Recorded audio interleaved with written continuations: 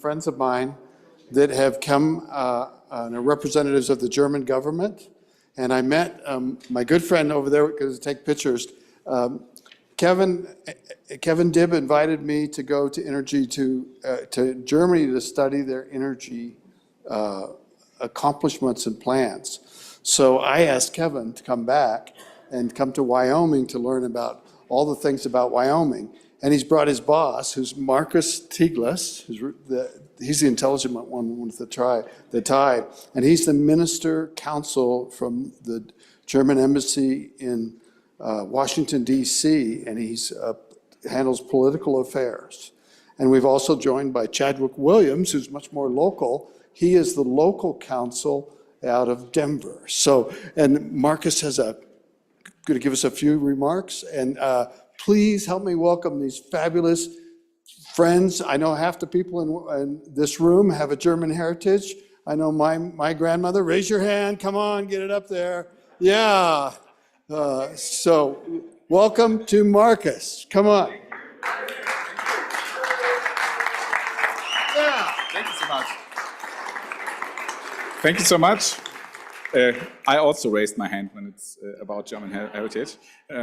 And as you can hear on my thick accent, German accent, my kids always making fun of this. I'm from Germany, was born near Berlin, and it's really an honor for me to speak to you. And as you heard, I'm a German diplomat, and you know what they say about diplomats? They wish you basically to go to hell, but they tell you that in such a nice way that you're actually looking forward to it. And I won't do this, I promise. I was offered some remarks. I'm very grateful for it, and I would like to speak about our transatlantic relations. Of course, one thing that is really very close to my heart. I'm here now for 3.5 years, and we try to get out of the Beltway as often as we can, because we learned that you can meet very interesting people wherever you go in the US, very welcome. And I'm really thankful that's not only just for the niceties. I'm very grateful for the great hospitality we always have when we visited. It's my first time in Wyoming. And as you know, Germany and the US are allies and partners for decades now, and it started with the end of World War II, when the Americans, the British, the French, they actually liberated Germany from the Nazi dictatorship.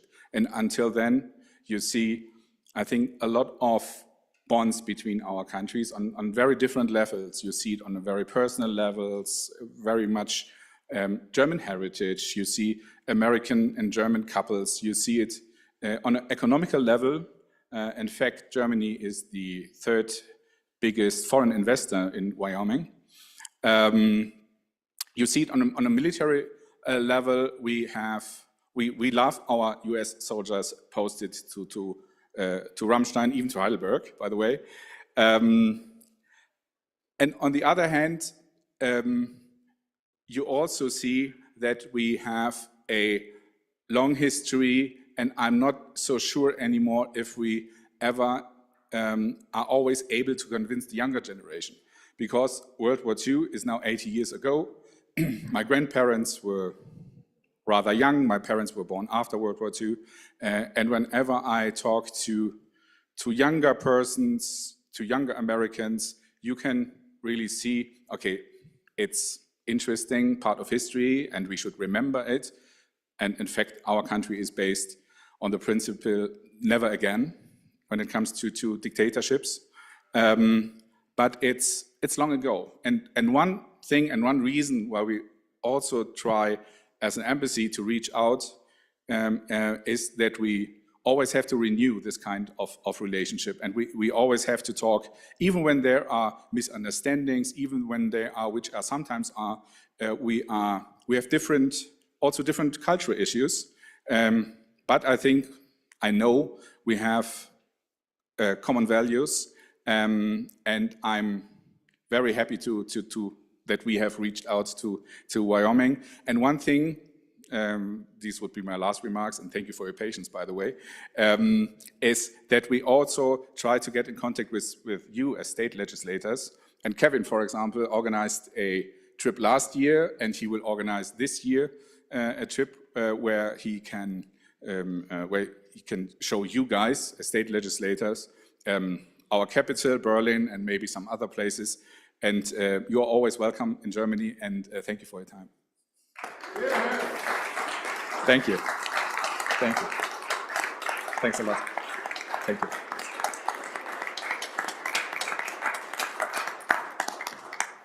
Well, we thank you so much, and diplomacy is so important, and to have relationships like this with our good friends in Germany means the world to us in Wyoming. You guys are always welcome here, and we just thank you for your time today, and don't be a stranger, come back.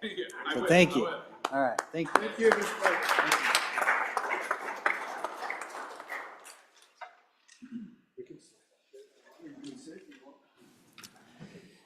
Messages from the House. From the House of Representatives, Mr. President, the following messages are dated February 27, 2025. Message number 399, third reading passed. Senate File 9, Restoration of Rights Amendments, passed the House on third reading, ayes 60, excused 2. Message number 402, concurrence requested. Mr. President, Senate File 103, Terminating and Defunding Diversity, Equity, and Inclusion, passed on third reading in an amended form. Ayes 52, noes 7, excused 3. House respectfully asks the Senate to concur by adopting amendments. Message number 403. Mr. President, Senate File 132, Protecting Critical Infrastructure and Systems from Drones, passed on third reading by ayes 50, noes 9, excused 3. House respectfully asks the Senate to concur. Message number 400, concurrence requested. Mr. President, Senate File 147, Service Dogs Training and Crimes, passed on third reading in an amended form. Ayes 56, noes 4, excused 2. House respectfully asks the Senate to concur by adopting amendments. Message number 401, receding from non-concurrence.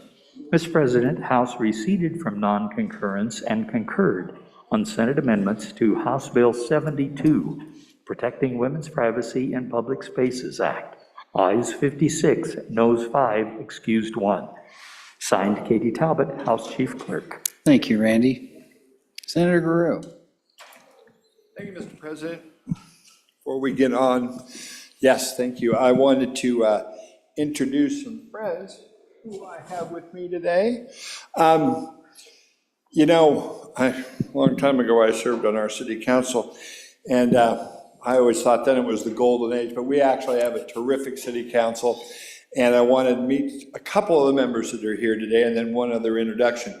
Deb Veman, who has recently got elected and is serving in her first term, and Allison Sperry, who is actually just been appointed to fill an unexpired term. And so these are our two newest members of our Jackson Town Council. And along with them is an old friend I know from the Senate, a long time friend, not old friend.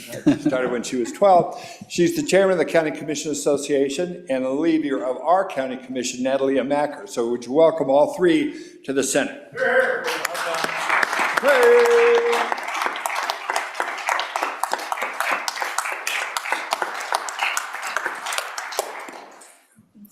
Welcome to the Senate. All right, concurrences. All right, message number 386 regarding Senate File 74. Message number 386, concurrence requested, referencing Senate File 74, immunity for drug overdose reporting. Senator Scott. Mr. President, I move that we do concur with House amendments to Senate File 74 and ask you to vote no. Mr. President, in the absence of our leader who's absent today, unfortunately, we had informal caucus amongst the committee members involved. Here's the committee bill. And this is the bill for giving immunity for drug overdose reporting so that people will seek help when there's an overdose, and we think it'll save considerable lives. What the House did was entirely remove a paragraph that starts on the bottom of page 3 that limits the immunity for the person that is overdosing to 2 times, and after that then requires that they be court supervised, help provided. And Mr. Chairman, Mr. President, the discussion in committee was that somebody who's had 2 or more of these episodes, more than 2, is in trouble and needs help that they're just not getting. So it's to their advantage that we remove the immunity and use compulsion to get them some help.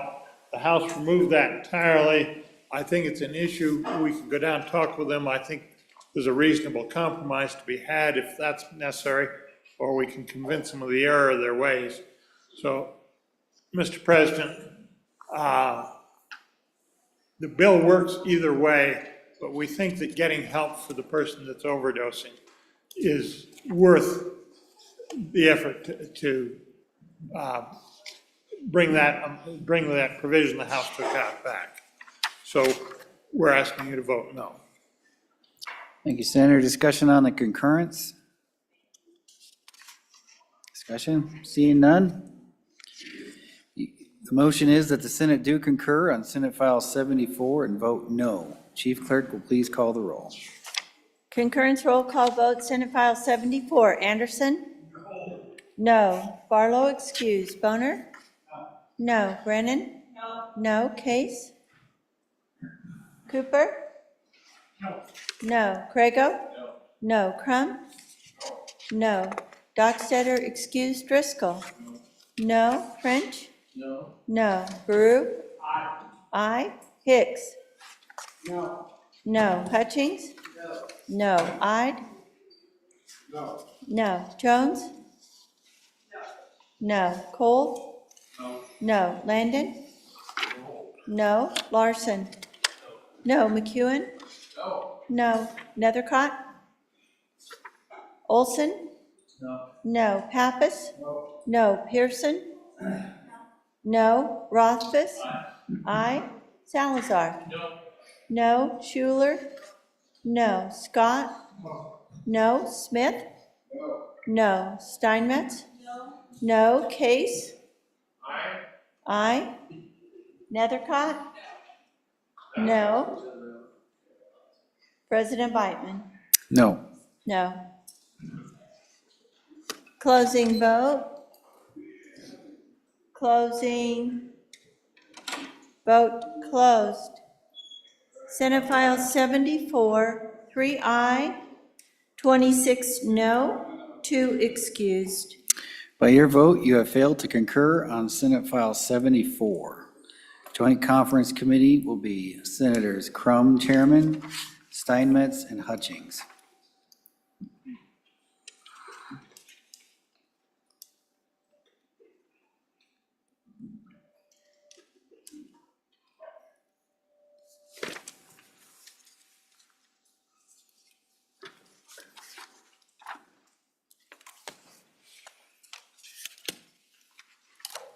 Message number 388 regarding Senate File 145. Message number 388, concurrence requested, referencing Senate File 145, local governments, investments, and equities. Thank you, Randy. Senator Nethercott. Mr. President, I move for concurrence on message number 388 to Senate File 145 and ask for your favorable aye vote. Good senators, the other chamber just simply changed a may to a shall. It does no harm to the bill. I think it's perfectly acceptable concerning the need to have an investment advisory board for these public investments and equities. I'd ask for your aye vote. Thank you, Mr. President. Thank you. Discussion on the concurrence? Seeing none, this pursuant to the Wyoming Constitution, this bill requires a 2/3 vote. Chief Clerk will call the roll. The motion is that the Senate do concur on Senate File 145 and vote aye.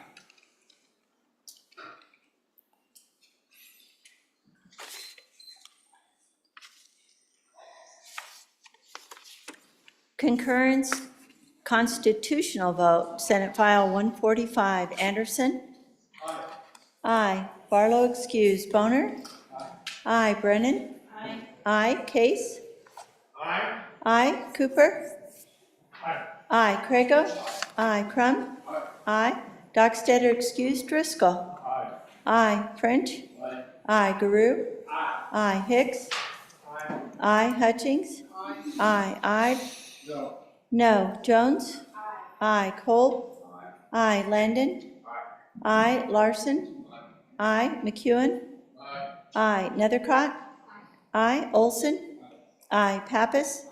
Aye. Pearson? Aye. Rothfuss? Aye. Salazar? Aye. Schuler? Aye. Scott? Aye. Smith? Aye. Steinmetz? No. President Beitman? Aye. Aye. Closing vote. Closing. Vote closed. Senate File 145, 27 aye, 2 no, 2 excused. By your vote, you have concurred on Senate File 145. Message number 403 regarding Senate File 132. Message 403, concurrence requested referencing Senate File 132, protecting critical infrastructure and systems from drones. Senator Jones. Mr. President, I move concurrence on message number 403 on Senate File 132 and urge you to vote aye. Mr. President, our friends down the hall made a couple changes to the bill, and I do think the integrity of the bill is still intact. They moved the effective date up to immediately. Instead of originally it was July 1st, and they just felt like that this is a need right now, so that we would make it effective immediately. They also added in some protection for the entities that are protecting us.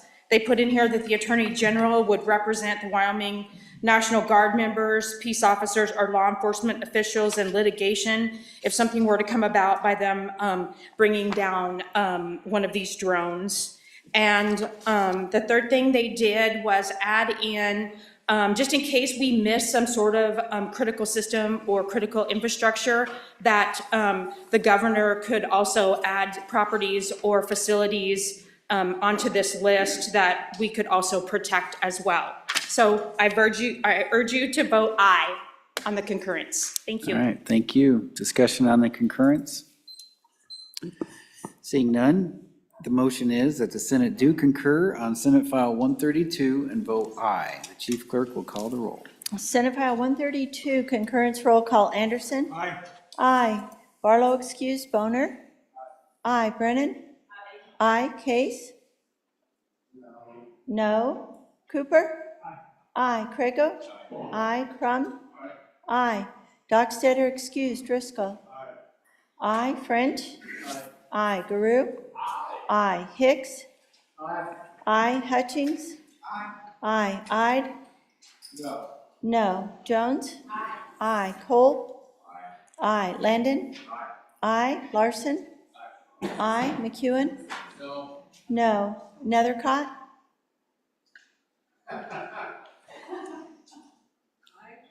Aye. Olson?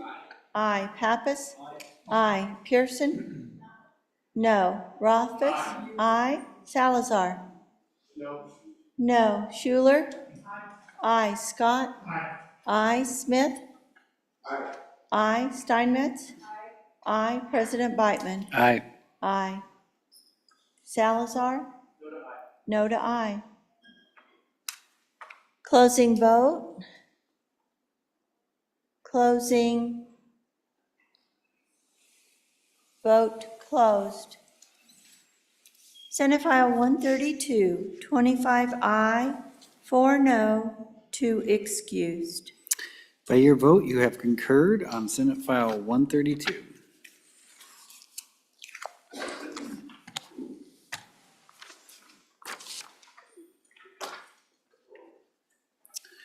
Joint Conference Committee reports.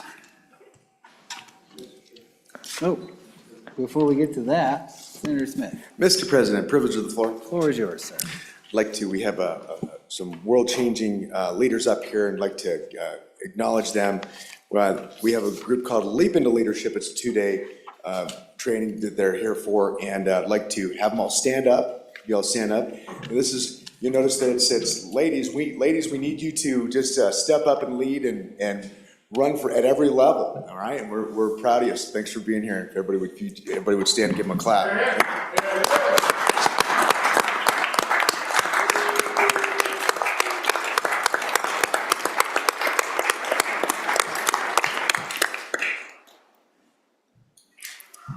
Thank you. Senator Schuler. Thank you, Mr. President. Senator Smith took the wind out of my sails. I was going to go ahead and introduce these folks, but I'm going to give them a double whammy today.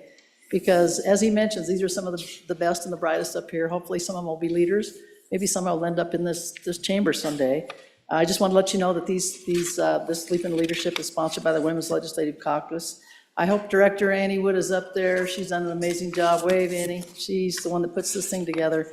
But if it weren't for her and then some of the former legislators like Rosie Berger and Sandy Newsom and Mary Throne, and I'm not sure who else might be up there, we wouldn't be able to do this each year. And it was amazing. If you didn't go to the banquet last night, which I didn't see some of you there, you missed Senator Nethercott at her very best, and she was amazing. It was a wonderful, wonderful banquet. I just want to say thanks again and great job. Hear, hear.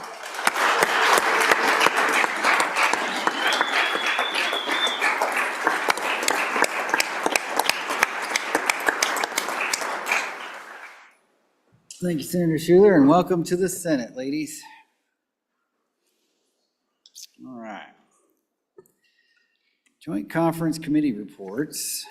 First one here is referencing House Message number 366, Senate File 127, Joint Conference Committee Report number 1. Joint Conference Committee Report number 1, referencing House Message number 366, Senate File 127, Administrative Rules, Legislative Review. Senator Boner. Thank you, Mr. President. I move adoption of Joint Conference Committee Report number 1, Senate File 127, and ask for the body to vote aye. Mr. President, we had a good discussion with our colleagues yesterday. Came up with some sort of middle ground here between the two positions. Both the changes deal with the definition of major rule. Here with, it's basically the trigger for what is going to direct our LSO staff to move forward with an economic analysis for new regulations. Two major changes there. We changed the threshold from $100,000 to $1 million. Recognizing we have a $40 billion economy, give or take, and so either way, it's a very low threshold. The assumption is we're going to get a lot of analysis either way. And we also removed that paragraph 3, which was a more subjective catch-all that deals with the social and cultural relations among citizens. It was appropriate back when we had management council making the final determination as to what a major rule was and what isn't. Since we're delegating this to staff now, we thought we'd provide a little bit more direction, less ambiguity. And so we removed that paragraph. Everything else stayed the same. I think by and large, these amendments were improvements on the bill. Frankly, they're input from our LSO director, so we retained all that. And so that's what we did. I hope you can support this important piece of legislation. Thank you, Senator Boner. Discussion on the Joint Conference Committee report. Seeing none, the motion is that the Senate do adopt the Joint Conference Committee report number 1, Joint Conference Committee number 1 report referencing Senate File 127 and vote aye. The Chief Clerk will call the roll.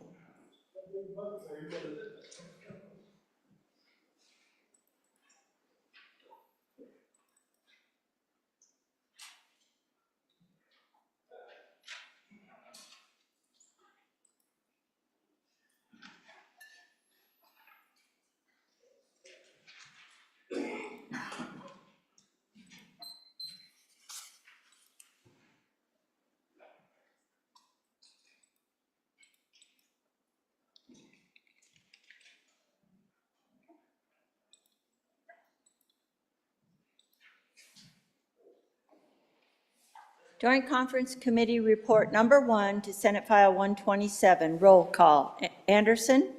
Aye. Aye. Barlow, excuse. Boner? Aye. Aye. Brennan? Aye. Aye. Case? Aye. Cooper? Aye. Aye. Crago? Aye. Crum? Aye. Dockstetter, excuse. Driscoll? Aye. French? Aye. Garou? Aye. Hicks? Aye. Hutchings? Aye. Aye. Jones? Aye. Cole? Aye. Landon? Aye. Larson? Aye. McEwen? Aye. Nethercott? Aye. Olson? Aye. Pappas? Aye. Pearson? Aye. Rothfuss? No. Salazar? Aye. Schuler? No. Scott? No. Smith? Aye. Steinmetz? Aye. President Beitman? Aye. Aye. Closing vote. Closing. Vote closed. Senate File 127, 26 aye, 3 no, 2 excused. By your vote, you have adopted the Joint Conference Committee Number 1 report referencing Senate File 127.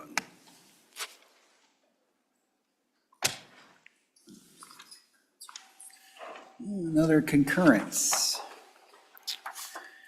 Message number 400 regarding Senate File 147. Message number 400, concurrence requested, referencing Senate File 147, service dogs, training and crimes. Senator Hutchings. Thank you, Mr. President. I move concurrence on message number 400 and for Senate File 0147, service dogs and training and crimes, and ask for an aye. One of the good representatives working with fake service dogs noticed on the bill that we had inadvertently during drafting added our request for service dogs and training to be added to assistance dogs and not just service dogs. So the House deleted that after we talked to the good LSO staff, and they made the bill become effective immediately. So I ask for an aye vote. Thank you.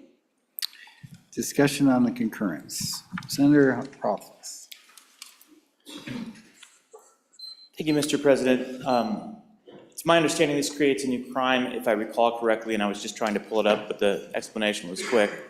If we have a new crime, we probably shouldn't have an effective immediately, but I might be misremembering exactly what it does. So that would be the question. Aren't we creating a new crime, at which point we would need to ensure that we have the July 1st date? Anybody else before the sponsor? I saw Senator Nethercott standing back there. No, you're good? Anybody else? Back to you, Senator Hutchings. Thank you, Mr. President. To the good senator to my right, no, it's not a new crime. We just upped the fines. This piece of legislation or this statute hadn't been touched since 1977. It's 48 years, so we just increased the fines. That's all. Thank you. Thank you. Okay. The motion is that the Senate do concur on Senate File 147 and vote aye. Chief Clerk will call the roll. Concurrence roll call vote, Senate File 147, Anderson? Aye. Barlow, excuse. Boner? Aye. Brennan? Aye. Case? No. Cooper? Aye. Crago? Aye. Crum? Aye. Dockstetter, excuse. Driscoll? Aye. French? Aye. Garou? Aye. Hicks? Aye. Hutchings? Aye. Aye. Jones? Aye. Cole? Aye. Landon? Aye. Larson? Aye. McEwen? Aye. Nethercott? Aye. Olson? Aye. Pappas? Aye. Pearson? Aye. Rothfuss? Aye. Salazar? Aye. Schuler? Aye. Scott? Aye. Smith? Aye. Steinmetz? Aye. President Beitman? Aye. Aye. Closing vote. Closing. Vote closed. Senate File 147, 28 aye, 1 no, 2 excused. By your vote, you have concurred on Senate File 147.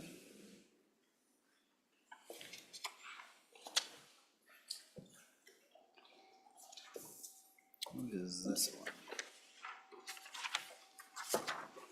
Does this just need a committee assigned? Yes. Okay.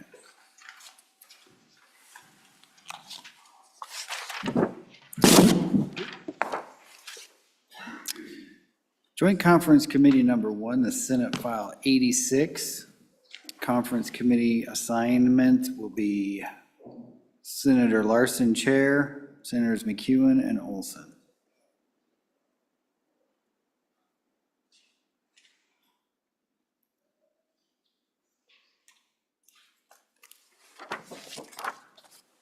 Thank you. All right. Reports from standing committees. Mr. President, the following reports are dated February 27, 2025. Committee number 6, Travel, Recreation, Wildlife, and Cultural Resources, to whom is referred House Bill 280, Sex Offender Registration, respectfully reports same back to the Senate with the recommendation that it do pass. Ayes, Senators Boner, Jones, Landon, and Schuler. Excuse, Senator Hicks. Senator Landon, Chairman. Committee number 5, Agriculture, State of Public Lands and Water Resources, to whom is referred House Bill 147, engrossed, Prohibition of Institutional Discrimination. Respectfully reports same back to the Senate with the recommendation that it do pass. Ayes, Senators French, Hyde, McEwen, Pearson. Excuse, Senator Crago. Senator French, Chairman. Committee number 7, Corporations, Elections, and Political Subdivisions, to whom is referred House Bill 337, engrossed, Prohibiting Foreign Funding of Ballot Measures. Respectfully reports same back to the Senate with a recommendation that it do pass. Ayes, Senators Boner, Case, Stockstatter, Landon, and Steinmetz. Senator Case, Chairman. Mr. President, Committee number 7, Corporations, Elections, and Political Subdivisions, to whom is referred House Bill 318, engrossed, Maintenance of Voter Lists. Respectfully reports same back to the Senate with a recommendation that it do pass. Ayes, Senators Boner, Case, Stockstatter, Landon, and Steinmetz. Senator Case, Chairman. Committee number 7, Corporations, Elections, and Political Subdivisions, to whom was referred House Bill 228, Prohibition on Private Funds for Conducting Elections. Respectfully reports same back to the Senate with the recommendation that it do pass. Ayes, Senators Case, Stockstatter, Landon, and Steinmetz. Excused, Senator Boner. Senator Case, Chairman. Committee number 6, Travel, Recreation, Wildlife, and Cultural Resources, to whom was referred House Bill 307, engrossed, Poll Watchers Polling Station Observation. Respectfully reports same back to the Senate with a recommendation that it do pass amended. Ayes, Senators Boner, Hicks, Jones, and Schuler. No, Senator Landon. Senator Landon, Chairman. Thank you, Randy.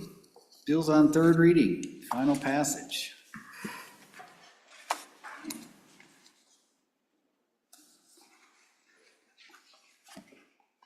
Oh, you're all stuck together. Here we go. House Bill 18, third reading of the House Bill. House Bill 18, Career Technical Education Funding, an act relating to school finance, sponsored by the Education Committee. Any discussion on House Bill 18? Question being called. House Bill 18 having been read 3 separate times, the question is, shall the bill pass? The chief clerk will call the roll.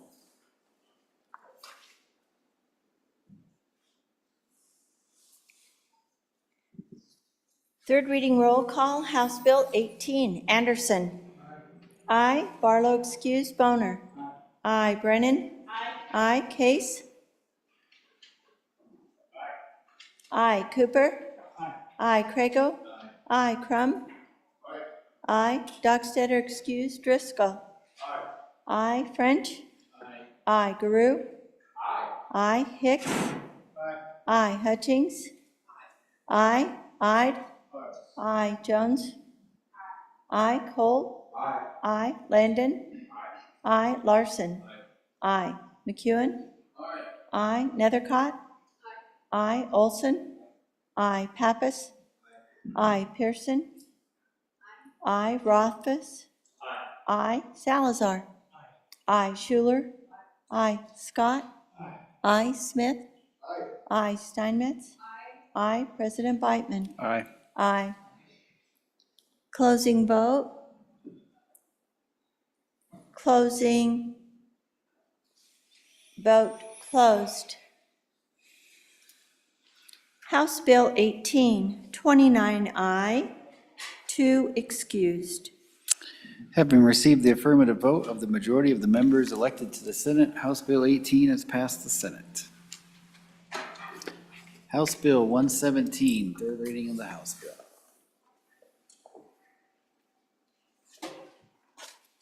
House Bill 117 engrossed omnibus water bill construction sponsored by the Water Committee, an act relating to water development projects. Senator Driscoll. Thank you, Mr. President. Without objection, I'd ask that House Bill 117 be laid back for one day. Okay, absent objection, House Bill 117 is laid back for one day.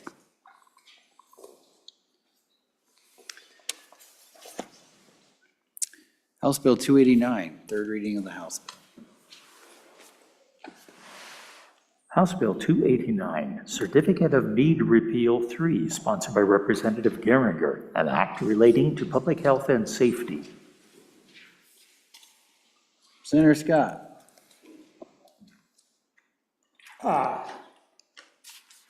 Mr. President, on this bill, the Certificate of Need repeal, I'm going to urge the Senate to vote no.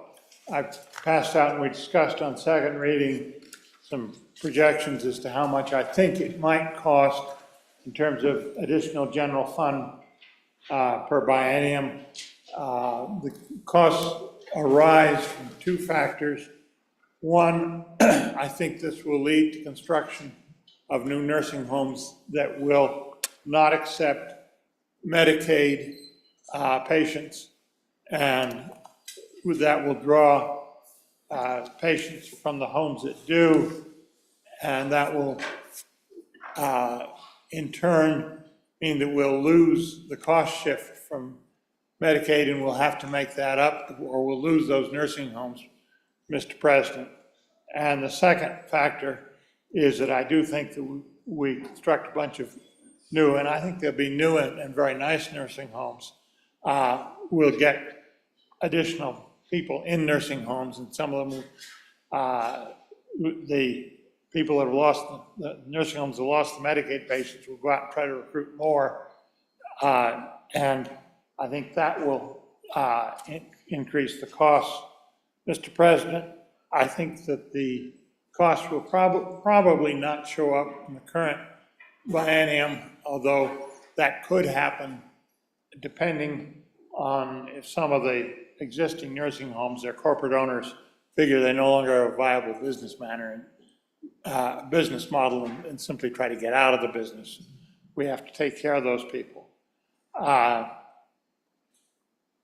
Mr. President, it's not all negative about this. It will get us some nice new nursing homes, which we will be able to take advantage of if we can afford them, but it will run the general fund up.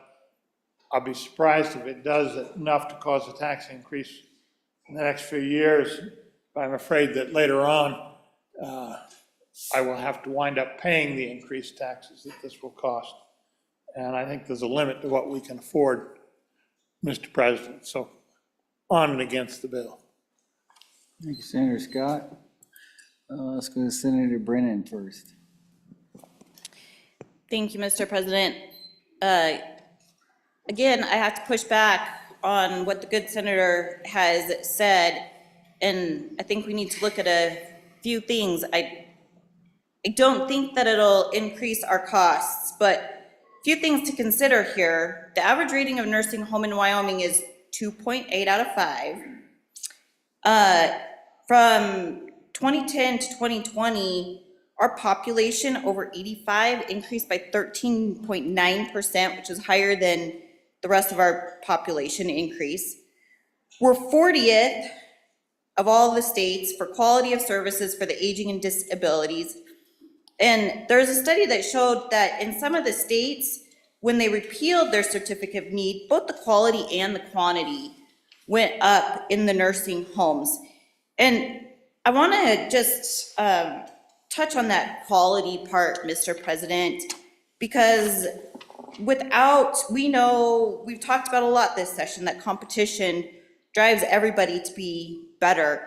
And Mr. President, our elderly population, they do deserve a quality of care, not just care because that's it.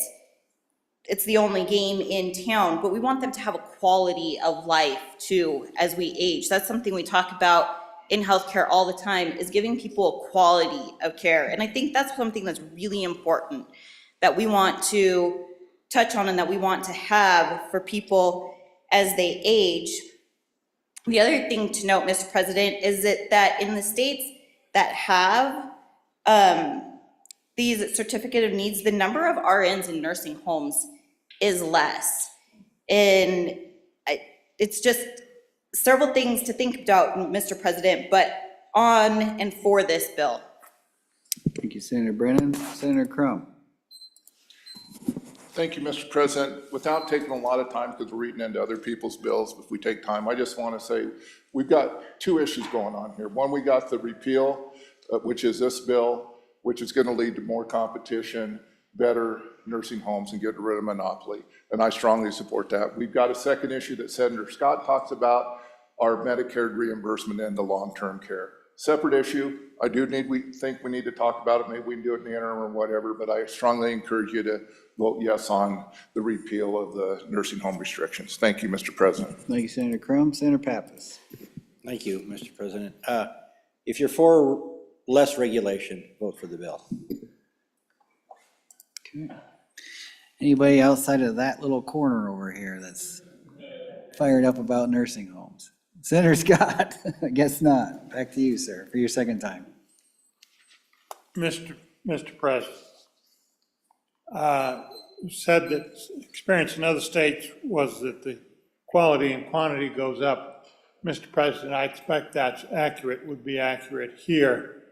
The quality will go up for those people who can afford to pay and not have to go on Medicaid. The quality for the people who are on Medicaid and left behind in those nursing homes, I doubt it'll go up, it may go down. And the quantity will go up, and that will be reflected in our general fund expenditures. Mr. President, I don't think it's a good deal, but vote it up, vote it down. But when you have to raise the taxes to pay for it, don't tell me I didn't tell you so. All right. Any further discussion on Senate or House Bill 289? Sensing you're ready for the question. Having been read three separate times, the question is, shall the bill pass? Having been read three separate times, the question is, shall House Bill 289 pass? The Chief Clerk will call the roll. Third reading roll call, House Bill 289, Anderson. Aye. Barlow excused, Boner. Aye. Brennan. Aye. Case. No. Cooper. Aye. Crago. Aye. Crum. Aye. Dockstader excused, Driscoll. Aye. French. Aye. Garou. No. Hicks. Aye. Hutchings. No. Ide. Aye. Jones. Aye. Kolb. Aye. Landon. Aye. Larson. Aye. McEwen. Aye. Nethercott. Aye. Olson. Aye. Pappas. Aye. Pearson. Aye. Rothfuss. Aye. Salazar. Aye. Schuler. No. Scott. No. Smith. Aye. Steinmetz. Aye. President Beitman. Aye. Aye. Closing vote. Closing. Vote closed. House Bill 289, 24 aye, 5 no, 2 excused. House Bill 289, having received the affirmative vote of the majority members elected to the Senate, House Bill 289 has passed the Senate.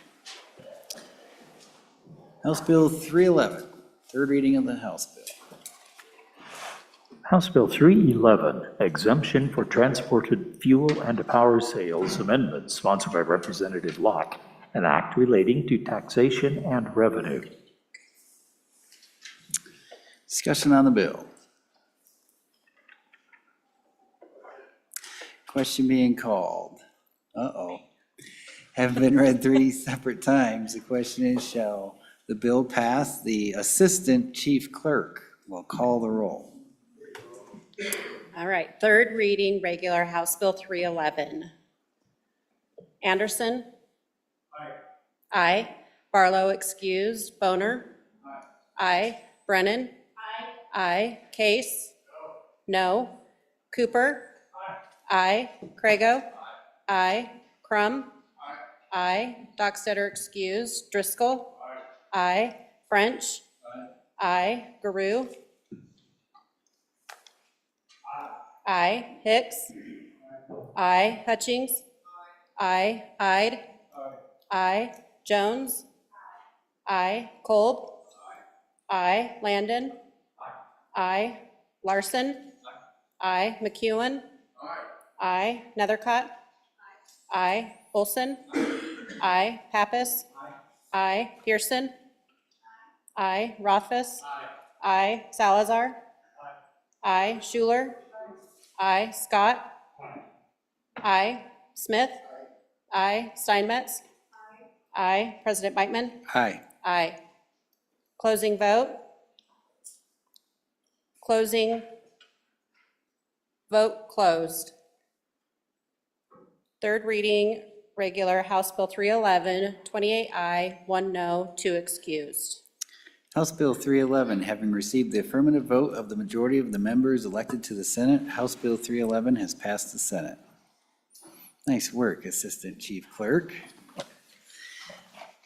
All right, House Bill 316, third reading of the House Bill. House Bill 316, engrossed, School Finance Model Recalibration 2, sponsored by the Management Council, an act relating to school finance. Senator Hicks. Mr. President, absent objection, I would ask that House Bill 316 be laid back for 1 day. Hearing no objection, House Bill 316 is laid back for 1 day. Okay.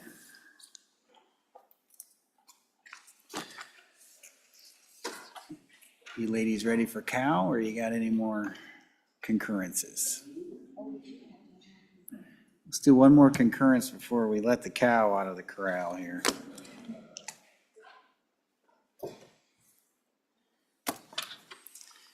Looks like Senator Steinmetz is up next. Message 402, referencing Senate File 103. Message number 402, concurrence requested referencing Senate File 103, terminating and defunding diversity, equity, and inclusion. Senator Steinmetz. Thank you, Mr. President. I move concurrence on message 402, originally Senate File 103, and ask the body to vote no. And the reason is, it's very interesting. They've done a lot of good work on the language. However, they also added in a $550,000 appropriation for 5 medical students at the University of Wyoming, and it would be added to the university's standard budget. So I would like to go visit with them about that. If, with your help, Mr. Chairman, if you give me a committee, I'd love to go visit. All right, discussion on the concurrence? Okay, the motion is that Senate do concur on Senate File 103 and vote no. Chief Clerk, please call the roll. Concurrence, roll call vote, Senate File 103. Anderson? No. Barlow, excuse. Boner? Boner? No. Brennan? No. Case? No. Cooper? No. Crago? No. Crum? No. Dockstader, excuse. Driscoll? No. French? No. Guru? Aye. Hicks? No. Hutchings? No. Ide? No. Jones? No. Cole? No. Landon? No. Larson? No. McEwen? No. Nethercott? No. Olson? No. Pappas? No. Pearson? No. Rothfuss? No. Salazar? No. Schuler? No. Scott? No. Smith? No. Steinmetz? No. No. President Biteman? No.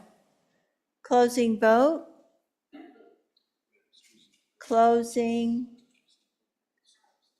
Vote closed. Senate File 103, 1 aye, 28 no, 2 excused. By your vote, you have failed to concur on Senate File 103.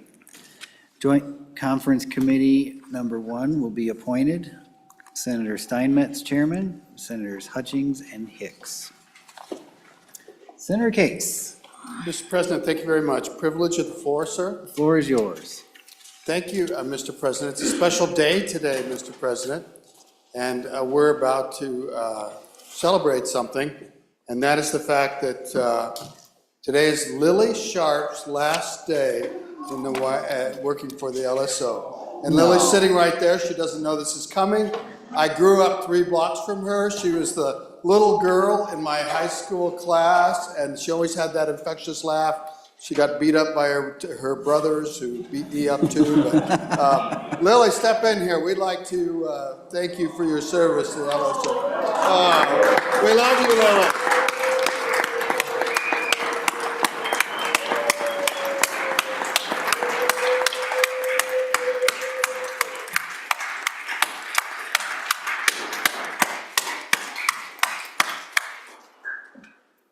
Wow, that is sad news, Senator Case. We can't let her go. Well, yeah, we're happy for her, but man, what a loss that is for this institution. I remember when I was a freshman, Lily was helping out on joint judiciary back then. Oh, all right. On that note, Madam Majority Floor Leader, we are at that business of consideration of bills on general file. Mr. President, I move that the Senate resolve itself into committee of the whole. You've heard the motion. All in favor say aye. Aye. All those opposed, no. All right. Senator Roth, well, the motion carries. Senator Rothfuss, come on down. Giddy up.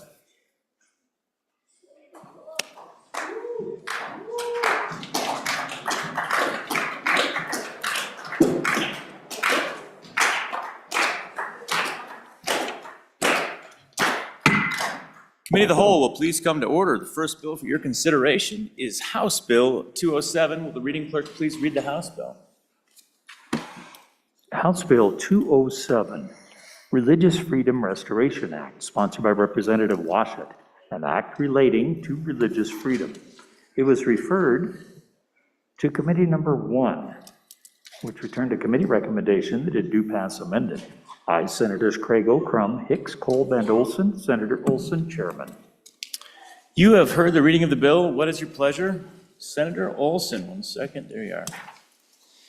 Well, thank you, Mr. Chairman. I move that when the committee of the whole rises to report, that it do so with the recommendation that House Bill 207 do pass. There are amendments on this bill, but I don't believe there's any standing committee amendments. There is one standing committee amendment, and your name is on it. Okay.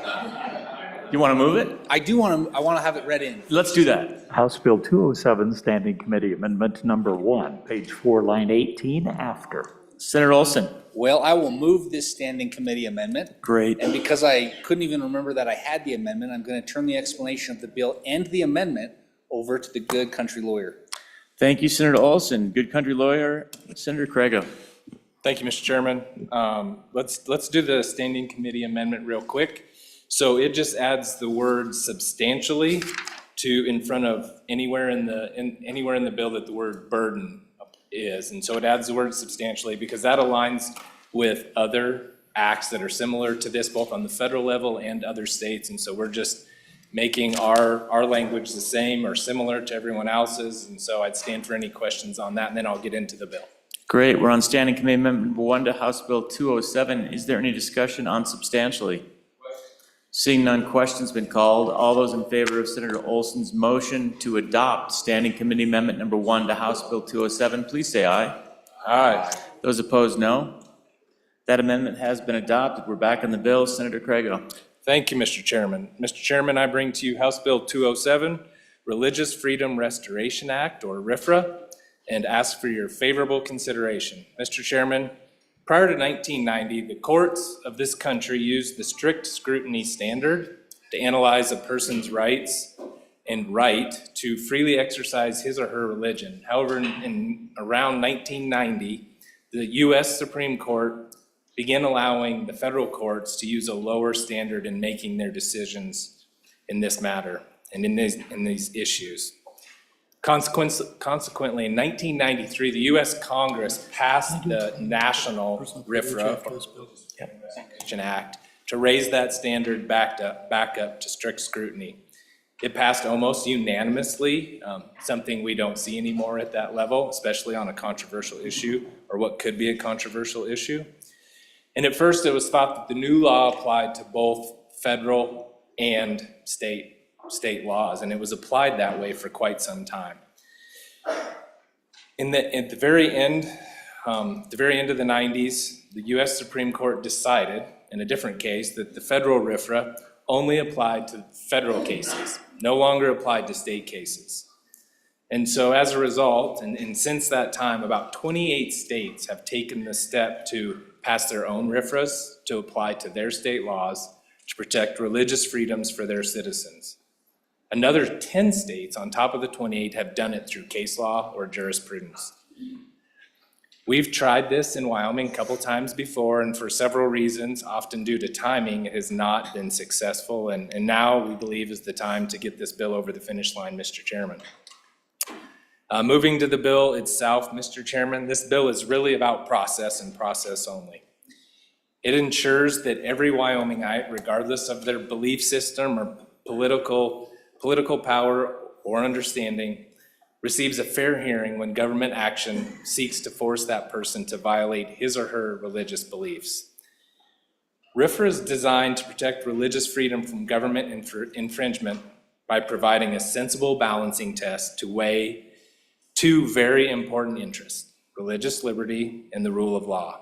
And if we look at the specific language of the bill, Mr. Chairman, the first few pages of the bill are definition. And the real substance of the bill is on the bottom of page 4. And that's where we get into really what we're providing is the test for the courts to apply when analyzing religious freedom. And it says state action shall not, and now that we've passed the standing committee amendment, state action shall not substantially burden a person's right to exercise of religion, even if the burden results from a rule of general applicability, unless it is demonstrated that applying the burden to that person's exercise of religion in that particular instance is, 1, essential to further a compelling government interest, and 2, the least restrictive means of furthering that compelling interest. And that's really the meat of the bill, the heart of the bill, Mr. Chairman. I have a committee of the whole amendment that will apply to the claims provision. I think we should talk about the bill a little bit first, and then I'll go to my committee of the whole amendment, Mr. Chairman. In closing, I just would note that Article 1, Section 18 of the Wyoming Constitution states as follows: the free exercise and enjoyment of religious profession and worship without discrimination or preference shall be forever guaranteed in this state. And this bill is simply It simply ensures that the courts apply the highest standard available under the law to protect that right that our Constitution granted so long ago. Thank you, Mr. Chairman. Stand for questions, and then when the time is right, I'll address the Committee of the Whole amendment. Great, thank you, Senator Craigo. A discussion on House Bill 207. Is there any discussion at this time? Senator Case, to you. Well, I'd just like to hear more. How are cases alleging interference with religious expression handled now? What's the normal course? What's the outcome? How does this change it? It seems like it could be a big area. And we all share a common religion, or a lot of people in this room share a common heritage of a religion. How does this make it tolerant of other religions that may be different? So, and what are the extremes that a religion could go to interfere? Could we claim that things like vaccines, or, I mean, just where does this go? A free expression of religion and non-interference with government. I'd like to have more discussion. Thank you, Senator Case. Anyone else before the sponsor stands again? Seeing none at this time, Senator Craig, go back to you. Thank you, Mr. Chairman. So, and I didn't catch all the questions. For some reason, I couldn't quite hear the good senator in the back, and maybe I'll catch up with him in a minute, but I did catch a couple of them. So how does this apply to other religions that maybe aren't similar to ours? It protects all religions, and that's the whole point of the bill, is there's no preference given to one religion over another. And that's really central to this bill and central to the idea of this bill. How does it apply to vaccines? Again, that's the test we're applying. That's up for the courts to decide how that would be applied in any particular instance, but what it says is this is the test we're going to apply when we're talking about religious freedom and the assertion of religious freedom under our Constitution. Thank you, Senator Craigo. Further questions? Let's go back to Senator Case for those first questions, which, yeah, I don't think he was quite into the microphone. I was struggling to hear you too. If you could repeat some of the early ones, and then we'll go to Senator Landon. I very much apologize, Mr. Chairman. I thank you for that, for letting me know.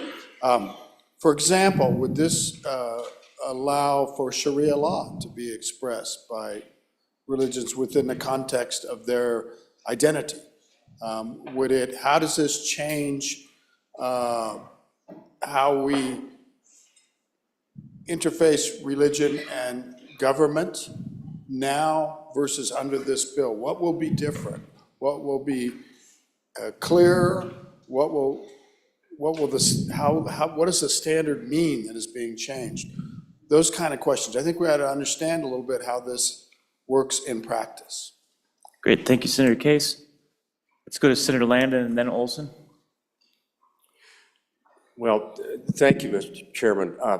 So the good senator took my question away from me, but I'm sitting here going one step further, which is how is this going to interact with some of the things we've done already in this session?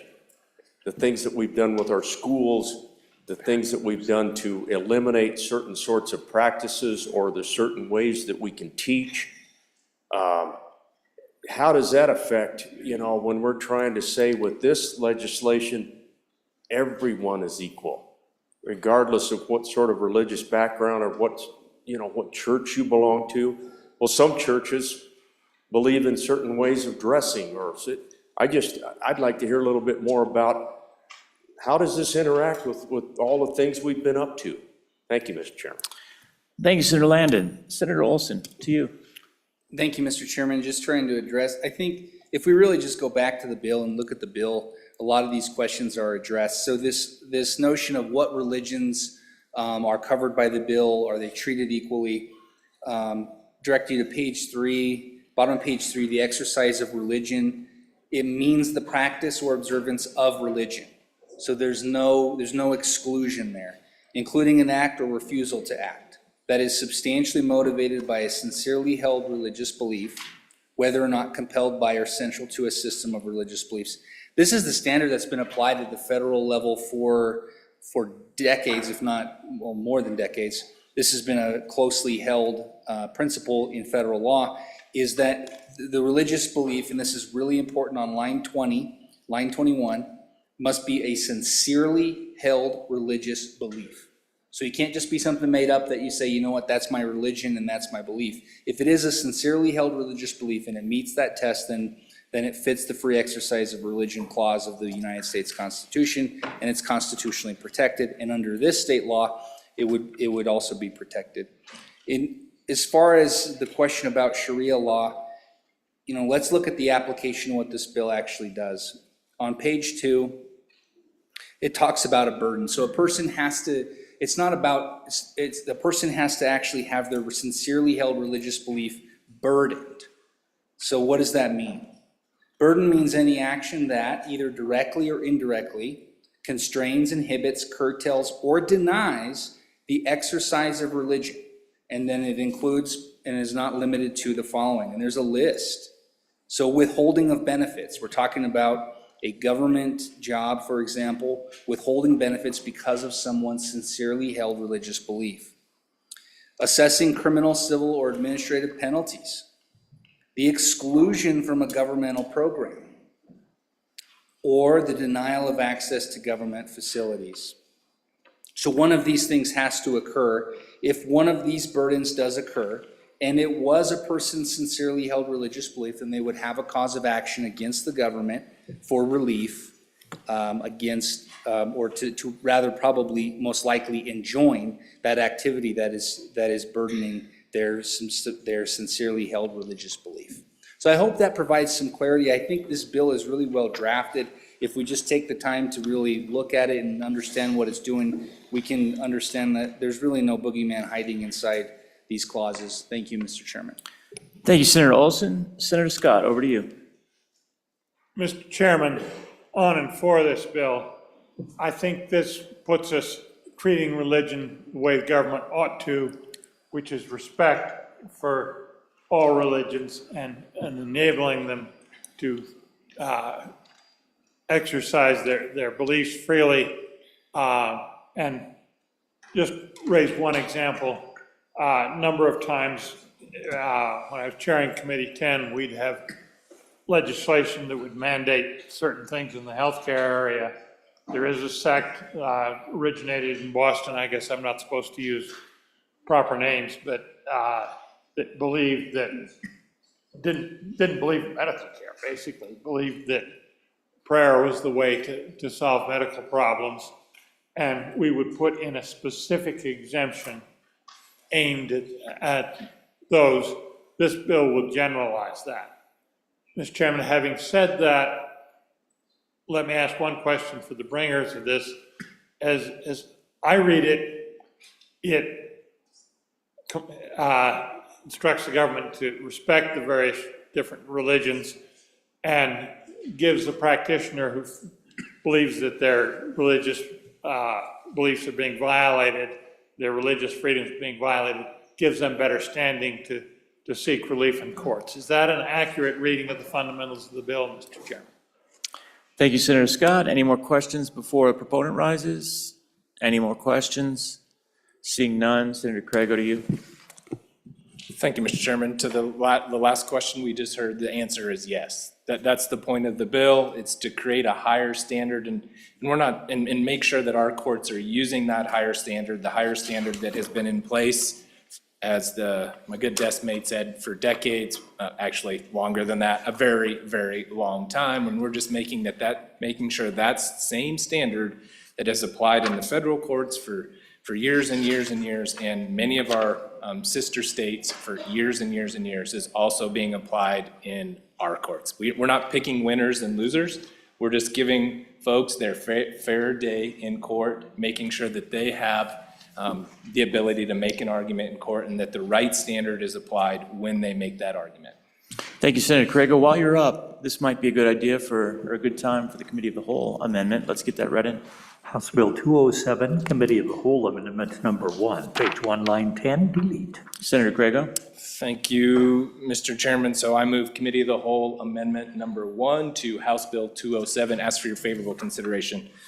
Mr. Chairman, I have on a couple occasions this particular session already been up talking about remedies and civil actions and several other bills of different types, and in concert actually with the good lawyer in the back of the room talked about just continuing to tear away at our governmental immunity. And so in this particular amendment, I'm cleaning that up in this bill, and it's actually not really that, it's not as important to this bill. The heart of this bill is the new standard we're creating.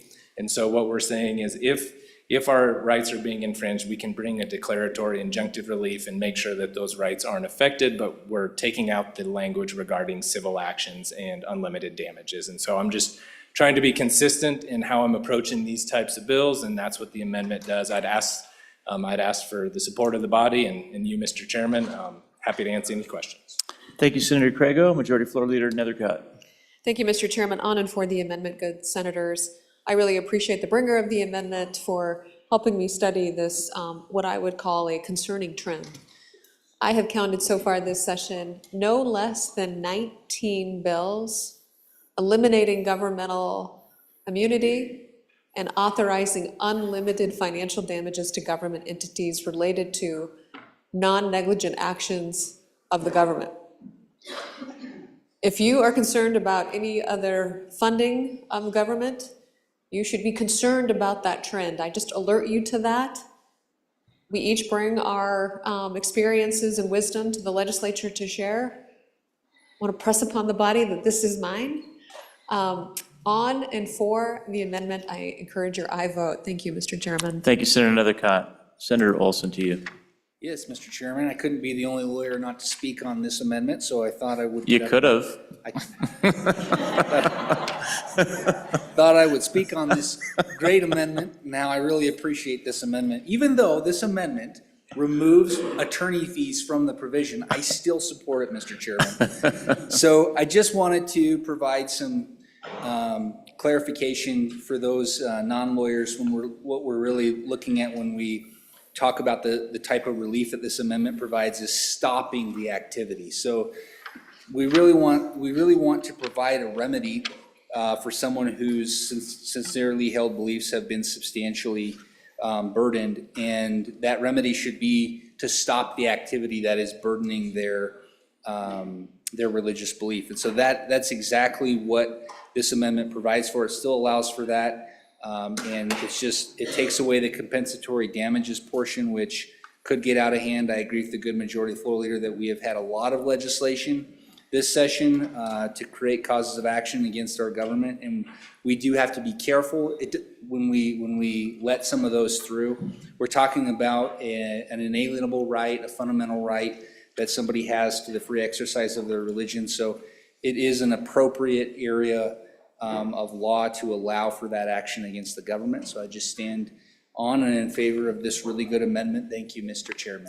Thank you, Senator Olson. We are on Committee of the Whole Amendment number 1 to House Bill 207. Any further discussion? Seeing none, all those in favor of Senator Craigo's motion to adopt Committee of the Whole Amendment number 1 to House Bill 207, please say aye. Those opposed, no. Committee of the Whole Amendment number 1 has been adopted. We're back on the bill. Further discussion on House Bill 207, Religious Freedom Restoration Act. Senator Hutchings. Thank you, Mr. Chairman. I looked up quickly the issue on Sharia law, and it states here that Muslims follow Sharia in the same way that people of other faiths follow their sacred laws and tradition. The religion clauses of the First Amendment of our Constitution allow complete freedom of belief and freedom of religious practice so long as the adherents respect other people's rights. Thank you, Mr. Chairman. Thank you, Senator Hutchings. Any further discussion on House Bill 207? Further discussion? Seeing none. Any last thoughts? None. All those in favor of Senator Olson's motion that when the Committee of the Whole rises to report it, do so with a favorable recommendation on House Bill 207, please say aye. Aye. Those opposed, no. House Bill 207 has passed the Committee of the Whole. The next bill for your consideration is House Bills, my apologies, yep, we had a privilege of the floor and I forgot. Senator Salazar, to you. Thank you, Mr. Chairman. Honorable members, as you know, this year I had a legislative aide. His name was Joseph, and Joseph, could you, when I was an aide de camp in the military, young captain, I used to fetch coffee and carry luggage and be the gatekeeper to my general's door. But Joseph, who has been helping me and President Beitman, has done so much more. He's set up meetings, called constituents, sent emails, taken notes during meetings, including with the governor, made copies, run messages, coordinated rooms, advised us on the background of visitors, social media, helped with the committee of the whole chair assignments this year, monitored that other chamber, reviewed bills, but most importantly, Joseph has been trusted, he's been competent, he's been kind, he's been confidential, he's intelligent, and he's understanding. Today is his last day. This is his second year that he has been a legislative aide for me and President Beitman, and if the Senate would just give a nice thank you, we'd appreciate it.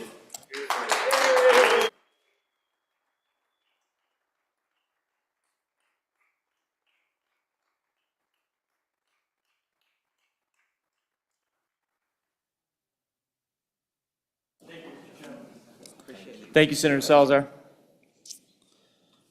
All right, the next file for your consideration, House Bill 62. Will the reading clerk please read the House bill? House Bill 62, engrossed, prostitution amendments, sponsored by Representative Heiner, an act relating to crimes and offenses, was referred to Committee Number 1, which returned a committee recommendation that it do pass. Ayes, Senators Crago, Crum, Hicks, Kolb, and Olson. Senator Olson, Chairman. You've heard the reading of the bill. What is your pleasure, Senator Olson? Mr. Chairman, I move that when the Committee of the Whole rises to report, that it do so with the recommendation that House Bill 62 do pass. And I would like to turn over the explanation of this bill to, just waiting for her to stand up, Senator Steinmetz. Are you doing this?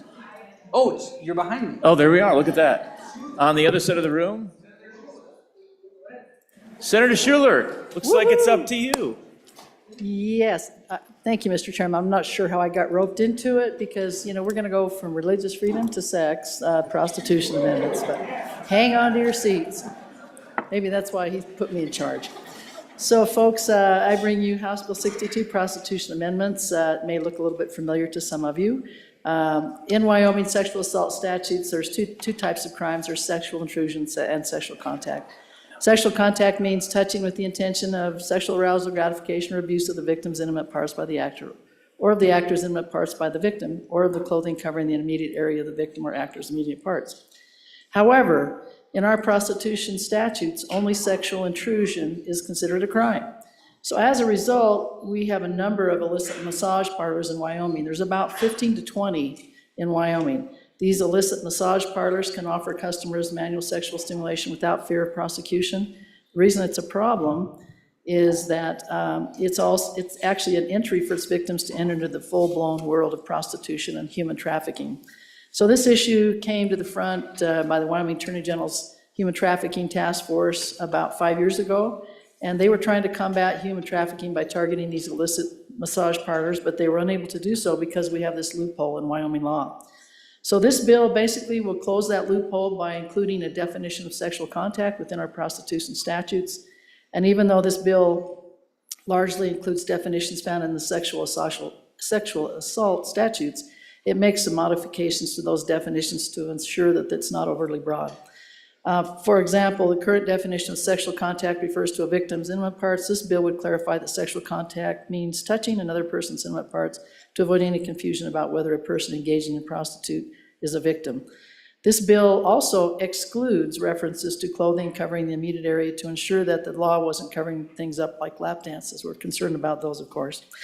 You'll see that this bill covers both those who are offering sexual services and those who solicit those services.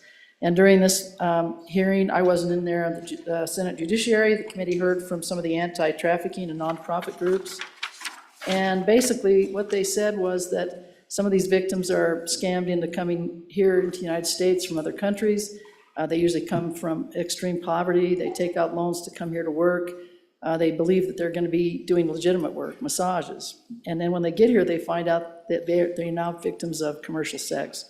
They're never able to pay off the loan they took out to come to the country, and they become victims of debt bondage. So what this bill does is it allows law enforcement to have a foot in the door so they can start breaking down the larger crime rings and hold these human traffickers accountable. So this bill, I want to make sure everyone understands, is supported by our Wyoming law enforcement community. And law enforcement just has explained that they're doing a better job of viewing these people as victims rather than just prosecuting them. They've been doing a lot of training to kind of combat human trafficking and try to help remove these victims from these situations. And it is important to know that Wyoming does have a safe harbor provision that's found in WS 62708, which basically just says a victim of human trafficking is not criminally liable for any commercial sex act or other criminal acts committed as a direct result of or incident to being a victim of human trafficking. So finally, I think it's important to notice this bill has been circulating. I said we've seen it before, but it never seemed to get to a committee on that other side. Last year, the Senate considered a similar version of this bill, and it passed overwhelming with support of 30-1. So I'm asking for your support today, and I'm happy to answer any questions. Thank you, Senator Schuler. Senator Nethercott, over to you. Thank you, Mr. Chairman. Good senators, this is an interesting topic, and I do think that everyone involved wants to combat human trafficking. Such a popular topic, everybody wants to help. I know law enforcement's frustrated by those parlors, which are a bastion of human trafficking. And so what is the best method to authorize law enforcement to get access to those facilities to really understand and investigate whether human trafficking is occurring? I don't think criminalizing the women who are being forced to work as prostitutes is the vehicle to get there. So like so often with the ideas that come through this chamber, the idea is good, the effort is good, the mechanism of achieving the result may not be the right solution. And so I think the reason why this bill has struggled throughout the years is because it was historical wisdom that the women who are being forced into prostitution, either through human trafficking or other reasons, become criminals. That's what this bill does. It criminalizes their prostitution, and that used to be the way it was across the country. Prostitution is illegal, and the women would get convicted, and the Johns, nothing happens, right? Those that solicit the prostitutes.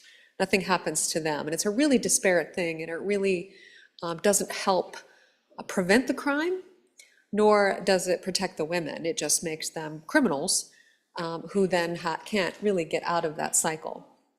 I am aware that there's a human trafficking safe harbor provision, but the process associated with that is legally cumbersome, and it does not serve as an initial defense to prostitution.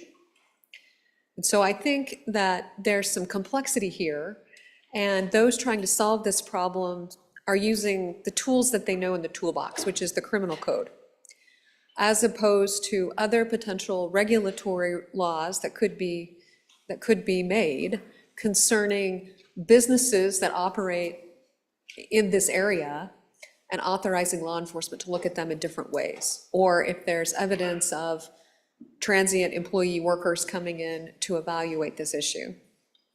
So my primary concern with this bill is criminalizing the women associated with this crime of prostitution. I did speak with some of the advocates for this bill with human trafficking, and they're supportive of it. And so it's true that they all want more tools in the toolbox in order to combat this issue, but I'm not sure they're thinking as creatively and innovatively in order to protect the very women they're trying to help. Thank you, Senator Nethercott. Senator Landon, over to you. So, Mr. Chairman, these kind of bills are difficult because how can you stand up and ask a question about prostitution amendments? I mean, you know, it's not that I will likely vote against this, but I was sitting here wondering, you know, does this really get at the problem? And the good majority floor leader just pointed to some very good things to think about. You know, these kind of facilities don't have to exist. We have municipalities and counties out there that the best thing to do is to not have these facilities. not to target who's in them, but target the facilities themselves. I kind of share the same concerns that were just expressed in terms of, are we really going after what we want to go after here? Let me make it very clear, I am not for prostitution at all, and I'm glad we have laws against it, but I understand completely why this bill has struggled through the years. We're just not pointing the crosshairs in the right place, I don't think, Mr. Chairman. Thank you. Senator Rothfuss. Thank you, Mr. Chairman. Yeah, I'm concerned about this bill as well and have been for all the years that we've been seeing it. We have a situation where, in the situation described in the bill that we're considering, there is 1 or 0 victims at any given time. 1 or 0 victims, depending on the circumstance. The only person that has a potential to be prosecuted and will be prosecuted is the victim. That's how this bill is structured. Nobody but the victim can be prosecuted under this legislation. I don't see how that solves the problem. I do understand the concerns about the behavior. I do understand that the general public would like to see this behavior stopped. But at the end of the day, the idea that we would choose the victim, that individual that is potentially being trafficked, and say, we're here to help, you're under arrest, just does not make sense. So regardless of the feeling about whether this is a criminal behavior, whether the circumstance is appropriate or inappropriate, we have to look at the method of governance and what is being accomplished. Criminalizing the behavior for the victim is really an unfortunate approach to governance. Thank you, Mr. Chairman. Thank you. Senator Anderson. Mr. Chairman, imagine my surprise when we're right in the middle of this discussion, Senator Schuler's in the middle of the discussion, I get a note to write her a check for $100. And boy, I was gonna write for services rendered on the notes, but I've changed my mind what to write on that note. So wise choice, Senator Anderson. Further discussion, Senator Steinmetz and then Senator Crago. Thank you, Mr. Chairman. Well, just to get back to the bill, thank you for the comic relief there, Senator Anderson. So the way I read the bill, the reason this needs to be defined as prostitution is because in 64103, it's a felony, a person commits a felony if he knowingly or intentionally entices or compels another person to become a prostitute. So there is penalties there, and you can go on through that provision even more that is currently in state statute. So if we don't say that this is prostitution and that that person who is knowingly doing that to someone else, then it can't be a crime and that person can't be prosecuted either. So I think that's how I read the bill and the intent of the bill. Thank you, Mr. Chairman. Thank you, Senator Steinmetz. Senator Crago. Thank you, Mr. Chairman. So just to slow us down just a hair. So there's 2 parts in this bill. First part deals with the person providing the services, so to speak, the quote-unquote victim. The second part deals with the person receiving those services. And under the first part, that person is immune or ineligible to be prosecuted under the safe harbor. And if you look at that, it says, if we have the safe harbor, which is 62708, a victim of human trafficking is not criminally liable for any commercial sex act or other criminal acts committed as a direct result of or incident to being a victim of human trafficking. So that's the protection that was talked about by the good bringer of the bill. And so I think we have all those things covered. It's a good bill. Please vote aye. Thank you, Senator Crago. Senator Schuler.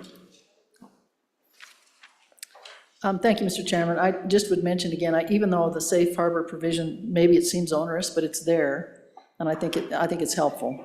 But without, the offense, the law enforcement, they can't really intervene. And so I think the bottom line is this is gonna help our law enforcement remove these folks from these harmful situations. And the other thing just to mention is that there are some of these parlors that are in the counties. So some of the cities in Wyoming are trying to take the effort through ordinance to tackle the problem. But if they do that as an ordinance within the city, then those places outside in the county are not being enforced. So this bill kind of gets to all of it. Thank you. Thank you, Senator Schuler. Senator Olson. Thank you, Mr. Chairman. I just want to take some time and go back. I think we really need to look at this safe harbor statute. It's very important. 6-2-708, victim defenses. And the process for vacating a conviction is a complicated process that I am sure most victims of human trafficking are not going to have the means or the ability to go through. However, what the statute does in addition to vacating convictions is it very explicitly tells us that a person who is a victim of human trafficking is not criminally liable for the activity. That's important because if we have good law enforcement won't even execute an arrest based on this statute. The statute tells the law enforcement agency or agents that the person cannot be criminally liable. They should not be performing an arrest. So we shouldn't even get to the place where we have to vacate a conviction. So I think, if law enforcement is behind this bill, and they are, and they want to see progress in this area, and they really want to tackle the issue, I don't think there's going to be an outpouring of arrests of the victims of human trafficking. If we did see that, Mr. Chairman, then I would say that's not a reason to not pass this bill because of that fear. We could always come back at a later time and we could look at this statute 6-2-708. And if we wanted to, Mr. Chairman, we could very expressly say that an arrest is prohibited and make it more clear than just that they're not criminally liable, which in my mind, Mr. Chairman, not criminally liable means that there should not be an arrest. But if we had to clarify that, we could always do that at a subsequent time. I'll continue to look at the bill. Maybe that's an amendment to this bill that could be clarified as well. So I'll continue to look at that. But I just encourage you, body, to push this bill forward for the good that it's going to do in our communities. Thank you, Mr. Chairman. Thank you, Senator Olson. Senator Nethercott. Thank you, Mr. Chairman. Well, I'm glad to hear that it's acknowledged that the victim of these crimes is actually convicted first, and she has to go try to avail herself of the human trafficking safe harbor provision. Yeah, she probably doesn't speak English. She has no resources. She has no probably home. So I appreciate those efforts, but that's the reality of this circumstance. I guess I'm really struggling with the quality of our law enforcement. Yeah, I called that out right there, that they need to criminalize this behavior, both as it relates to the victim of prostitution and the John, because they can't get a search warrant based on the other facts and evidence they have around these massage parlors and other locations, that there's not enough facts to justify a warrant to go in and understand and interview those victims and interview those women based on the fact that everyone in the town knows what's going on there.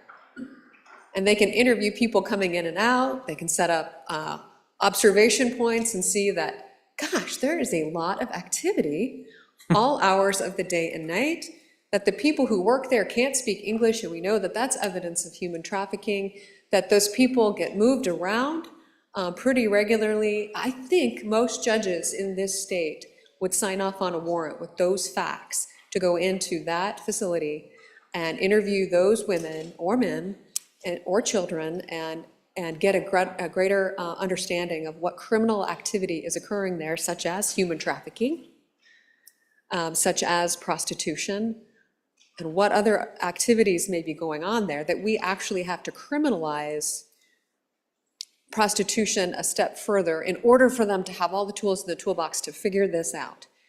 When I submit to you, everyone else in the town knows exactly what's going on. Thank you, Mr. Chairman. Thank you, Senator Nadcott. Any further discussion? We're on House Bill 62, prostitution amendments. Further discussion? Seeing none. All those in favor of Senator Olson's motion that when the Committee of the Whole rises to report, it do so with a favorable recommendation of House Bill 62, please say aye. Aye. Those opposed, no. Both were relatively weak. All those in favor, please stand. And the next time, be more enthusiastic.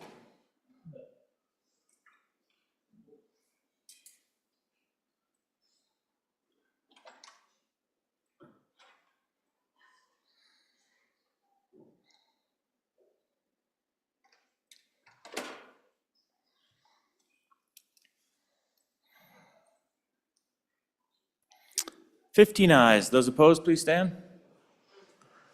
I don't think we have 15 more people, but let's see. Yeah, we've got 2 missing.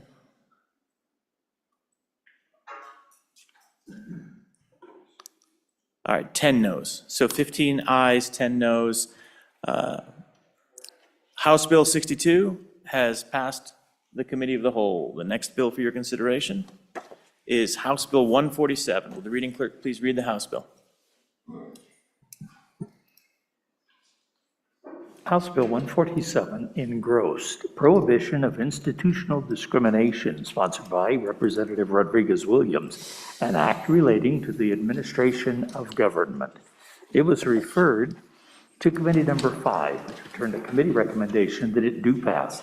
Ayes, Senators French, aye to McEwen and Pearson, excused Senator Craigill, Senator French, Chairman. You have heard the reading of the bill. What is your pleasure, Senator French? Mr. Chairman, I move that when the Committee of the Whole rises to report, it do so with the recommendation that House Bill 147 do pass. And for an explanation, I call on Senator Hutchings. During committee, there was not much said. I think there was 3 people commented, and it was pretty low key, but I'll have Senator Hutchings explain the bill. Thank you, Senator French.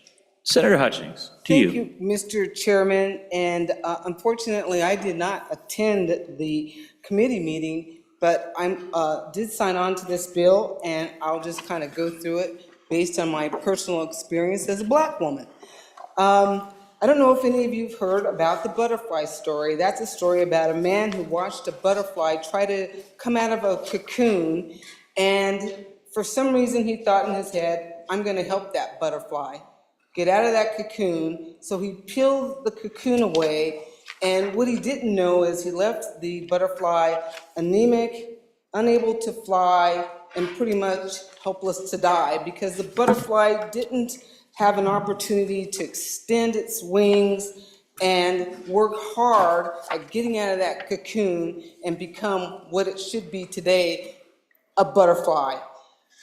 This bill is an act relating to the administration of government, prohibiting governmental entities from engaging in any DEI programs, activities, or policies prohibiting governmental entities engaging in institutional discrimination, prohibiting required attendance for certain programs or training, providing definitions, requiring rulemaking, providing applicability, and providing for effective dates. I think it was yesterday, the highest court in our land is hearing a case on this very thing, how DEI has caused reverse discrimination, so hopefully we'll hear about that soon. Affirmative action, just like DEI, in my family conversations have caused more harm for people of color than people know. They tend, like the guy who wanted to help the butterfly, want to help people that they think are in need instead of letting them stand on their own. My mom always taught me that K through 12 was free, that we should utilize, be responsible to learn, work hard, and try to succeed on our own knowledge, skills, and abilities, not governmental favors. With that, Mr. Chairman, we'll go to page 2 and 3, where we have definitions. And what people don't know is on page 3, some of the things that are happening with DEI are very harmful. When you hear that there are certain races that are inherently inferior or one that's superior, you talk about discrimination and being adversely treated because of your race, your sex, ethnicity, or national origin. That moral character of a person is determined by that person's race, so on and so forth, and that a person's race or color is what's most important about that person. For me, I don't ever want anyone in here to look at me as a black woman and say, you know, she's black, let's treat her differently. And I gotta say, I've never found that with this body and body on the other side. I really appreciate that. Going down to E, telling people that the past is so important. For me, let's put the past behind us and look toward the future, which is what this bill wants us to do, and get off of, on page 4, the fault and blame of people, of things that happened in the past based on sex and race and religion and so on and so forth. G, that any person should accept, acknowledge, affirm, or assent to a sense of guilt, complicity, or a need to apologize on the basis of a person's race, color, so on and so forth. To me, that is so condescending. I don't want you ever to come to me and say, oh, I'm so sorry for what our founders did to you. I don't ever want to hear that. I want to see you as a person today and be able to talk and engage with you. So this program, diversity, equity, and inclusion, has caused so much damage. And with that, Mr. Chairman, I'll sit and answer any questions and just ask for a yes vote on this. Thank you very much. Thank you, Senator Hutchings. Senator Driscoll, over to you. Thank you, Mr. Chairman. I'm not even sure how to actually do this. I think this is probably one of the most dangerous bills that's come in front of us. When you really read through it, it doesn't put good hard sideboards. It puts thoughts there, and you know it's really a tough bill. I encourage everybody to read it carefully, look through the second half of the sections really close, and think about teaching institutions teaching some of these thoughts and some of this stuff. This is not just a hiring. This is a much deeper. I think this bill's really goes way too far. Thank you, Senator Driscoll. For further discussion on House Bill 147, Prohibition of Institutional Discrimination, Senator Ide. Thank you, Mr. Chairman. Yeah, I'm honored for this bill. I think that, in particular, the definitions in this bill are very thorough, and it'll help it enforce it and prevent, trying to do the DEI stuff under a different banner in the future. So I think these definitions are really key to this bill. They are thorough. Thank you, Mr. Chairman. Thank you, Senator Ide. Anyone else like to rise at this time? Senator Pearson. Thank you, Mr. Chairman. I as well am honored for this bill. So there was a young woman in there testifying on this bill, and after we left the committee, I went out and explained to her why I voted for this bill. I could understand her concerns, as far as education and teachers being fearful of teaching these things.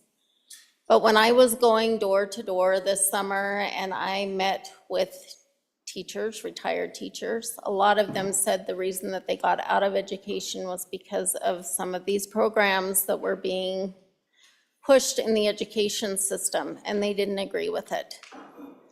And so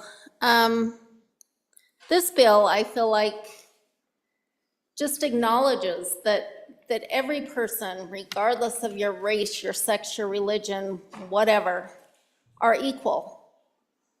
And that your reputation is based on your merits. And that's what this bill says to me. And I think a lot of people are reading things into this that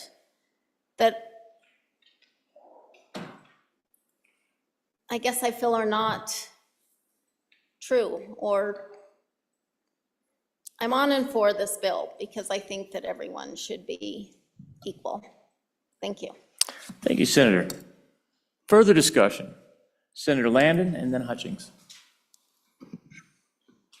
Thank you, Mr. Chairman. I spent 31 years as a public administrator, public employee, and so I often think about, when we talk about bills, what kind of impact that's going to have with all of the people who do the work of Wyoming for us. The question I have on this bill is, I know it's important that we pound this home, that we're wanting to get rid of any behaviors that come close to this, but we can't just build a wall around the state of Wyoming. A lot of our employees, I think it behooves us to continue allowing them to have continuing education. A lot of them go off to meetings to learn more about how to do the jobs better here. And whether we like it or not, people from other places are going to be here, and we're going to be interacting with the rest of the world. So I'm wondering if an employee goes off to one of these conferences, for example, and has the audacity to attend a couple of these workshops that have anything to do with this, are they going to run afoul of the administration? Are we going to single them out? Are there punitive things that might happen here? Just in the name of trying to educate ourselves about what's going on in the world? That's what I think about is how does this have an impact on our employees out there? So thank you, Mr. Chairman. Thank you, Senator Landon. Senator Hutchings. Thank you, Mr. Chair. I don't know if we're looking at the same bill, but when I look at it, I see this as even an affront to you as a Caucasian and everybody in here. When you have things being taught like you're inherently superior or I'm inferior or being adversely treated because of my race, moral character, I don't want people being taught that kind of stuff in school. I don't get it. This bill says let's stop it. Let's look at people as people. I've been black for 64 years, and I've traveled all over the world, and I've never experienced systemic racism or the things that are going on in this bill. My husband, we've talked about this. Yes, being raised in the South, he experienced some racism, but we've traveled, and we've been treated kindly by everyone. My mom taught me as a kid, when you go out and you act like you have good sense, and people will treat you right. And that's what's happened to me as a black woman for 64 years. If someone wants to go to one of these conferences and learn this stuff, good. That's fine for them. People coming from other countries, they don't want to hear this. They want you to treat them as a person, period. On and for the bill, Mr. Chairman. Thank you, Senator Hutchings. Any further discussion? Senator Cooper. Thank you, Mr. Chairman. I'd like to applaud the comment to the previous speaker. I think that's as strong a statement as we can get in this body. She's a good person. She's one of us, and I appreciate her very much. I appreciate her opinions. Thank you. Thank you, Senator Cooper. Senator Craigo. Thank you, Mr. Chairman. I guess I just want to ask a question and simply want to know, we've had a couple of these other similar type bills move forward, start in this body, move down, and I guess my question for several of the members of this body is this going to conflict with that? And if so, how are we going to handle that? I know in talking about other topics, we're careful. We don't want to pass laws out that conflict with each other intentionally. And so how are we dealing with that? What's that look like? Do we have conflicting language, conflicting definitions? And if someone could help me with that, that'd be great. Thank you, Mr. Chairman. Thank you, Senator Craigo. Any further questions? Let's go to Senator Landon before we go back to Senator Hutchings. Well, Mr. Chairman, I apologize if I, misconstrued something. I really do appreciate the senator in the center of the room as well, and agree with everything she said.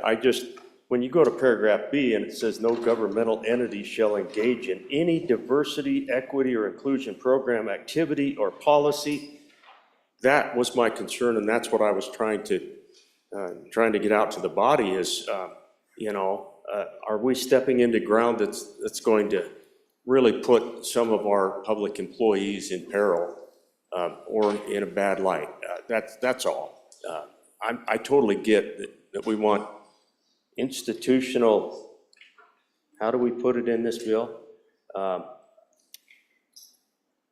We want no discrimination in our institutions.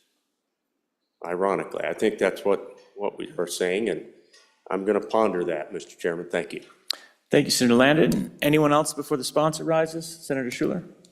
Thank you, Mr. Chairman. My question is very similar to the good senator from Buffalo. It just seems as though the senator from Goshen County's bill is pretty similar, and I just wondered, what's different with this bill versus that one that we passed earlier? And then what happens if we pass them both? How does that work? Does one conflict with the other? So I guess my question is very similar to the good senator from Buffalo. Thank you, Senator Schuler, and back to Senator Driscoll. Thank you, Mr. Chairman. Back to my good meat cutter friend from up in the north. Folks, I'm confused. I see nowhere in the definition inclusion anywhere. And I think as we go down through the deal, we look at this.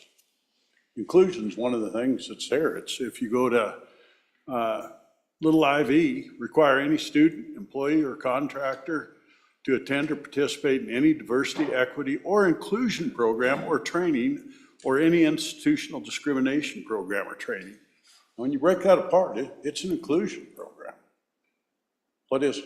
Because I'm not positive. I am confused. We all know today what we think inclusion is. But as you look over time in the green books, is inclusion the football team at Laramie? Are you inclusive on the football team? Definitions and words have meaning and they have matter. And I haven't seen inclusion defined anywhere in this bill. It just says, have it to yourself. So I can't read the Constitution and hold it up to you, but I can tell you that different people think inclusion are different things. It better be defined a lot better than it is if we're going to make it law. Thank you, Senator Driscoll. All right, we've got about 4 stacked up. Let's go back to Senator Hutchings. Do you want to go to, all right, Senator Pearson first? So when we look on page 5, it says require instruction promoting institutional discrimination. Require any student, employee, or contractor to attend or participate in any diversity, equity, or inclusion program or training or any institutional discrimination program or training. It's saying that they are not going to require, they cannot require them to do that. So if a teacher doesn't feel comfortable going to one of these trainings, the school district cannot require them to do it. If any student doesn't want to be in one of these classes, the school district cannot require that. That's what this is saying. Thank you, Mr. Chairman. Thank you, Senator Pearson. Senator Hutchings. I'll try to answer a part of that question as well, Mr. Chairman. On page 2, under our definitions, Romanet I, little I, you see it says diversity, equity, and inclusion means. So it is defined there, and we're talking about DEI, period. That's what we're talking about, not each of those individual words. And as for bills that have passed out of this chamber and gone over to the other chamber, I say the bills, like me, want to stand on our own merits. Thank you, Mr. Chairman. On for the bill, and I ask for the question. Thank you, Senator Hutchings. Senator Steinmetz, to you. Thank you, Mr. Chairman. And I will look at how the bills can hold hands and see if we can't get some work done on that for second reading. Thank you. Thank you so much, Senator Steinmetz. Any further discussion on House Bill 147, Prohibition of Institutional Discrimination? Senator Crago. Thank you, Mr. Chairman, and I might need some help from the good senator from Goshen County on this question. I know when we were working a previous bill that dealt with some of this, some of our good sovereign friends from the Wind Rivers had some issue with some of the language, and I wonder if we need to address that also in this bill, or if the same issues are here. She knows more about it than I, but maybe she could help us with that. Thank you, Senator Crago. Further discussion on House Bill 147? Further discussion? Seeing none, all those in favor of Senator French's motion that when the Committee of the Whole rises to report, it do so with a favorable recommendation on House Bill 147, please say aye. Aye. Those opposed, no. House Bill 147 has passed the Committee of the Whole. The next bill for your consideration is House Bill 183. Will the reading clerk please read the House bill? House Bill 183 engrossed. Net metering amendments, an act relating to electric vehicles, sponsored by Representative Heiner. It was referred to Committee Number 9, which returned a committee recommendation that it do pass amended. Ayes, Senators Anderson, Cooper, Jones, and Nethercott. Excuse, Senator Rothfuss. Senator Anderson, Chairman. You have heard the reading of the bill. What is your pleasure, Senator Anderson? Mr. Chairman, I move that when the Committee of the Whole rises to report, it do so with the recommendation of House Bill 183 do pass.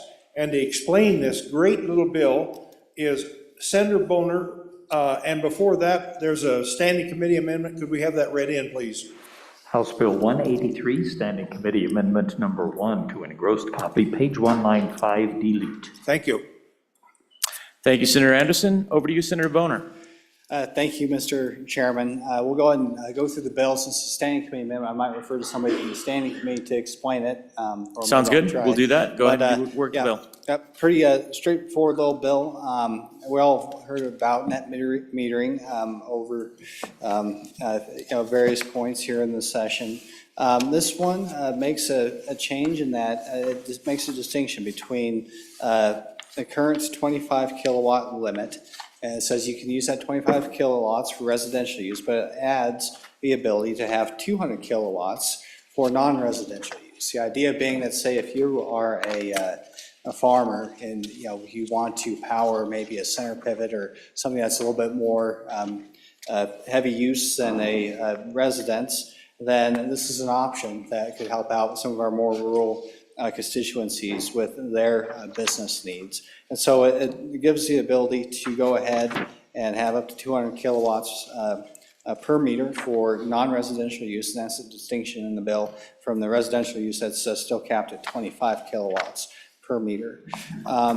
Also has some provisions, importantly on page 3. We see that paragraph 3, which would be subject to the standing committee amendment, but there's that prohibition about not charging a customer generator anything more than that of other customers. And we've had some discussion about this, but we have a carve out here that says unless that customer generator is operating one of these larger net metering systems above 25 kilowatts, and it still has a Public Service Commission oversight. So there's some consumer protection there with the Public Service Commission. Then there's an additional provision dealing with how to deal with the meters themselves. An aggregate meter, which is my understanding, allows to measure both power going in and out, which is important for net metering. I'm sure if that's wrong, there's folks on the floor who will correct me. But and that's important for the provision that's added in paragraph 4 that says that the utility shall aggregate the additional meter if it meets one of the 4 requirements. And you'll see those requirements on page 3 going on to page 4. So that's the bill. It allows for more use of for customer generators for industrial purposes, but allows the possibility of a different rate based upon that usage. But that's the bill. There's some substantive amendments that will fundamentally alter the bill that we'll consider. But to preview those, we're attempting to find some sort of middle ground with the ongoing concern that if you're a customer generator, you're not really paying for the overall infrastructure. You're reaping the benefits, but not paying for the infrastructure that you benefit from. And so the bill strikes that balance, or attempts to strike that balance with the larger industrial category, but we'll have more amendments and more discussion later. But that's the bill as it stands now, Mr. Chairman. Thank you, Senator Boner. Any questions or discussion before we go to the standing committee amendment? Any questions or discussion before the standing committee amendment? Senator Kolb. Yeah, thank you, Mr. Chairman. I want to try to give some more information about what we're really talking about here. Be clear, center pivot, 130 kW. And they're running motors, right? These things do not tolerate startup loads. So you will be using, in fact, the utility to start your system, okay? That's just very clear. It's not going to be able to do that. You're talking about a huge issue here with power quality. It doesn't exist. Power factor issues, huge problem. The systems are very intolerant for what's called a frequency deviation from 60 hertz. They will, in fact, drop offline. They can't pick that kind of load up. And so they are a parasitic issue for the power company and your neighbors. I think if you want to operate your own system under yourself, that's fine. I mean, you could do it. Good luck trying to start a motor, 120 kW with a 200 kW output solar panel array. That when are you doing it? When the sun's not really shining? Probably so. Maybe it's not up. They're not going to put out anywhere near the power you need. They're, in fact, an 8 times larger issue than we currently allow with the 25 kW, and it is a huge deal. The amount of power this puts out and the strain to the grid for the instability that they create is huge. It's tolerated in a smaller system at 20 kW because cumulatively it's covered up by the power company. This is a very large issue, and in some circumstances will turn into a detrimental issue for everybody, even probably the person who thinks they're going to hook up 200 kW and then have the power fluctuations of the system going on and off. I think it has to be very heavily considered that, is this, as a policy decision, do we want to go forward with this? We're taking a situation where these people, in fact, are not paying for the ability to offload their power. Let's just say their center pivot's not running. It's probably not going to run in the middle of the day, but let's just say it is up and running. They get the benefit of utilizing the entire grid to move their power out without, in fact, paying any money for that ability. They're getting it for free. And who's paying for it? The other users. And therein lies the problem with net metering systems. And I think we've tolerated it because it's small, people don't do it. Well, in this particular case, it's large. It's very large. And it will have a much larger impact. And the longer we have waited to deal with net metering has exacerbated this problem. Now we have a much bigger problem we're now talking about. I think before I'd ever support something like this, there has to be a holistic way of looking at this. I think people have had an interest in doing this. I'm not opposed to that. What I'm opposed of is the unequal cost sharing we're talking about. We're talking about other people paying for that benefit. And that is inherently unfair to the other users that don't utilize this kind of delivery system. It's unfair to everybody. And I think I look forward to hearing more, but those are my initial hesitations in supporting anything of this size. Thank you, Mr. Chairman. Thank you, Senator Kolb. Senator Boner, to you real quick, and then we'll go to the Standing Committee amendment, probably. Okay. Thank you, Mr. Chairman. And to be clear, that's why on page 3, lines 6, 7, 8, 9, there is the ability to charge a higher rate for these larger loads. So that is in there to alleviate the concerns that we just heard. And so if you like that provision, just wait to see some of the amendments coming up, Mr. Chairman. Thank you, Senator Boner. All right, with that, let's see one of those amendments, perhaps Standing Committee Amendment number 1. Senator Anderson, do you want to talk about Standing Committee Amendment number 1? I see your enthusiasm. I am enthusiastic. I thought Senator Boner was going to talk about everything. He is. But that's okay. He must not love it. Let's read. Let's read it in. He didn't like it. He didn't like it. I think that might be the way. Let's read it in. So let's read it in. House Bill 183, Standing Committee Amendment number 1 to engrossed copy, page 1, line 5, delete. Senator Anderson, back to you. Let's move it. Mr. Chairman, I would move Standing Committee Amendment number 1 to House Bill 183. And for the explanation, I'll do it myself. Looks like you're going to have to. Yeah. So all we changed on the first page there on line 5 is we took out charge and changed it to be charge. And then after or on that same line, we have an increase. So those are the two on that first page. On the third page, we eliminated the whole lines from 2 to 9, the group thought that that did not fit in with the 25 kilowatts and the 200 kilowatts, and thought that that part ought to come out. So we removed that entirely in the standing committee amendment. Thank you. Thank you, Senator. Let's go to Senator Case. Thank you very much, Mr. Chairman. I would support the standing committee amendment. I commend my friends on the committee who came up with this solution. I think it's really elegant and important, and frankly, it's brilliant, Mr. Chairman. And I hope it doesn't go to her head, but I could go more, but. I think it did. Yeah, I do too. It's fun when that happens. Mr. Chairman, so this solves one of the great problems with, the vernacular is all messed up here too, because we talk about net metering like it's an exchange. And that's why in a previous bill, we tried to change it to customer generator. And then talk about situations where you compensate them on a net basis and where you have a different way of compensating. This standing committee amendment actually goes in and requires that the compensation be fair, and it has the commission set this additional fee. And so when the standing committee amendment actually goes in, and that language on page 3 of the bill, Romanet 3, it doesn't just delete it from the bill, it repeals it from law. And that's an important piece of this, because that's been a troublesome thing going forward. So, Mr. Chairman, that is kind of the important part about the standing committee amendment.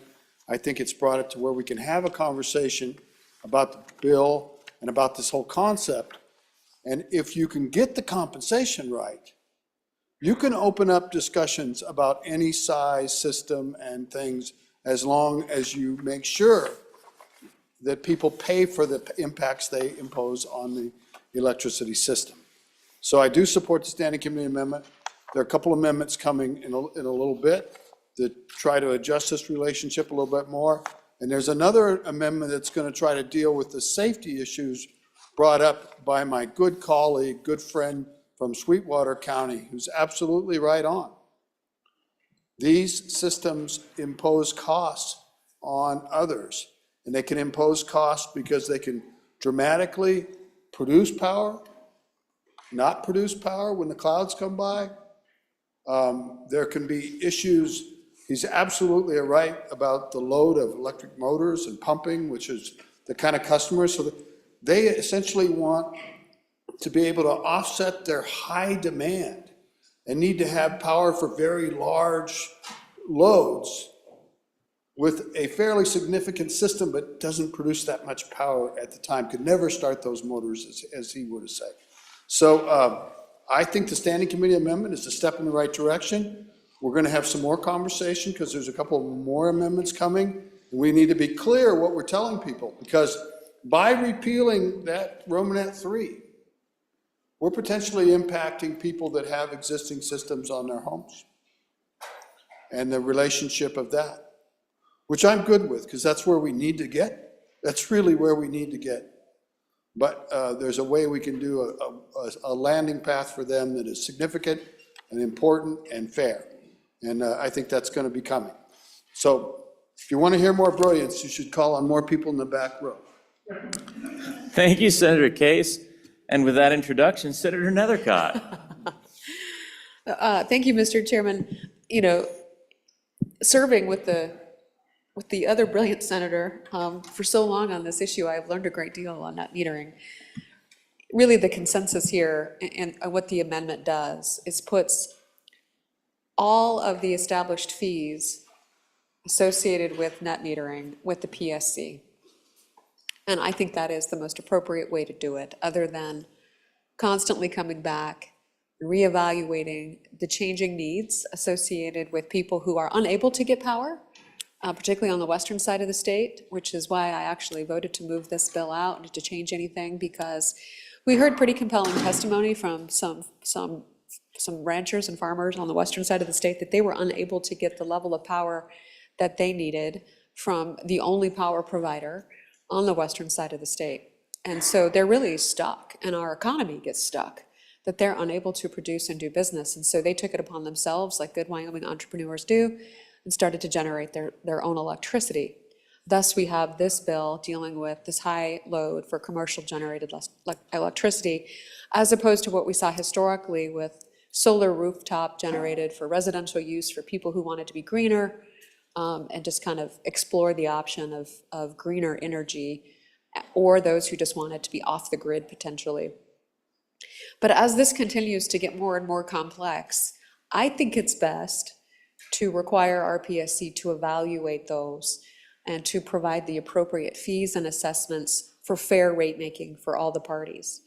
And so that to me was the easy solution, but as the good senator indicated, the amendment was broad, and it affects those that are currently operating under a different structure, and so it may have been too broad. But that said, I think that the solution for the PSC to be the proper rate maker for assessing fees is the right result here. So I encourage your aye vote. Thank you, Senator Nethercott. Senator Boner. Thank you, Mr. Chairman. On and for the standing committee amendment, to be clear, I think that if nothing else, the committee of the whole amendment kind of depends on this passing from a technical standpoint. But yeah, you heard a good explanation of what it does. This is a massive change, especially if you look at the repealer. It gets rid of the entirety of paragraph 3 on the top of page 3. So this is what we've been talking about with net metering. This takes it one way completely, completely changes everything for folks who have already invested a lot of resources into building this generation capacity. But I'm willing to support it, knowing that this is an ongoing discussion and there's other amendments coming along that will help alleviate a lot of the concerns. So on and for the standing committee amendment. Thank you, Senator Boner. Senator Cooper. Thank you, Mr. Chairman. We had a lot of discussion on this bill in committee. On and for this amendment. This amendment makes what I consider to be a poorly crafted bill a little bit better, a little bit less hold your nose type of an environment. It's not perfect by any means. It's going to need quite a bit more work, in my opinion. But as far as where we are right now, I think on the amendment, this is probably the next best thing to sudden death. Thank you. Thank you, Senator Cooper. Any further discussion on Standing Committee Amendment number 1 to House Bill 183? Any further discussion? Seeing none, all those in favor of Senator Anderson's motion to adopt Standing Committee Amendment number 1 to House Bill 183, please say aye. Aye. Those opposed, no. Standing Committee Amendment number 1 to House Bill 183 has been adopted. We are back on the bill. We do have another Committee of the Whole amendments. In fact, looks like we've got 2 of those. Senator Boner, do you want to go to the first Committee of the Whole amendment at this time? Yeah. Let's do it. Let's have that read in. House Bill 183, Committee of the Whole Amendment number 1 to engrossed copy, page 196 after. Senator Boner. Thank you, Mr. Chairman. I move Committee of the Whole Amendment number 1, House Bill 183, and ask for your favorable consideration. Senators, I think this is really important to enhance the potential kumbaya moment we have going on here. It simply allows the commission, explicitly states, first of all, the commission can make a decision to set rates for customer generators that are different from non-customer generators, and also make sure that we're grandfathering in folks who are current customer generators or will build a system up to July 1st, 2026. So that's the amendment there. I think this is really important. This is of interest of the folks who have always been aggressively opposed to net metering reform, and this alleviates a lot of those concerns. So I hope that in the spirit of finding some middle ground here with the bill, we can support this amendment and have a workable piece of legislation that kind of works with everybody's interest. Maybe not everybody's completely happy, but it does alleviate a lot of the disagreement we've had recently.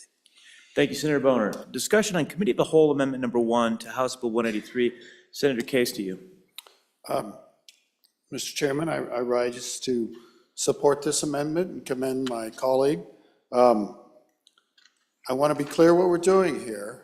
And I think, when you keep looking, I've looked at this several times, and there might be a couple of gray areas, but one area that's not gray to me in this grandfathering, it says, shall not apply to customer generators established prior to July 1st, 2026. That's next July.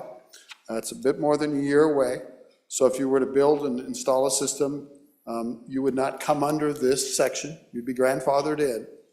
But I want to be clear on line 12 when it says customer generator established prior to July 1, 2026. We're not talking about the solar system. We're talking about the customer. Because the customer generator, if you go back in the definitions, Mr. Chairman, is the user. The user. That means that the customer generator is the customer, the one that pays the bill, writes the checks. So if the system were to be sold after a subsequent date, you would have a new customer generator. He'd be a new user, new customer. He would not come under the grandfather. I want to be clear about that because I just feel it's good that we be clear what our intention is. And then the second thing is within the context of the lines, the new language B, it says the commission may allow electric utilities to set rates for customer generators separately from non-customer generators. And I think it's clear that the commission has to set the rates with their standard. It's clear to me that they're going to apply the standards of public utilities. It'll be just and reasonable. We have put that explicitly in other bills, Mr. Chairman. In fact, that was your amendment one time. But it's very clear to me that that is what those kind of rates are. But it certainly would be in order if somebody wanted to put just and reasonable in or anything, that would be okay. But so I stand for this amendment, but I'm telling you how I interpret it, and I appreciate it.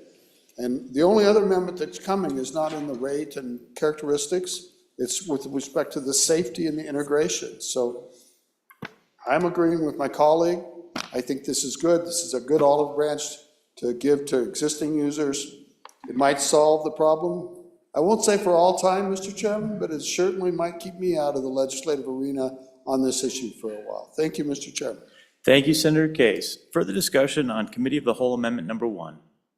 Any further discussion? Seeing none, all those in favor of Senator Boner's motion to adopt Committee of the Whole Amendment Number 1 to House Bill 183, please say aye. Those opposed, no. Committee of the Whole Amendment Number 1 to House Bill 183 has been adopted. We're back on the bill, but we do have one more Committee of the Whole Amendment. Senator Case, let's do that Committee of the Whole Amendment. House Bill 183, Committee of the Whole Amendment Number 2 to engrossed copy, page 3, line 23, delete. Senator Case. Thank you very much, Mr. Chairman. I would move Committee of the Whole Amendment Number 2 to House Bill 183. This goes to some of the issues that my good colleague from Sweetwater County brought up. It's definitely the utilities are afraid that have an itinerant load or itinerant resource on the system and being allowed to aggregate to higher levels of production is concerning for the safety of the system, for their ability to manage the system, and for making sure that all customers benefit. And the customer benefits come from the rate structure, but this is about the physical relationship. So it adds a new section, and I didn't write this. You can see this came from the utilities. They agreed on it. It says the customer generator has executed an interconnection agreement with the electric utility that sets operational limits, such as, but not limited to, short circuit interrupting capacity or capability, transient stability limits, and maximum fault current. If the electric utility must install facilities in order to accommodate the interconnection of the net metering facility, the cost of the facility shall be the responsibility of the applicant.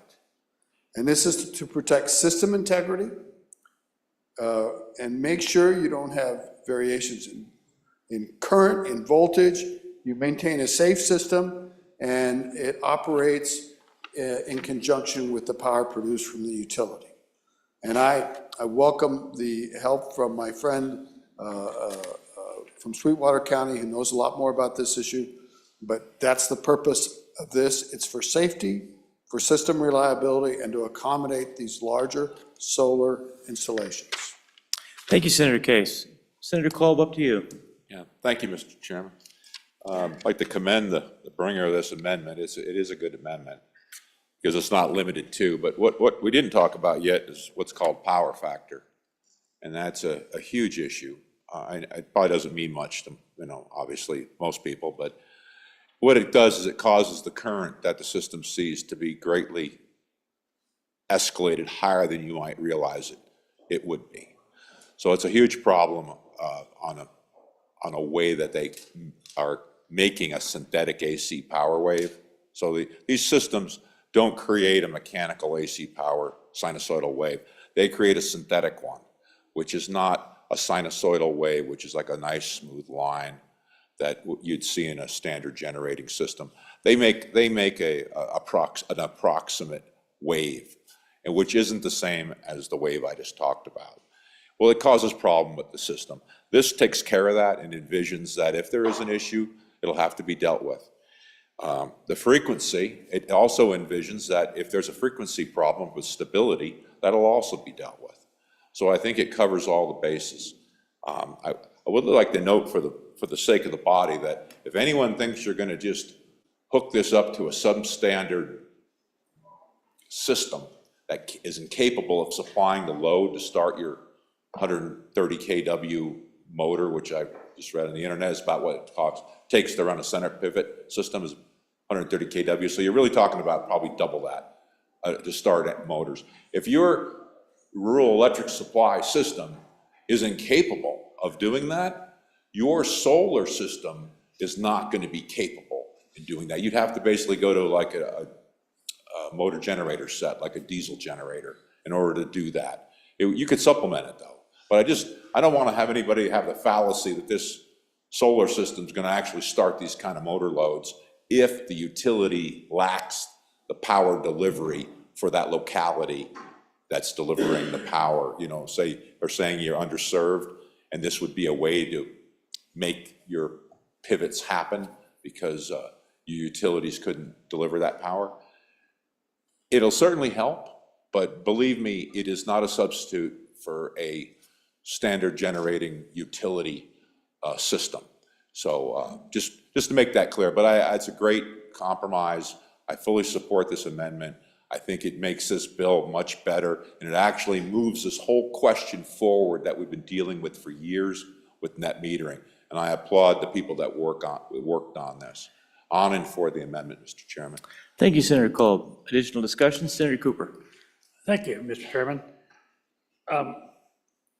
I've kind of got it in my head that most of these things are there to protect the REA, if you will, the power company. But, Senator, come back here. I got questions for you.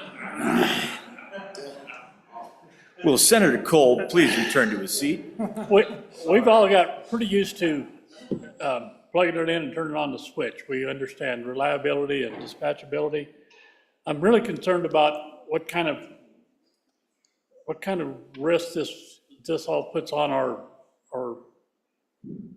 REAs, if you will, when these systems come on and offline. I understand that they're not going to be able to use the solar generator or whatever you might want to be using over here upstream of the meter for that reliability. But I'm really concerned about these peak loads as they come on and come off. What kind of problems is that going to cause for our REAs? And because we're probably up, we got a potential of several of these coming into a smaller area. Thank you, Senator Cooper. Senator Kolb, you want to address that? Yeah, thank you, Mr. Chairman. Thanks for the question. I'll forgo my bathroom trip. The issue is mitigated by the fact they have to have the safety equipment. That's the safety circuit breaker, if you might want to call it that, in the system. So if the system sees problems that from their generation side of the delivery, your solar system, it'll just shut itself off and isolate itself. That would be the safety. And that would be up to the utility of the REA or whomever it is to say, is this adequate? I think I just brought up those other factors, just, it's obviously well known by other people here that reliability of power is very important for the rural electrical delivery system. This has the safeties built into it, so they have to comply with those safeties. And if they don't, the utilities obviously will make them do something else. So I think the safeties are there, and which is a good thing. And for people to get some, I don't know, a handle on what this means, the size of these systems, it's about almost, it probably approaches 30 houses worth of power delivery is what one of these systems can do. And so I don't see an issue with it. Thanks for the question. I guess I'll try to handle them in as technical as I can get to deal with the situations that are brought up. But I don't see it to be a problem. It's handled by the amendment. I feel confident that the Rural Electric Association will have their engineers analyze what they're doing in that certain circumstance, and they will then make a recommendation, or they'll make a requirement that to hook up to the system you have to do X. And I feel confident this language allows them to make that determination locally. Thank you, Mr. Chairman. Thank you, Senator Kolb. All right, we're still on Committee of the Whole Amendment number 2 to House Bill 183. Are there any further questions or any additional discussion? Seeing none, question's been called. All those in favor of Senator Case's motion that when the Committee of the Whole rises to report, nope. All those in favor of Senator Case's motion to adopt Committee of the Whole Amendment number 2 to House Bill 183, please say aye. Aye. Those opposed, no. Committee of the Whole Amendment number 2 to House Bill 183 has been adopted. We are back on the bill. House Bill 183, net metering amendments. Any further discussion? Senator Landon. Mr. Chairman, thank you. And I wish I felt as comfortable with this one as I did the earlier opportunity that we had during this session. I feel like the work we've just done with these amendments, and I'm looking at one of my colleagues on the Corporations Committee, and then of course really do rely on the senator from Fremont County on this front. I'm going to be looking to catch up to all that we've done, and I want to just be assured that this gets us in the ballpark of what I thought was an awesome approach earlier. But anything that the bringers can help me with on that front would be appreciated. I think we're getting back to where this feels like it has some good balance. I'm not sure that it protects those who have these systems quite as well as we might have, but really commend that effort. So just a little bit more conversation about where we are from where we used to be on this topic. Thank you. Thank you, Senator Landon. Additional discussion, Senator Boner. Thank you, Mr. Chairman. Just so to summarize, Mr. Chairman, we allow for larger loads for customer generators, significantly larger for industrial purposes. In exchange for that, we're going to allow different rates for those consumer generators of all classes, residential or industrial alike, starting after that July 1st, 2026 grandfather period. So that's the nature of the bill right now. Certainly, I think last I checked, the prime sponsor and his associated constituencies are very much in favor of what we've done. We'll double check, make sure that last committee, the whole amendment hasn't fundamentally changed anything. But so far, I think we've got most of our everybody kind of gathered in the same agreement here. And so that's the fundamental compromise, I guess, that we're making. Allow for more access to the grid for customer generators, different types of access, larger loads, in exchange for the ability to charge them extra with Public Service Commission oversight, of course, recognizing that they still need the grid and they need to pay for some of the cost of that. Thank you, Senator Boner. Further discussion, Senator Cooper. Thank you, Mr. Chairman. The way I see this thing is it's pretty much designed for slightly larger users. Maybe an irrigation system, maybe an oil field somewhere in there. But we can already do whatever we need to do behind the meter. What this is trying to do is bring the best of both worlds. to the people that don't necessarily want to pay for that dispatchability and reliability on a regular basis, but only when they need it. And I'm not sure that's the best answer for this.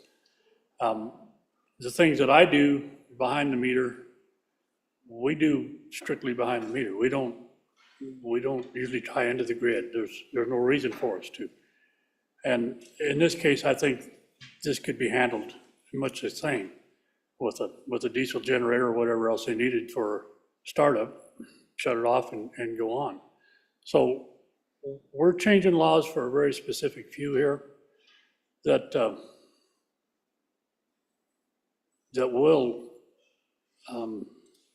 have some large monetary savings, but they don't want to give up their reliability and their dispatchability. So are we creating a law for just a small group of people? Quite possibly so, and I think I'm going to be against this bill. Thank you. Thank you, Senator Cooper. Any further discussion on House Bill 183? I see a couple more. Let's go to Senator Anderson and then Senator Case. Mr. Chairman, I think a couple of significant things for this bill that help smaller users. That 200 kilowatt is one of the things, and then they can also aggregate. So it isn't just 200, limited to 200. He could have 5 200 kilowatt on the same meter. So he can actually have more on that. Just so it's all relative. These are not real large generators. I was talking to an oil field guy the other night that's putting in a system in his oil field, and it's 25 megawatts. So 200 kilowatts is not too large, but it is large compared to what we had before. What we had before was 25, and that's barely a household. So this opens it up a little bit, that people with pivots or whatever they want to run on the farm can do that and do it the same as what the 25 kilowatt guys could do. Thank you. Thank you, Senator Anderson. Senator Case, back to you and then Cooper. Mr. Chairman, thank you. You know, we've been hung up on a piece of this for a long time with a statute that was put in place back in the 90s, I believe, that was just an exchange at the retail rate. And it never worked, it never fit. And that's why it was kept at only a small amount of power produced. And it's why we fought over it several times coming here. And as that segment has grown, they've often said, well, we're still small, we're still small, we're still small. But I think you remember from testimony at a previous time, the amount of subsidy to those customers is a lot. Each one gets potentially $1,000 a year, depending on load characteristics. That's a lot. Coming not from the utility, Mr. Chairman, but from the other customers of that class, your neighbors. And so, because utilities always get to go back to the Public Service Commission to get made whole. But now the whole world has changed. And the gentlemen in the back of the room know that has changed, Mr. Chairman. Yep. Senators in the back, can you take a conversation out? Apologies. Was that the point of order, Senator Landon? Yes. Yeah. Okay, yep. And the world has changed because now generation sources are very dispersed. There are independent power producers out there. We're looking at almost a continuum of production of power, either by industrial facilities down the road, behind their meter, maybe sharing loads. I mean, all this system is growing in ways we don't quite have a handle on. But this bill provides a better way of thinking about integrating small user-directed power supplies into the grid that are renewable, good for the environment, solar, wind, possibly hydro, and do it in a way that's fair to other customers, doesn't cause burdens on the other customers, protects the utility. It's a way for us to move forward potentially, and it's a responsible way. But let's be clear, the bill that came here didn't have these qualities that you have now put in here. So when it goes back down to our friends down the hall, we may have to just resist and throw this out. Because this is where we need to be on this bill. I don't think we should accept any compromises in the future because this protects all customers. Thank you, Mr. Chairman. Thank you, Senator Case. Senator Cooper. Thank you, Mr. Chairman. I'd like to address just real shortly about the good senator from Casper up there talked about the 25 megawatt system for an oil field. That'd be for an whole oil field. That's a pretty big system. We're talking 200 kW here. I've got a location out north of town here that I run a big pumping unit on. I run the heat trace, a transfer pump on location. There's quite a bit of equipment there. And we run it on a 150 kW generator off of natural gas. So, to say 200 is real small, it's not big by any means, but it's damn sure not a household facility. This is a good sized piece of electricity that we generate. And again, I would much rather have the reliability and the dispatchability of a good electrical system. But in this case, it makes so much more sense to be doing our business behind the meter rather than paying $500,000 to bring three-phase power in. This is just a better solution for us to do it completely off-grid behind the meter. Thank you. Thank you, Senator Cooper. Any further discussion? Senator Kolb, to you. Yeah, thank you, Mr. Chairman. This is on for the bill. I think the amendments is made, actually, this is a very good bill. It's solving many problems. I agree with the good senator from the other part of Sweetwater County from years ago, that it is good. And we do need to resist any amendments, because what makes this bill good is we're solving a lot of problems here. First off, we're leaving the utility to make the call on the equipment, the connection, and just how it's going to integrate into their system. We're also dealing with the past net metering situations, which we've been trying to deal with for years. So this is probably the best piece of legislation I've seen for net metering. And it started off one way, and I think it's delivered a product to us that we're talking about now, which is actually a long-term solution for the state of Wyoming. So I'm honored for the bill, Mr. Chairman. Thank you, Senator Kolb. Any further discussion on House Bill 183 net metering amendments? Any further discussion? Question's been called. All those in favor of Senator Anderson's motion that when the Committee of the Whole rises to report, it do so with a favorable recommendation on House Bill 183, please say aye. Those opposed, no. House Bill 183 has passed the Committee of the Whole. The next bill for your consideration is House Bill 219. Will the reading clerk please read that House bill? House Bill 219 engrossed county and municipal roads on state lands, easements granted, an act relating to state lands, sponsored by Representative Locke, was referred to Committee Number 5, which returned a committee recommendation that it do pass amended. Ayes Senators French, Ide, McEwen, and Pearson. Excused Senator Crago. Senator French, Chairman. Was referred to Committee Number 2, which returned a committee recommendation that it be returned without recommendation. Ayes Senators Driscoll, Guru, Larson, and Smith. Excused Senator Salazar. Senator Salazar, Chairman. You've heard the reading of the bill. What is your pleasure? Senator French. Thank you, Mr. Chairman. I move that when the Committee of the Whole rises to report, it do so with the recommendation that House Bill 219 do pass. And for an explanation, I call on Senator Ide. Thank you, Senator French. Senator Ide. Thank you, Mr. Chairman. I think there's a standing committee amendment on this. I'll have it read in now. House Bill 219, Standing Committee Amendment Number 1 to engrossed copy, page 1, line 1, delete. I'll move that later, go through the bill here. So this is a pretty short, we can probably get through this one a little quicker than the last one.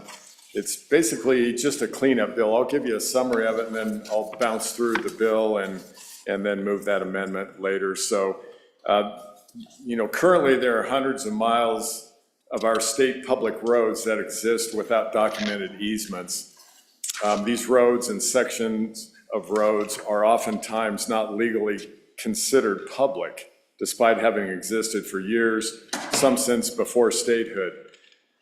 This creates liabilities for counties, municipalities, and for the state.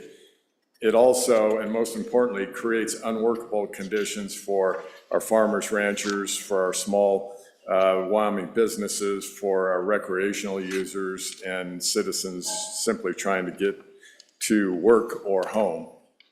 This bill simply provides legislative guidance and direction for the State Land Office, State Land Board, and OSLI, Office of State Lands and Investments, to resolve these issues by granting perpetual easements to counties and municipalities for existing roadways. This would resolve this ongoing issue for the state of Wyoming, Office of State Lands and Investments, Wyoming's counties and municipalities, and for the people of Wyoming. So that's a brief summary of the bill. It's basically a cleanup bill to take care of everything I just read there. If you go to page 2, if you're looking at the bill, it just has definitions, what a county road is, a municipal road, and then 3/4 of the way down on line 15 is kind of the meat of the entire bill, other than some of the details on dates. So that line 15 says, subject to subsection H of this section, a perpetual easement for a right-of-way over and across any state or school lands is hereby granted for county roads and municipal roads that go over and across any state or school lands and that were established before January 1st, 2025. No fee, charge, assessment, or other cost shall be imposed on any county, city, or user of a municipal road or county road for the perpetual easement granted under this subsection. So then I'll kind of try to shorten it up here on the rest of this. Not later than August 1st, 2025 of this year, the director shall provide to the board a list of all county and municipal roads that go on or across state lands or school lands. A little further down, and in that same paragraph there, I should read that last part on line 11, the board shall be responsible for all costs associated with the documentation required under this subsection. So the documentation is on the state, not on the counties. And then no later than October 31st of this year, the board shall promulgate and amend rules, and the director, in consultation with the board, shall provide a list of all county roads and municipal roads for which the easements were granted under subsection B to all counties, cities, and towns. And then the last kind of date here, I guess maybe not the last, but not later than April 1st, 2030. So it's essentially 5 years from now, each county, city, and town that has a county road or municipal road for which an easement has been granted under subsection B of this section shall provide complete and proper documentation to the director and the board as necessary to secure easement for county and municipal roads. So it's on the counties and municipalities to provide that information if they need surveys and that sort of thing. Let's see here. Right there at the bottom, all county roads and municipal roads constructed or established on or after January 1st, 2025 shall secure easements or right-of-ways for roads going on or across state or school lands in accordance with law and rules of the board. That's essentially the bill, Mr. Chairman.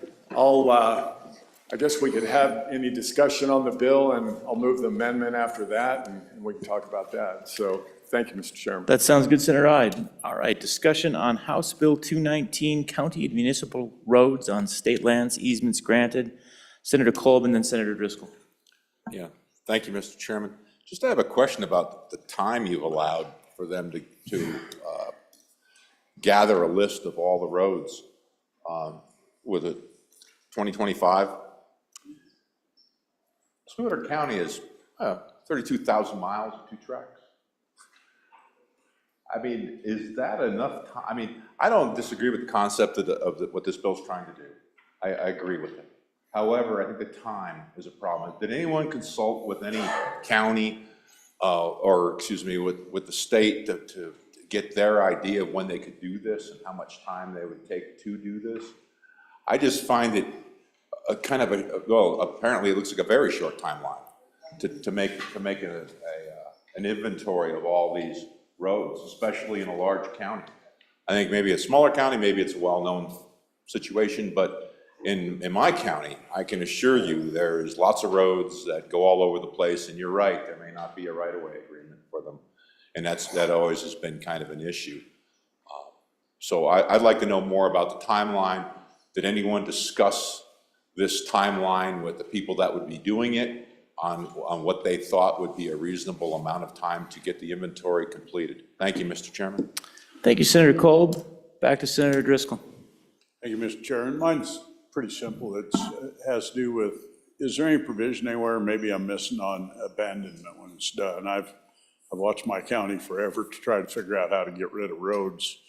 And if we abandon a county road on both ends of one of these, are we going to leave a permanent piece across? Just a question of whether we need an amendment to say if we all agree that we can still get rid of it, so there's not an easement across it, because occasionally school sections end up back in private hands later on with easements on them, or could have an easement on it that really doesn't make sense. Thank you, Senator Driscoll. Senator Hutchings. Thank you, Mr. Chairman. A quick question on this being in perpetuity. That's section B on page 2. And then what happens when they don't meet that 90-day time frame? It says a little further down on page 4 that nothing in this section shall be construed to grant an automatic easement. So if they don't do it in time, it's not automatic. What happens? Thank you.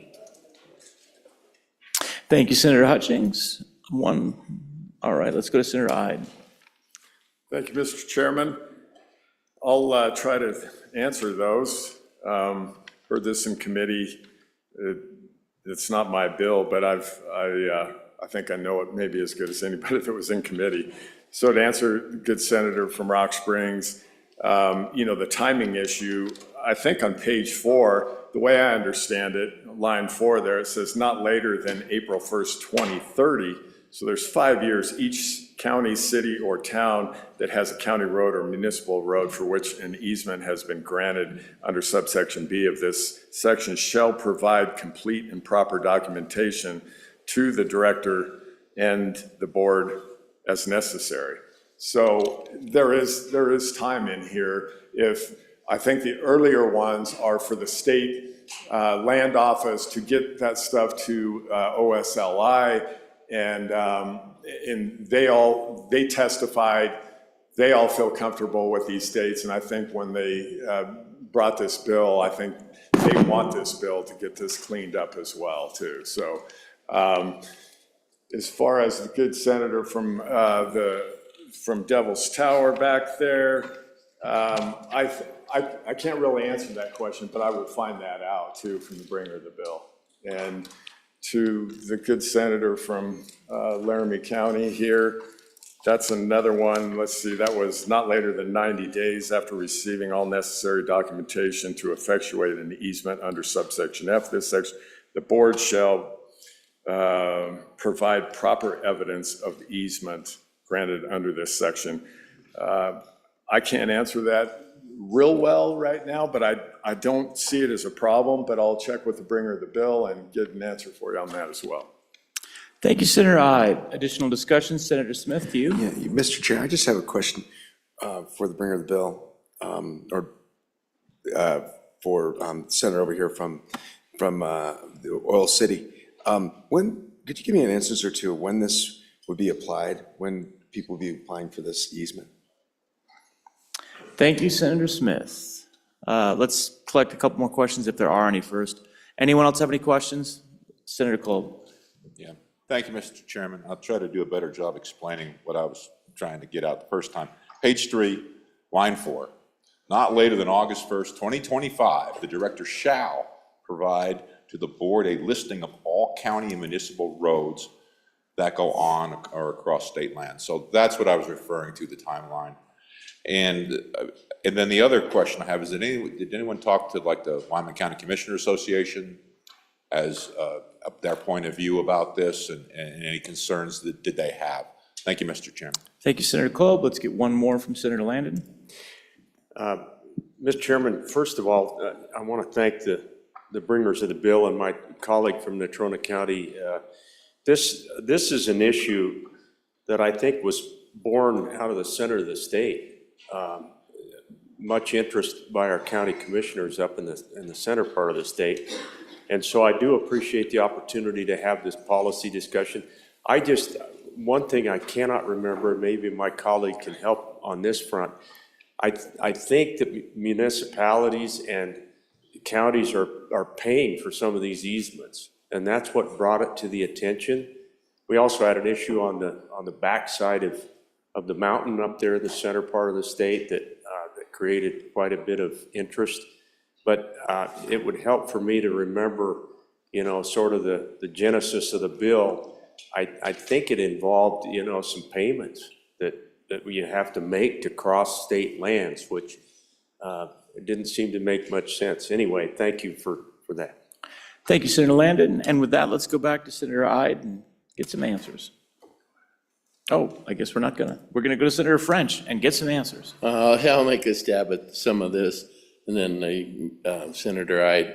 The comment in the meeting, one of the comments was, if there's a road that's been established prior to 1974, I believe it was, it's a $10 fee.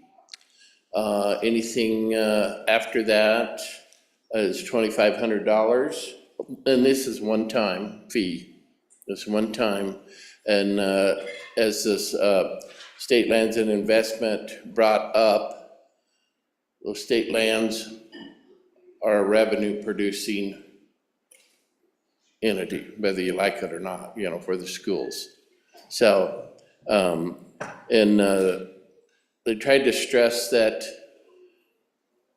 please, on any of these that are going to a oil company, a small oil company or something across state lands, or a county road, please, you got 5 years to let us know what they are, and we'll work with you. So they're just trying to get easements in place. They don't want counties and individuals out there just kind of hanging in the wind.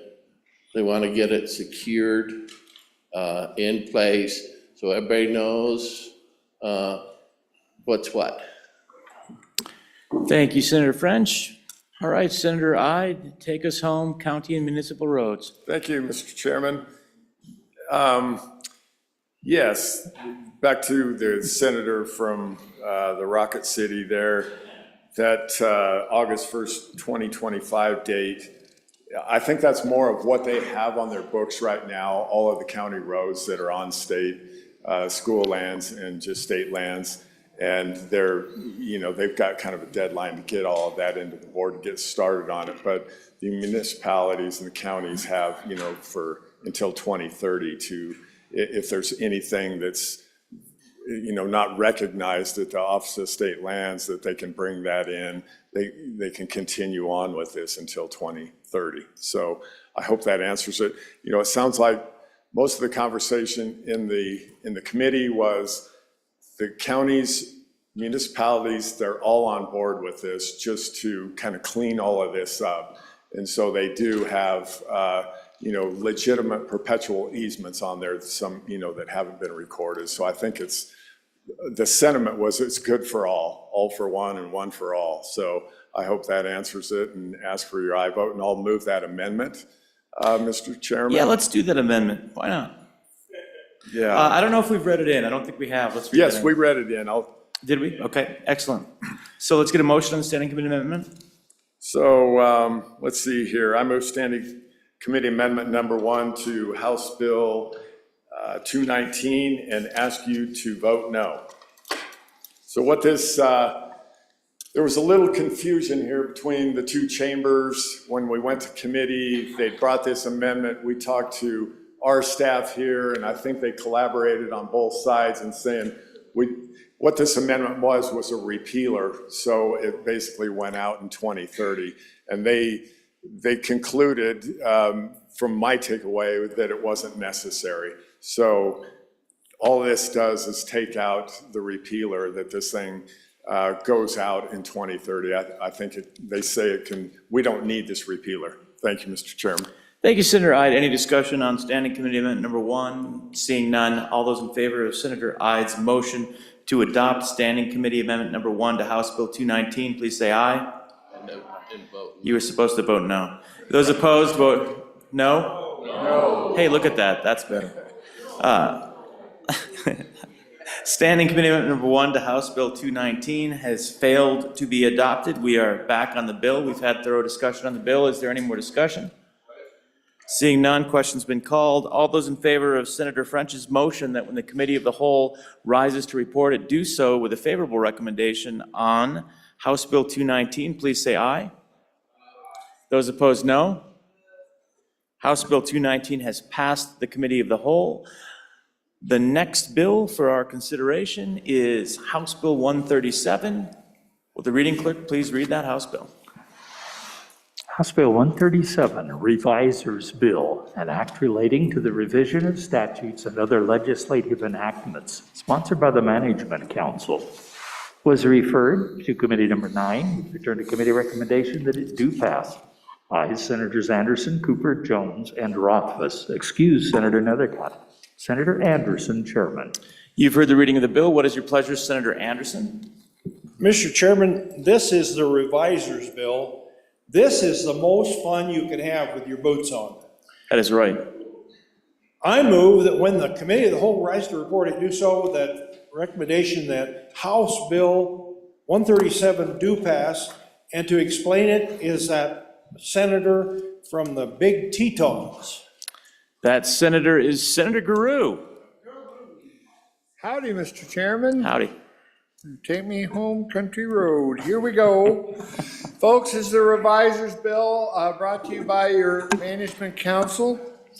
And we're going to go through this rather quickly, so get off your stopwatches. Here we go. I, page 2, line 9, change the citation. Page 3, on line 20, change the word public. On page 4, line 11, public. On page 4, line 15, public. On page 5, line 2, public. On page 5, line 10, public. On page 5, line 14, public. On page 6, line 17, guess what? Public. Also back up on line 6, the word public. On page 7, line 5, public. On page 7, line 16, public. On page 8, line 10, guess what? Public. On page 9, line 5, public. On page 9, line 16, public. On page 10, line 7, public. On page 10, line 22, public. On page 11, line 19, public. On page 12, line 6, public. On page 12, line 20, public. On page 13, line 12, public school. On page 19, or on page 13, line 18 and 19, public school. On page 14, line 9, strike the word program and insert the word account. On page 14, line 15, strike program and add account. On page 15, line 14, public school. On page 15, line 17, public school. On page 16, line 14, public. On page 17, line 7, public. On page 17, line 15, public. On page 18, line 17, public. On page 19, line 2, public. On page 20, line 4, public. On page 20, line 16, change the citation to 35-21-112. And on page 20, line 23, strike the word providing and add on page 21, line 1, the words provided that. And on page 22, on line 7, strike the word under paragraph because it's not a word and add on line 8, under paragraph. On page 23, guess what? We'll finish with the word public. That, members of the 68th, is the reviser's bill. It asks for your approval. Thank you, Senator Guru, sponsored by the word public. Any questions on the reviser's bill? Seeing none, thankfully. All those in favor of Senator Anderson's motion that when the committee of the whole rises to report it do so with a favorable recommendation on House Bill 137, please say aye. Those opposed, no. House Bill 137 has passed the committee of the whole. The next file for your consideration is House Bill 279. Will the reading clerk please read that House bill? House Bill 279, Property Tax Exemptions, Order of Application, an act relating to property taxation, sponsored by Representative Nicholas. It was referred to Committee Number 3, which returned a committee recommendation that it do pass. Ayes, Senators Case, French, Ide, McEwen, and Pappas. Senator McEwen, Chairman. You've heard the reading of the bill. What is your pleasure, Senator McEwen? I move that when committee of the whole rises to report, it do so with the recommendation that House Bill 279 do pass. This is actually, it does have an amendment also. Yes. Do you want to explain the bill? It's a committee of the whole amendment, so we can go to the bill first and then get to the good Senator Nethercott.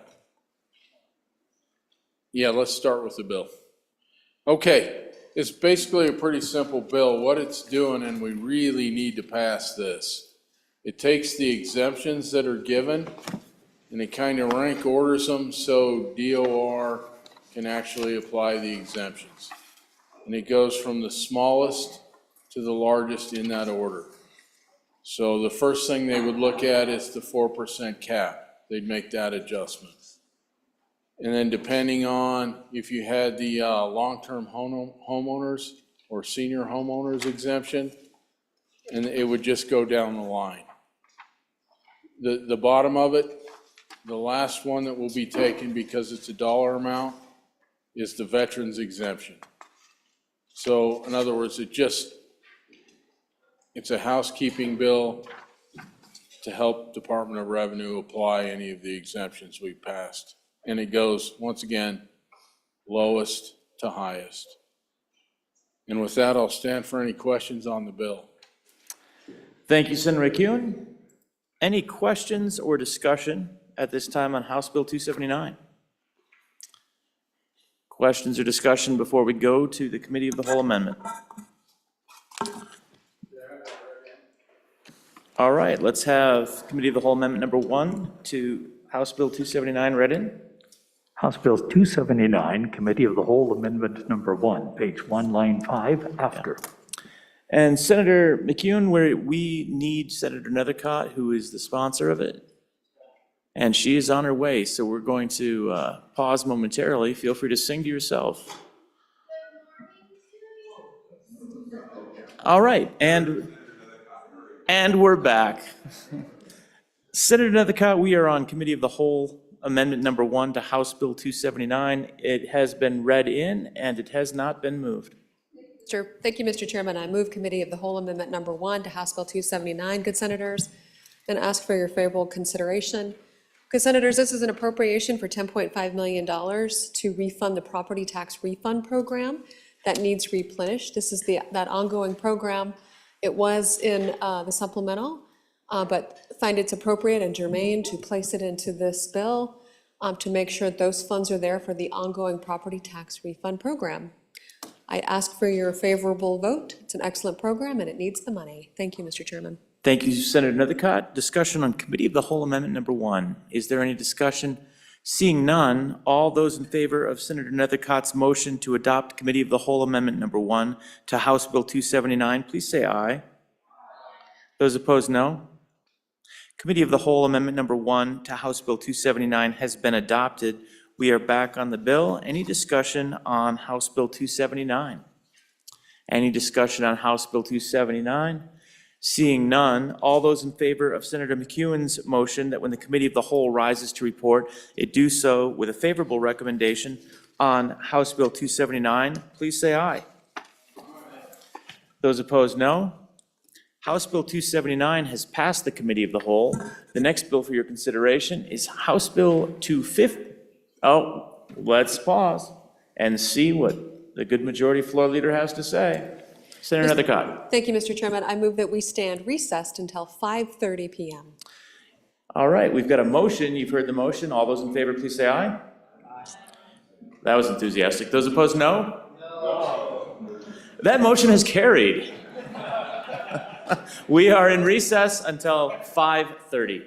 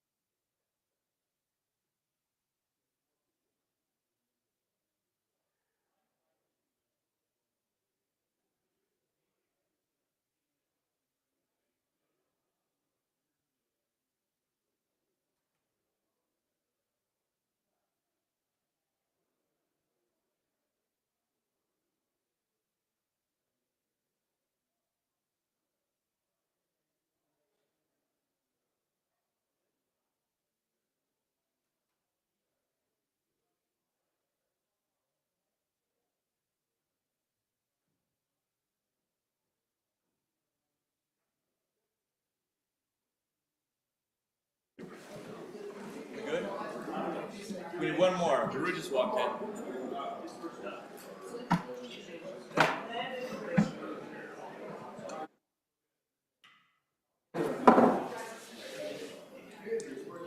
Committee of the Whole will please come back to order. The next bill for our consideration is House Bill 47. Will the reading clerk please read the House bill? Let's see. House Bill 47 engrossed Secretary of State expedited filings, an act related to the administration of government sponsored by the Blockchain Committee, was referred. Let's see. To Senator Committee Guru. number 7, which for the committee recommendation that it do pass. I, Senators Boner, Case, Dockstader, Landon, and Steinmetz, Senator Case Chairman, was re-referred to Committee number 2, which returned to committee recommendation that it do pass amended. I, Senators Driscoll, Guru, Larson, and Smith, excuse Senator Salazar, Senator Driscoll, acting chairman. You've heard the reading of the bill. What is your pleasure? Senator Case. Mr. Chairman, I move that when the Committee of the Whole rises to report, that it do so with a do-pass bill on House Bill number 47, Secretary of State expedited filings. Mr. Chairman, this was a bill from the Select Committee on Blockchain, Financial Technology, and Digital Innovation Technology. I don't know who's actually the floor manager. I got it listed as floor manager being Boner, but I think Senator Driscoll do a good job too. They can work it out. So I actually call on Senator Driscoll first. Senator Driscoll. Thank you, Mr. Chairman. As a former member of the Blockchain Committee, I guess I get to be the designated hitter on this one. So appreciate it. There is an amendment. We'll have the amendment read in, please. House Bill 47, Standing Committee Amendment number 1, page 193, delete. Senator Driscoll. Thank you, Mr. Chairman. I'll explain the bill and then the amendment as it affects the bill a little later and talk about it. So, folks, House Bill 47 came from the blockchain, and what it really is the Secretary of State's office came and they are creating in law a new section and actually a division in the Secretary of State's or in an existing one, expedited filing. So what we've had in the Secretary of State's office, which we're one of the leading in the country, but occasionally they hit people that need filings expedited. I believe our state law now, and someone will probably have to fill it in for me, but I believe we have a 15-day filing period that they have to do the filings within 15 days. But occasionally, and this is acquisitions, mergers, other things, someone will come in and they want one filed. It might be in 5 days, or they might want one actually in 5 or 6 hours. And these filings, when they do that, create a huge strain on the office, pulls their top people. Usually they're complicated filings, so they don't get to use the normal clerical type staff that would handle them. It takes their best people, and they need money to do that. They're gonna charge for what that costs. So they're looking at creating a sliding scale that would be up to $5,000 additional. So if you've got a very complicated merger, they can charge up to $5,000 on this. They'll tell you up front, does not jump you in front of the normal people, but it puts you in the queue to get this thing done really fast. You might need to see on the Secretary of State's website that something's up online tomorrow. And this allows them to do that and allows them to charge for it without causing the big end of it. So that kind of explains what the bill does and how it works. The amendment that is on it, which now I'm going to pull that up, did a couple of things. Let's get that moved, Senator. I think we had it read in, I think. We had it read in, but not moved. Oh, I would move for Standing Committee Amendment number 1 to House Bill 47 and ask for your favorable consideration. I'm not finding it. Where am I at here? Give me 1 second here. I got to pull it up. Amendments, there we go. Okay, I've got it. So what the amendment does is, and I probably could have done it without it, I move for amendment, Standing Committee number 1 to House Bill 47. I think I did ask for your favorable consideration. We took the $5,000 and we actually did something that probably is good policy going forward for the legislature. We actually tacked in a CPI, Consumer Price Index, for this is kind of sad, I have to say this, states south of us. I won't say it because it'll make my face red, but we don't have a good CPI in Wyoming. So we're using the one to the south of us, says that they can increase this amount by coming to the legislature and increasing it in the future. The second half of it is, if you go page 2, lines 19 through 23, page 3 we deleted, and page 4 we took out. This was to add a position for the Secretary of State's office.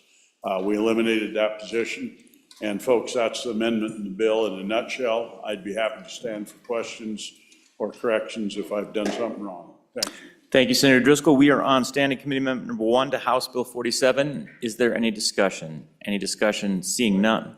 All those in favor of Senator Driscoll's, oh, my apologies. I see you over there now, Senator Smith. I would, I'm opposed to the amendment. I think that this is going to increase the amount of volume that the Secretary of State's office has. They're already, they have a lot of volume, and this will increase the revenue that we bring in, but they definitely need help in there. And so I think eliminating that position is a mistake. I think we need to leave that in there. So I'm opposed to the amendment for those reasons. Thank you, Senator Smith. Senator Salazar, to you. Thank you, Mr. Chairman. I'm on in support of this amendment.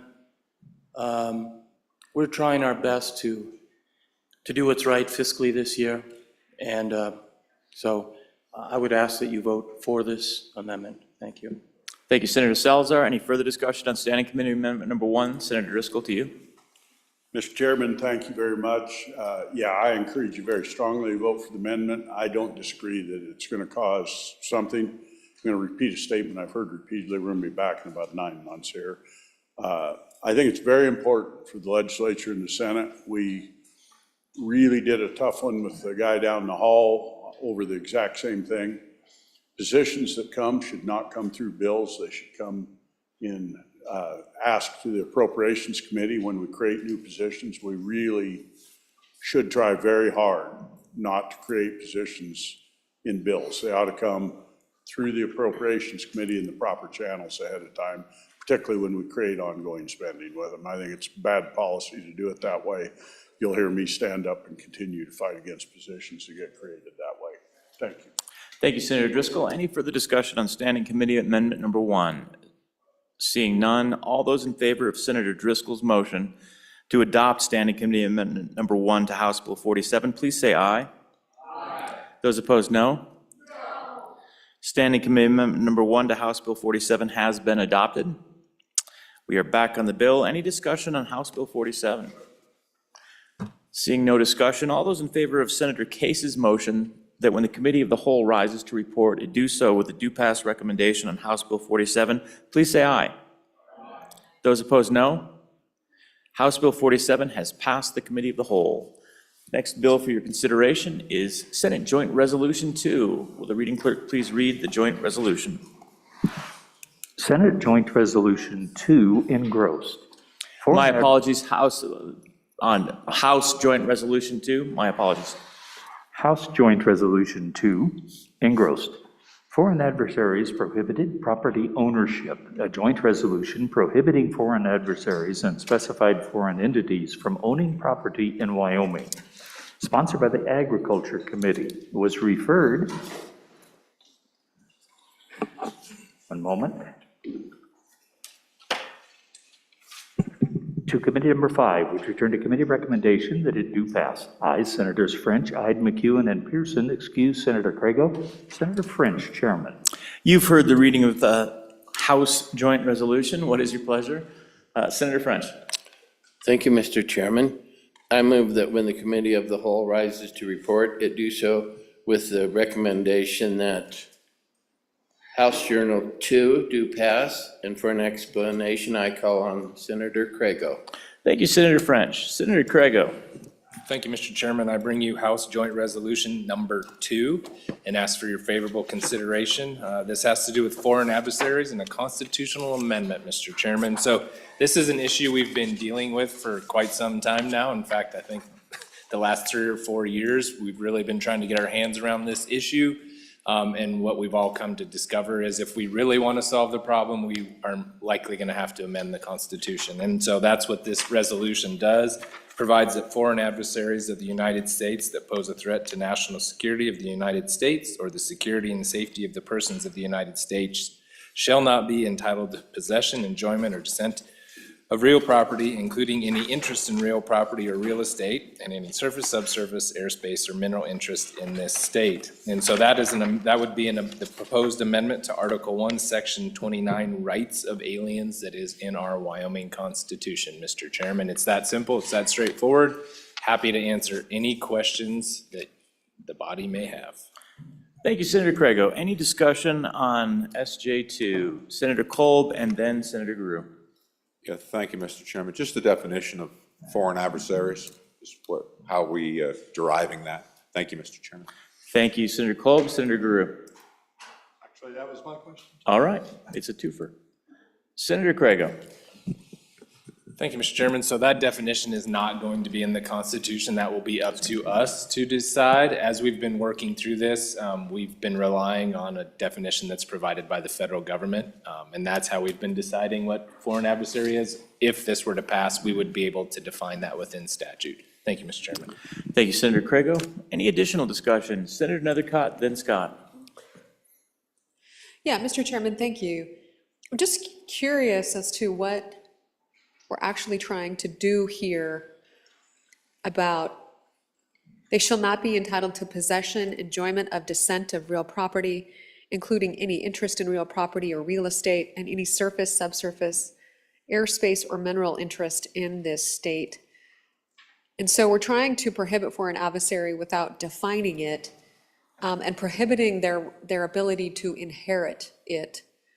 I'm just curious about that piece of inheriting their right to, whether or not that's constitutional, and if there was any discussion from the committee, because I'm just kind of reading this and processing this now, about the ability to, disinherit potential heirs of property, and if there was any advice on council or conversation about that.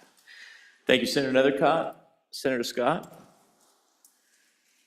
Yes, Mr. Chairman, foreign adversaries, it's written as if we're talking about people, but when I think foreign adversaries, I think of countries. And I am concerned when we start talking about the people, if we're just meeting citizens of those countries. You know, in the past, Mr. Chairman, historically, in some of the wars, we've had a fair number of people in this country that were citizens of the country we were at war with that had to flee those countries. And for instance, a lot of the people that worked on the atomic bomb were refugees from Hitler's Germany, and were very much on our side. Are we going to get in trouble with that kind of distinction where we're wind up labeling some of the people who really are our friends as foreign adversaries? This one, Mr. Chairman, I can see unforeseen consequences in this one. I want us to think a little bit about it.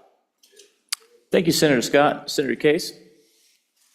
Mr. Chairman, I'm kind of thinking on the same lines. This would have been really handy in about 1941, right at the end of the year.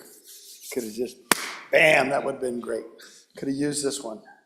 Maybe we can, so Mr. Chairman, what I worry about, so there is a federal list of foreign adversaries, you know, and we talked about this in an earlier bill. It includes nations, Mr. Chairman, but there was one person on that list. You guys recall? We had that discussion on an earlier measure. But this doesn't really limit that. What's a foreign adversary? We're going to get to determine that now. We don't have to use the federal definition. We can do it by the color of their skin, Mr. Chairman. We could do it by their nationality. We could do it by where their parents lived. This gives us a lot of power if we get this passed. And then, you know, the next time we want to round up a bunch of people and put them in camps around the country, we'd be able to do that. So this first step. Thank you, Mr. Chairman. Appreciate the power this gives us. Thank you, Senator Case. Senator Cooper. Thank you, Mr. Chairman. Just to add on to what the last speaker said there, we did do this. And when we got done doing it, we said never again.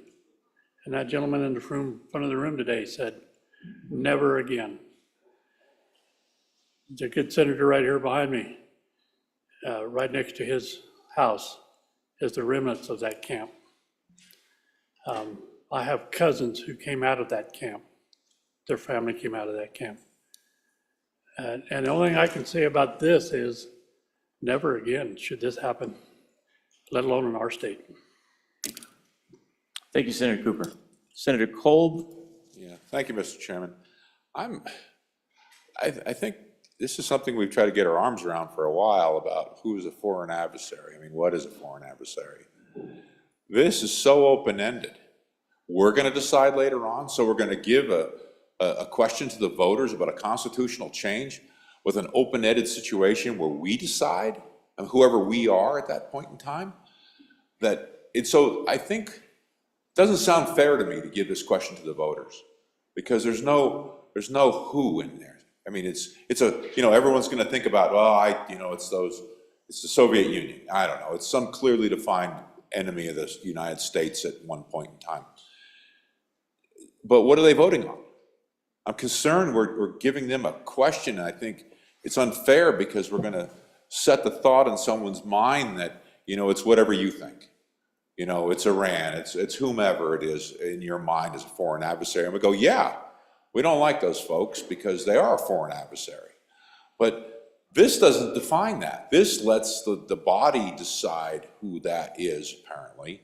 It doesn't give me I don't feel it's fair to give this to the voters to vote on because they're not going to really have a definition that would equal what we think or what the next people here think. I am concerned that it's not specific enough. I mean, we need a better definition of a foreign adversary. We need to have something clearly that people understand when they vote for it. And we have one thought going forward on a voter initiative question for a constitutional amendment. This is a big thing. And I feel like we're missing clarity here that will inform the voters on what they're voting for. Not that everyone dislikes some place or thing or person. We need a better definition. I think the concept, we're trying to go in the right direction, but I see a hole. And I'm concerned that we won't be voting for the same thing. Thank you, Mr. Chairman. Thank you, Senator Kolb. Any further discussion? Senator Ide. Yeah, thank you, Mr. Chairman. I'm honored for this bill. I mean, the state, we need to protect our sovereignty and security in this state. That's what this bill is all about.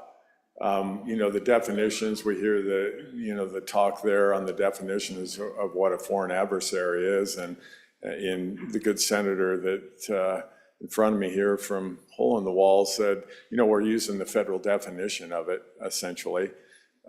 China, Russia, North Korea, there's a few other ones in there. I can't list them off the top of my head here, but I think Cuba's in there.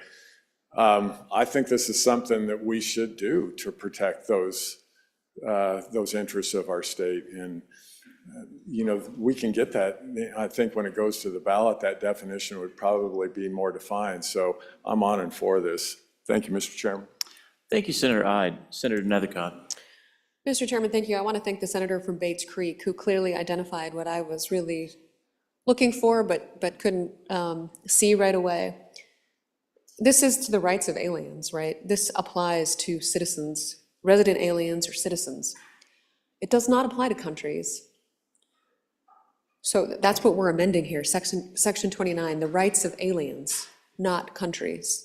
And so it's an application to people who live here. I think we've all observed in the last couple of weeks a changing dynamic on our foreign relationships.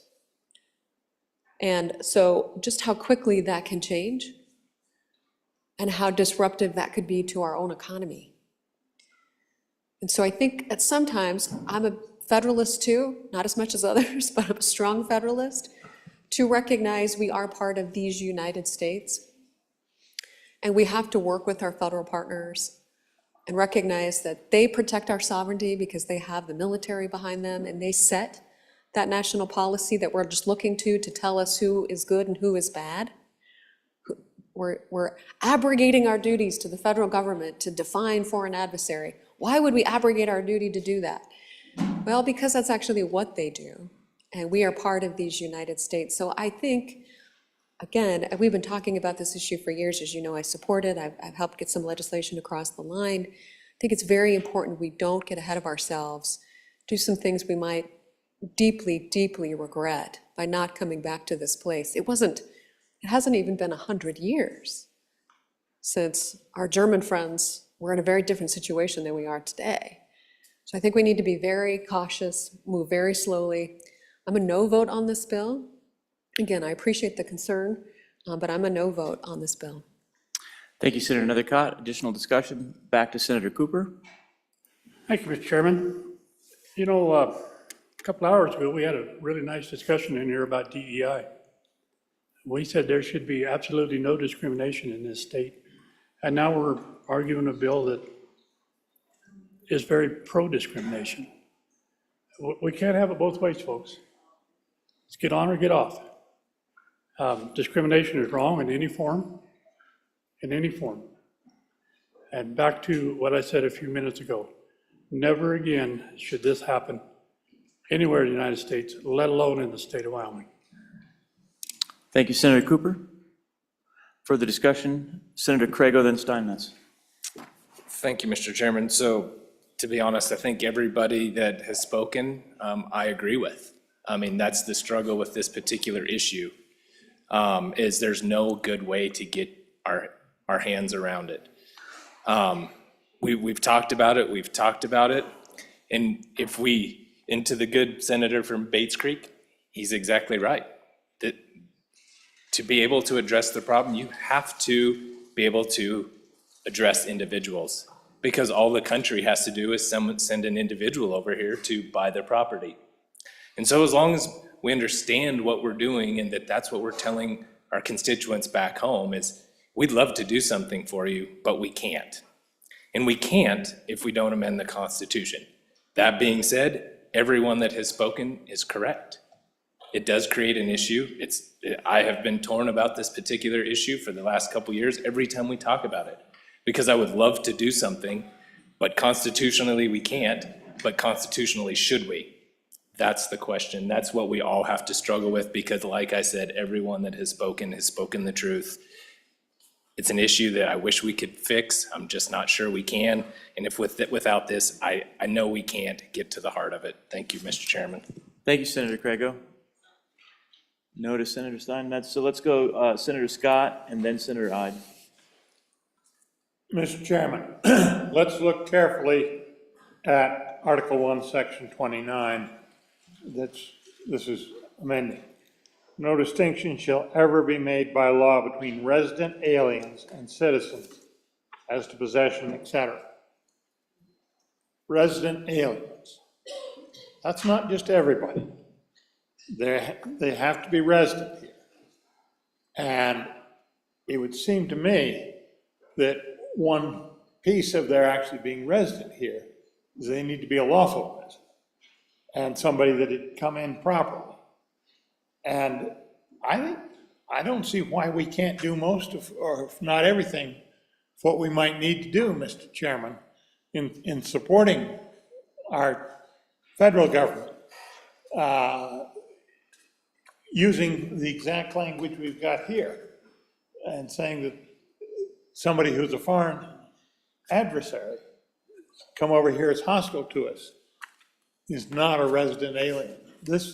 You think about why this provision was put in here. Good part of this country, Mr. Chairman, was settled by people coming from all over the world. In this area, probably from Europe, often recruited by the railroads. We're trying to settle the country to essentially so they could be profitable and get traffic. And they went and recruited people, and this was a protection for people like that who were on their way to becoming good American citizens and whose families, they and their families did become good American citizens. And that's what the purpose of this amendment is. And I think it's worded well enough, Mr. Chairman, so that we ought to be able to do everything we need to do in this area in compliance with this provision in the Constitution. Thank you, Senator Scott. Senator Ide, then I Yeah, see thank you, Steinmetz Mr. is back up. Chairman. I'll just be real quick. The good majority floor leader, I think, brought up a good point, too. And I do think the definition of foreign adversary should be done by the legislature and not the federal government. So I concur with her on that comment. Thank you, Mr. Chairman. Thank you, Senator Ide. Senator Steinmetz, then Case. Thank you, Mr. Chairman. We've done a lot of research on this over the years, and it is a messy subject. It's not easy. But there's no definition of what a resident alien is. We couldn't, I mean, staff went through a lot of research. I even looked up books in the law library at the Supreme Court, and the conclusion that we came to was this part of the Constitution had to be amended in order for us to do work in this area. We can try to define what, what a resident alien is or is not for the purposes of statute. It's just another way to go. This is an option before the body today, and it just makes an exception that, a foreign adversary, somebody who's adversarial, who wants to blow us up or kill us, is not considered a resident alien and puts that before the voter. It's a policy decision, of course, for us, and it's not an easy issue, and all the points are valid. So, if the wording can be tweaked a little, it might help. But just so you know, what the federal government designates as a foreign adversary is the People's Republic of China, Cuba, Iran, North Korea, Russia, and the Maduro regime. And so that's who it is right now. We didn't want to put the CFR into the Constitution because that's a little, we just don't want to do that. It's not good policy. There is also provisions for another part of the federal government that makes distinctions with regard to foreign nationals as well that are dangerous and on a terrorist watch list, those types of things. So not an easy way to fix all of the issues that there are concerning this matter. Thank you, Senator Steinmetz. Senator Case. Thank you, Mr. Chairman. I look for a little guidance in a bill that's a little farther on and with leeway, because we have a bill coming up that talks about prohibiting foreign nationals from influencing ballot measures. And I don't want to talk about that bill, but I do want to talk about the definition of a foreign national. And so foreign national defined, it means a foreign principle such as term, except that the term foreign national shall not include any individual who is a citizen of the United States, or second, this is the important part, an individual who is not a citizen of the United States or the national of the United States defined, and who is not lawfully admitted for permanent residence as defined by section 1101A20 of Title 8 USC Code. So the federal government already has a person that's a permanent residence. We use the term residence in our Constitution, that no distinction shall ever be made by law between resident aliens and citizens as to the possession, taxation, enjoyment, and descent of property. With regards to political rights, our federal government makes the same distinction. A permanent residence, not just a resident, they call it a permanent residence, has the right to make donations and participate in the election process, free speech. Our Constitution, written way before them, already recognizes that.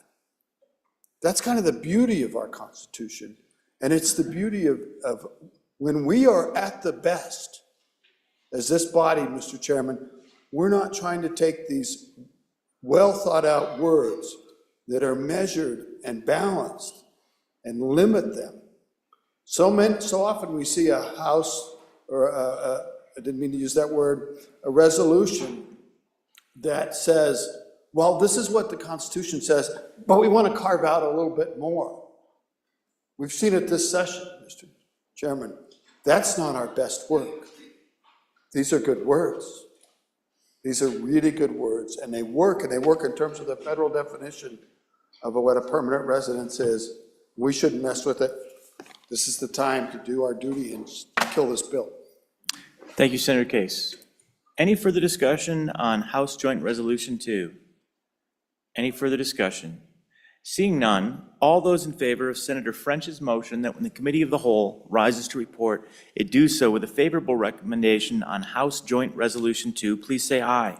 Aye. Those opposed, no? No. Those in favor, please stand.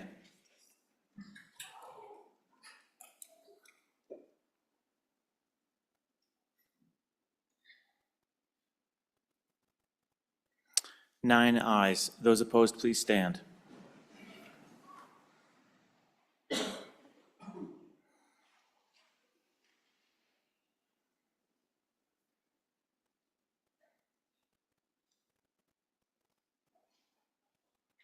Eighteen noes.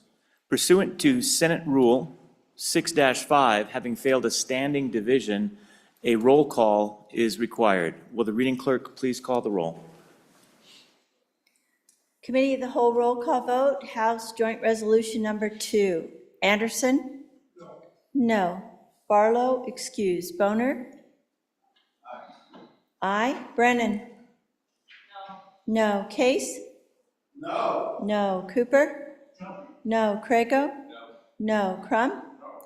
No. Dockstader, excused. Driscoll? No. No. French? Aye. Garou? No. No. Hicks? Hutchings?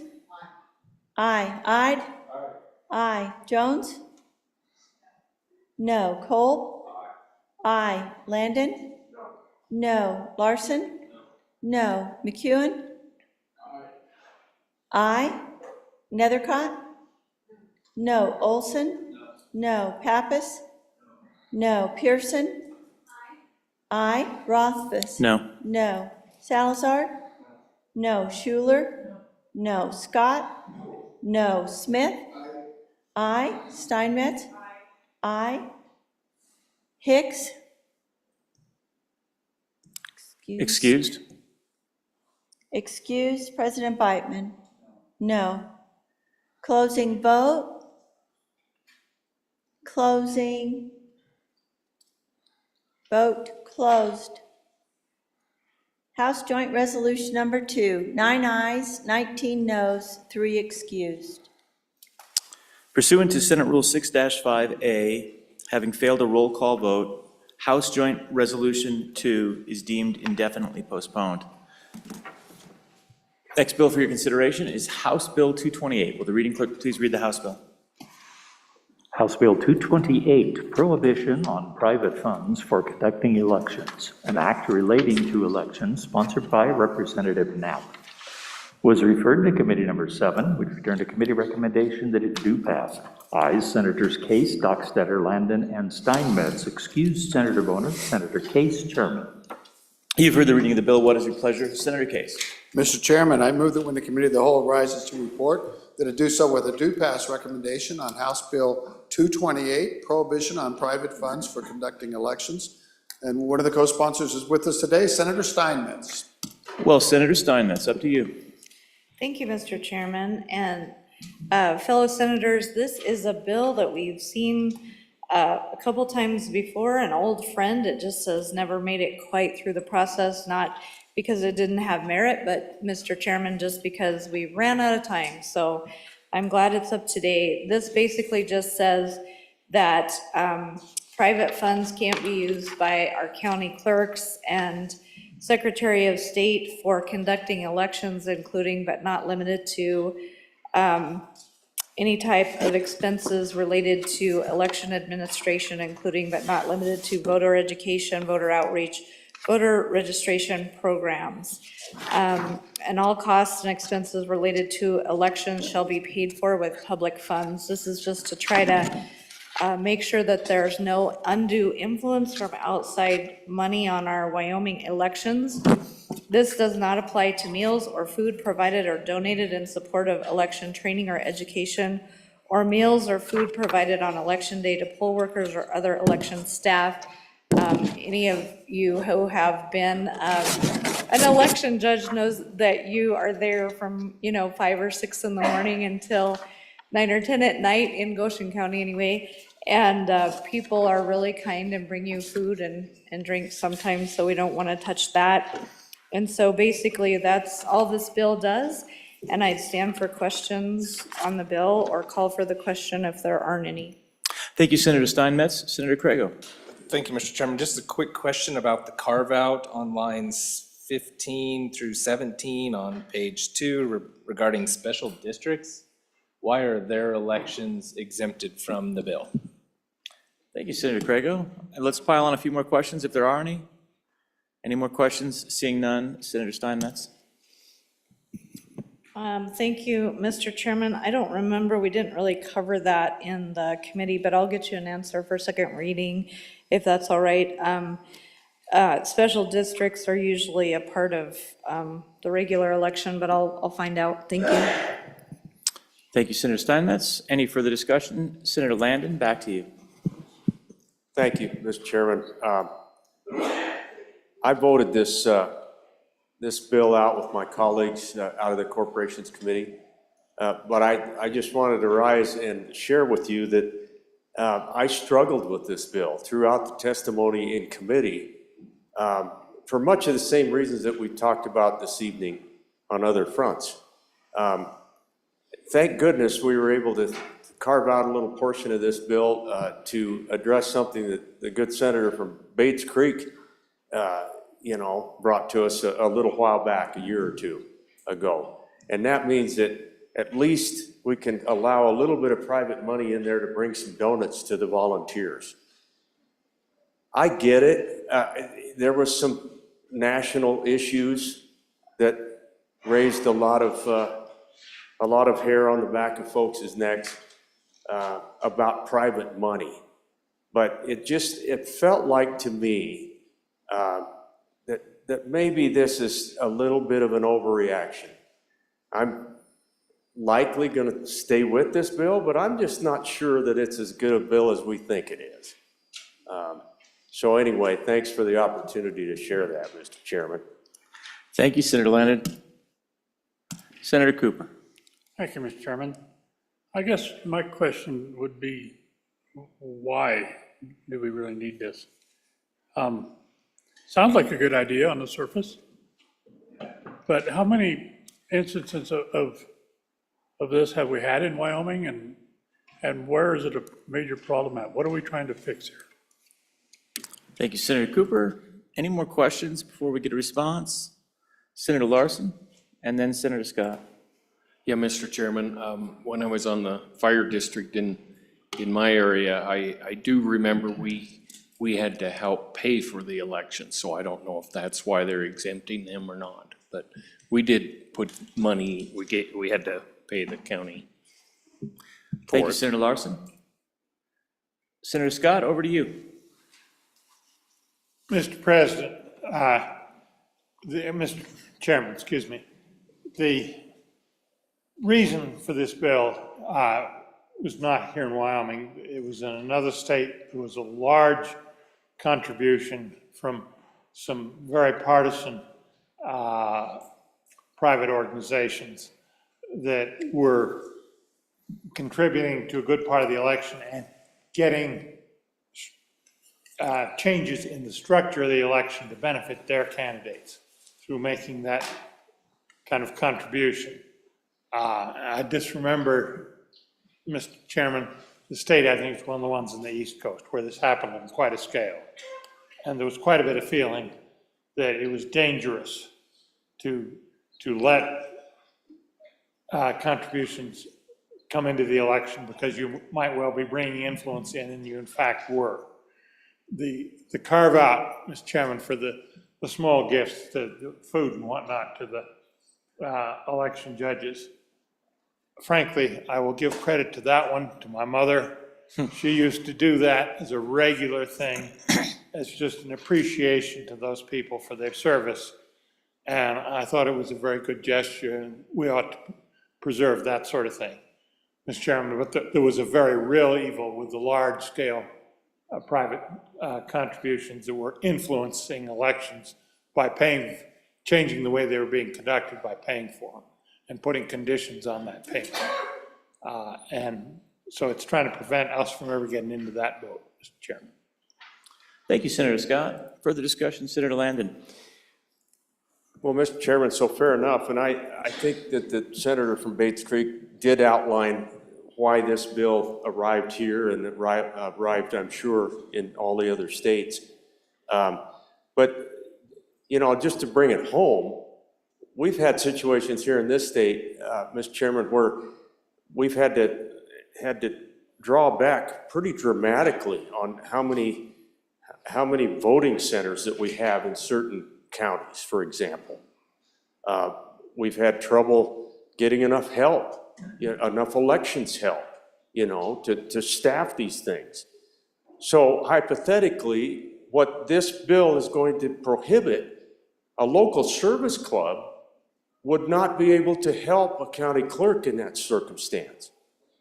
Just to try to provide enough bodies or to open up another polling place, for example. I'm not saying that's a bad thing. Maybe we want to constrict it down and we don't want any private money, but this covers a lot more ground than just something that happened in a state down in the southeast. This is a prohibition against any of us mounting an effort to help in terms of, maybe if we provide a little bit more for people so that they would show up to be election judges, for example. I don't know if it'll get to that, but we are struggling to get volunteers for our elections. So, like I said, I'm hanging on to this, but there are ramifications and prohibitions that cover a lot of ground. Thank you, Mr. Chairman. Thank you, Senator Landon. Senator Cooper, then Steinmetz. Thank you, Mr. Chairman. I'm reading this as, well, in 4 of my areas of my district, we use private buildings for polling places. And as I'm reading this, I think that would be disallowed. And we don't have a lot of alternatives. That's why we're using those buildings in some of these really small towns. So how do we get around that? Thank you, Senator Cooper. Senator Steinmetz.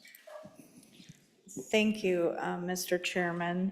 So it's good questions, but it's just a weakness that not this Secretary of State, but the one before him brought to us several years ago, that he sees a weakness in our state that we could be susceptible to influence from private funds in our elections.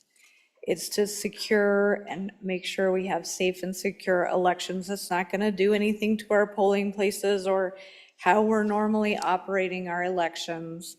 It's just to put a cocoon around the way we are currently doing things and make sure we do them the Wyoming way, Mr. Chairman. So that's what the bill's designed to do.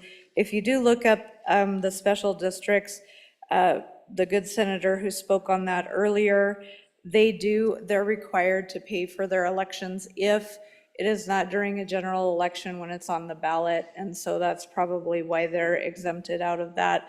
But I will also double check that with staff and make sure there's something else I'm not missing. Thank you, Senator Steinmetz. Senator Larson. I would just, Mr. Chairman, thank you. Yes, in section C of that, if you go halfway through there, it says, for special district elections conducted in conjunction with other elections, the special district may be required to pay only those expenses which are reasonably attributable or allocable to the district's participation. So I think that's why it's in there. Thank you, Senator Larson. Senator Crago. Thank you, Mr. Chairman. So that does make sense to me. I'm aware that special districts may have to contribute to the cost of their own elections, but that would still be governmental money being spent, which is not otherwise prohibited by this particular proposed law. So what we're doing is exempting their elections out and saying, if you want to dump a bunch of money into their elections, you can. But that doesn't really, that part of it doesn't make sense. And so I'm still just trying to grapple with that a little bit and why we're exempting them out. If we're saying every other election should be subject, they should be too. Or we need to have a different carve out, create a new subsection down below, DE or whatever we want to do down there if we want to do another one, because I think the good senator from the Bighorn Basin has a good point. What they're doing, and I know of several in my county that take place in houses out in the middle of the country, that's the polling place. That would be prohibited, and so we may have to work on that if the bill keeps moving. Thank you, Mr. Chairman. Thank you, Senator Craigo. Senator Scott. Mr. President, Mr. Chairman, on the question of special districts, there are the provisions for some of the special districts paying for them, and some of them, their composition is such that amounts to private funds. The way those things are formed, and some of them are operated. So this exemption is needed. Mr. Chairman, with regard to the evils that can happen, let me take the example that was offered. Well, somebody could offer to provide the personnel and the funds for a separate polling place so that we could relieve some of the congestion and improve the turnout. Okay, fine, Mr. Chairman, but we all know, at least in the larger towns, certain neighborhoods tend to vote Democratic, certain neighborhoods tend to vote the other way, and where if you allow the private outfit to contribute for a separate polling place, that's one way they could very well influence the outcome of the election by making it more convenient for members of one party or another to vote and increasing the turnout. And that's what in fact was happening in the eastern state. So you could have some very well-intentioned things that could be misused, and it's better to have public funding so that the system is fair to everybody. And that's the purpose of this bill. So, Mr. Chairman, on and for the bill. Thank you, Senator Scott. Senator Landon. Well, thank you, Mr. Chairman, and sure, that is the rhetoric, and it's appropriate, and I get that. But to say that this doesn't affect in any way the polling places or the clerk's operation or whatever is just not true. I mean, it does, and we just, we're looking at a bill here that's going to shut down any capability for the county clerk, for example, to operate in any sort of fashion in a public-private partnership. Now, that private money that we're talking about in here, I use the example of a service club. Well, is that really nefarious? I mean, not necessarily. What if a private organization wants to donate a facility that they own? They can't do that now, not with this bill, and there's nothing nefarious there either. What if the county clerk, for an example, and I appreciate the good senator from Bates Creek, but what if the first polling place that the county clerk in our neighborhood decided to shut down was out toward the reservoirs, out south of town, around the hill where the good senator lives? Maybe that's the polling place that's the most expensive. And so we're going to shut that one down first and make all of our rural folks come to town. There again, I'd be interested in knowing, maybe that's fine. And maybe we just have to make sure going forward in this body that we're going to be the ones taking care of the county clerk, stepping up, because there's no other option. I just, like I said, this bill has a few more ramifications, I think, than it looks like on the surface. Thank you, Mr. Chairman. Thank you, Senator Landon. Senator Smith. Mr. Chairman, I'm on and for this bill. Our good man from Casper back here is right. You can't prevent all evils, and failures in the system, but we can prevent the ones that we know, the ones we've seen, the ones that have happened. And wasn't just one state, there were quite a few states. There was lots of money being thrown around by a private individual in particular, and we can prevent that. There's just no place. There's just too much room for fraud. We cannot have private money in our elections. End of story. Call the question. Let's just vote on this. I don't think we're going to decide to make any difference in our speeches here. Thank you, Senator Smith. Senator Grew. Thank you, Mr. Chairman. I was going to rise and speak on this, but as we look at our list, we've got that plethora of election integrity bills up, and this is another one, and here we are again. We don't like regulation. We don't. We're people of Wyoming. We want to think for ourselves. We want to live by our own code. We want to make our own rules, and we want to live the life that we want. It's the code of the West. We adopted that code. Park it at the corner and vote for this if you like. I'm a no on this one. Thank you, Mr. Chairman. Thank you, Senator Grew. Senator Beitman, Mr. President. Thank you, Mr. Chairman. A couple of questions on the bill. I don't see any, how do you enforce this? Is it kind of after the fact, after the crime's been committed? And if that's the case, it's after the election's over. How do you find out if they're accepting the money? And two, what's the enforcement? What's the penalty? If you do, I don't see any penalties for violating this new law if it were to be enacted.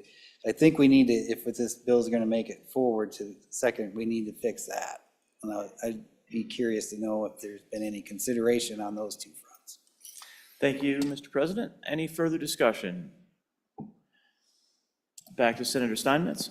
Mr. Chairman, we did talk about that. It would be a violation of election code.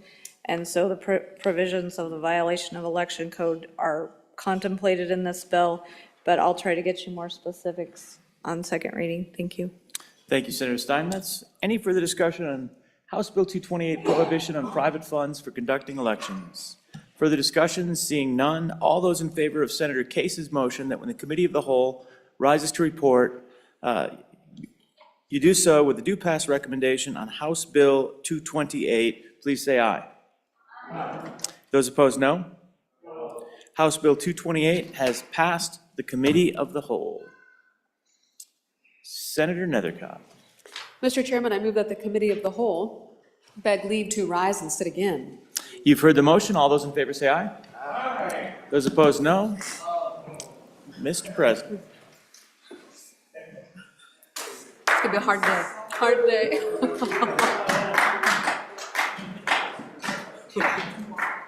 I know.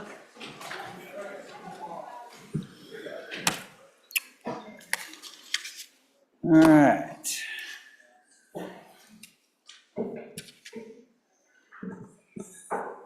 Yeah, we'll do some signing of enrolled acts.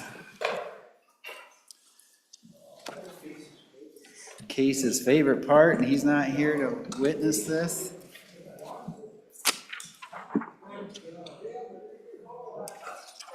Sign me up, Captain. All right, Senate Enrolled Act number 52. Senate Enrolled Act number 52, being original Senate File 9, Restoration of Rights Amendments, an act relating to criminal procedure. I'm about to sign Senate Enrolled Act number 52, being original Senate File 9. I have so signed. Ellen, can I trade you pens? This one's about dead. Thanks. Senate Enrolled Act number 53. Senate Enrolled Act number 53, being original Senate File 62, sex-designated facilities and public schools, an act relating to school districts. I'm about to sign Senate Enrolled Act number 53, being original Senate File 62. I have so signed.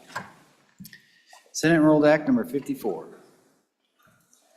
The Senate Enrolled Act number 54, being original Senate File 46, water, irrigation, and sewer districts bid requirements, an act relating to water, irrigation, and sewer districts. I'm about to sign Senate Enrolled Act number 54, being original Senate File 46.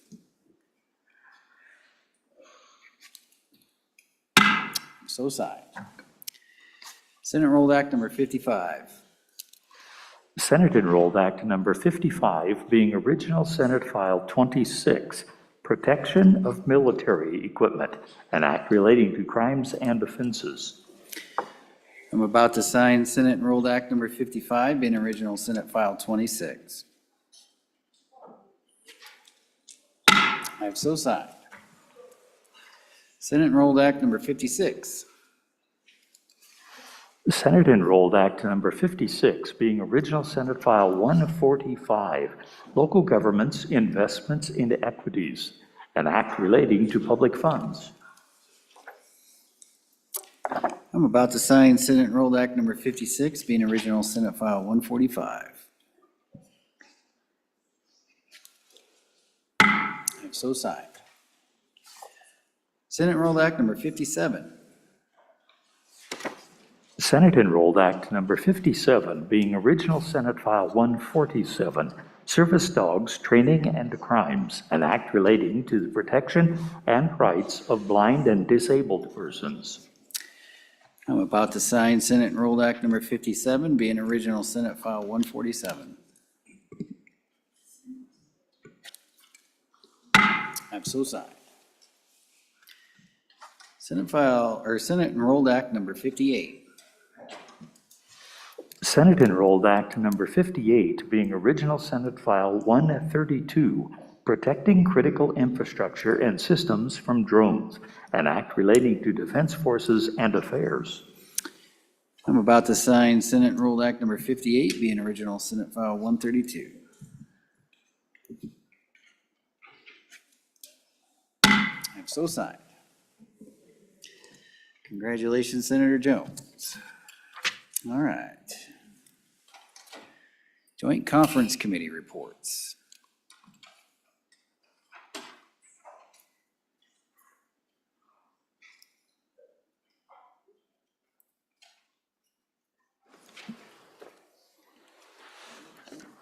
All right. Joint Conference Committee report, message number 319. Joint Conference Committee report, reference House Message Number 319, referencing Senate File 69, Homeowner Property Tax Exemption. Thank you, Randy. Senator Salazar, are you ready on Joint Conference Committee number 1 report referencing Senate File 69? I am, Mr. President. I move adoption of the Joint Conference Committee report, JC, for Senate File 69, Homeowners Property Tax Exemption, and ask you to vote aye. Honorable members, this is Senate File 69, which you have seen throughout this session. Just a brief history, when it left this chamber, it was a 50% exemption with no backfill. It has been discussed throughout the media for the last few weeks. We finally have an agreement, and I will go over the aspects of it. Number one, it is a 25% exemption beginning in 2025 and ongoing. Exemption on residential structure and improved land. Exemption on the first $1 million of fair market value. Beginning in the second year, 2026, only residential homeowners with 8 months of residency can receive this benefit. The effective date is immediate, which means that all of your constituents will receive this benefit immediately, and there is no sunset. So, honorable members, let me just briefly say that this is property tax relief. It is substantive. It is going to help our constituents starting this year. I will be the first to tell you it is not everything that I wanted, but it is a good compromise. And I want to thank the other chamber for negotiating in good faith on this compromise. It helps our citizens. It mitigates the previous 50% goes down to 25%. This is property tax relief for the citizens of Wyoming. This is the instrument for the state legislature. And with that, Mr. President, I ask for your aye vote. Thank you, Senator Salazar. Discussion on the conference committee report. Looks like Senator Hicks is ready. Yeah, Mr. President, maybe if we can just have a little bit of discussion as to why we didn't defend the Senate's position. When we sent this bill down there, it was for 2 years with no backfill. And then it comes back and now this is a perpetual thing. That wasn't a position of the Senate. We also had a $15 million backfill in there for all those emergency districts out there. Why did the committee not feel compelled enough to try to defend the position of the Senate on those two issues? Just like a little explanation as to why that didn't happen. I thought I saw Senator Case wanting to speak, but Senator Grew? Thank you, Mr. President. I do, there's a lot in this bill that I didn't like either, and the sunset date was one of the main concerns. I felt that it was important. Our friends down the aisle felt differently. They felt that was not, they wanted this no sunset date. And so it was, that was part of the negotiation. As for the backfill was actually something that I think neither one of us, at the end of the day, felt in this particular vehicle was the best idea. And then maybe we could address that in other ways. And let me explain. I think, at least from my point of view, to be honest, this is really not much tax relief for my county at all. For $1 million of 25% decreases, I was going to be met with a collective yawn in my community because it's going to be next to nothing. For the rest of the state, it's substantial, and that's why I support it. But also more we talked about, and our group talked about, and I know we've talked about this on appropriations a lot too, is that this is good, meaningful tax relief for a lot of folks in the state of Wyoming. And so we can move forward. And when I say move forward, and it's the same talk about the tax, or the appropriations bill and all the other things we're talking about this week, is that we can now move from this interim budget and these tax questions, and really as we get into our next budget next year, really take a deep dive, talk to our cities and counties, talk to our special districts. What are your needs? We want to have a discussion where people come to us, come to the legislature and say, what do you need? Not grab a backfill number out of the air, whether it's 72 million over here, 25 million over here, just for the smallest counties over here, or just for some other county over there, for this person, for that person. But take a global look. Take a deep dive. And so we can give not only tax relief, and maybe even more. My county wants more tax relief, to be honest with you. They'd like this to be 2 million. They'd like it to be 4.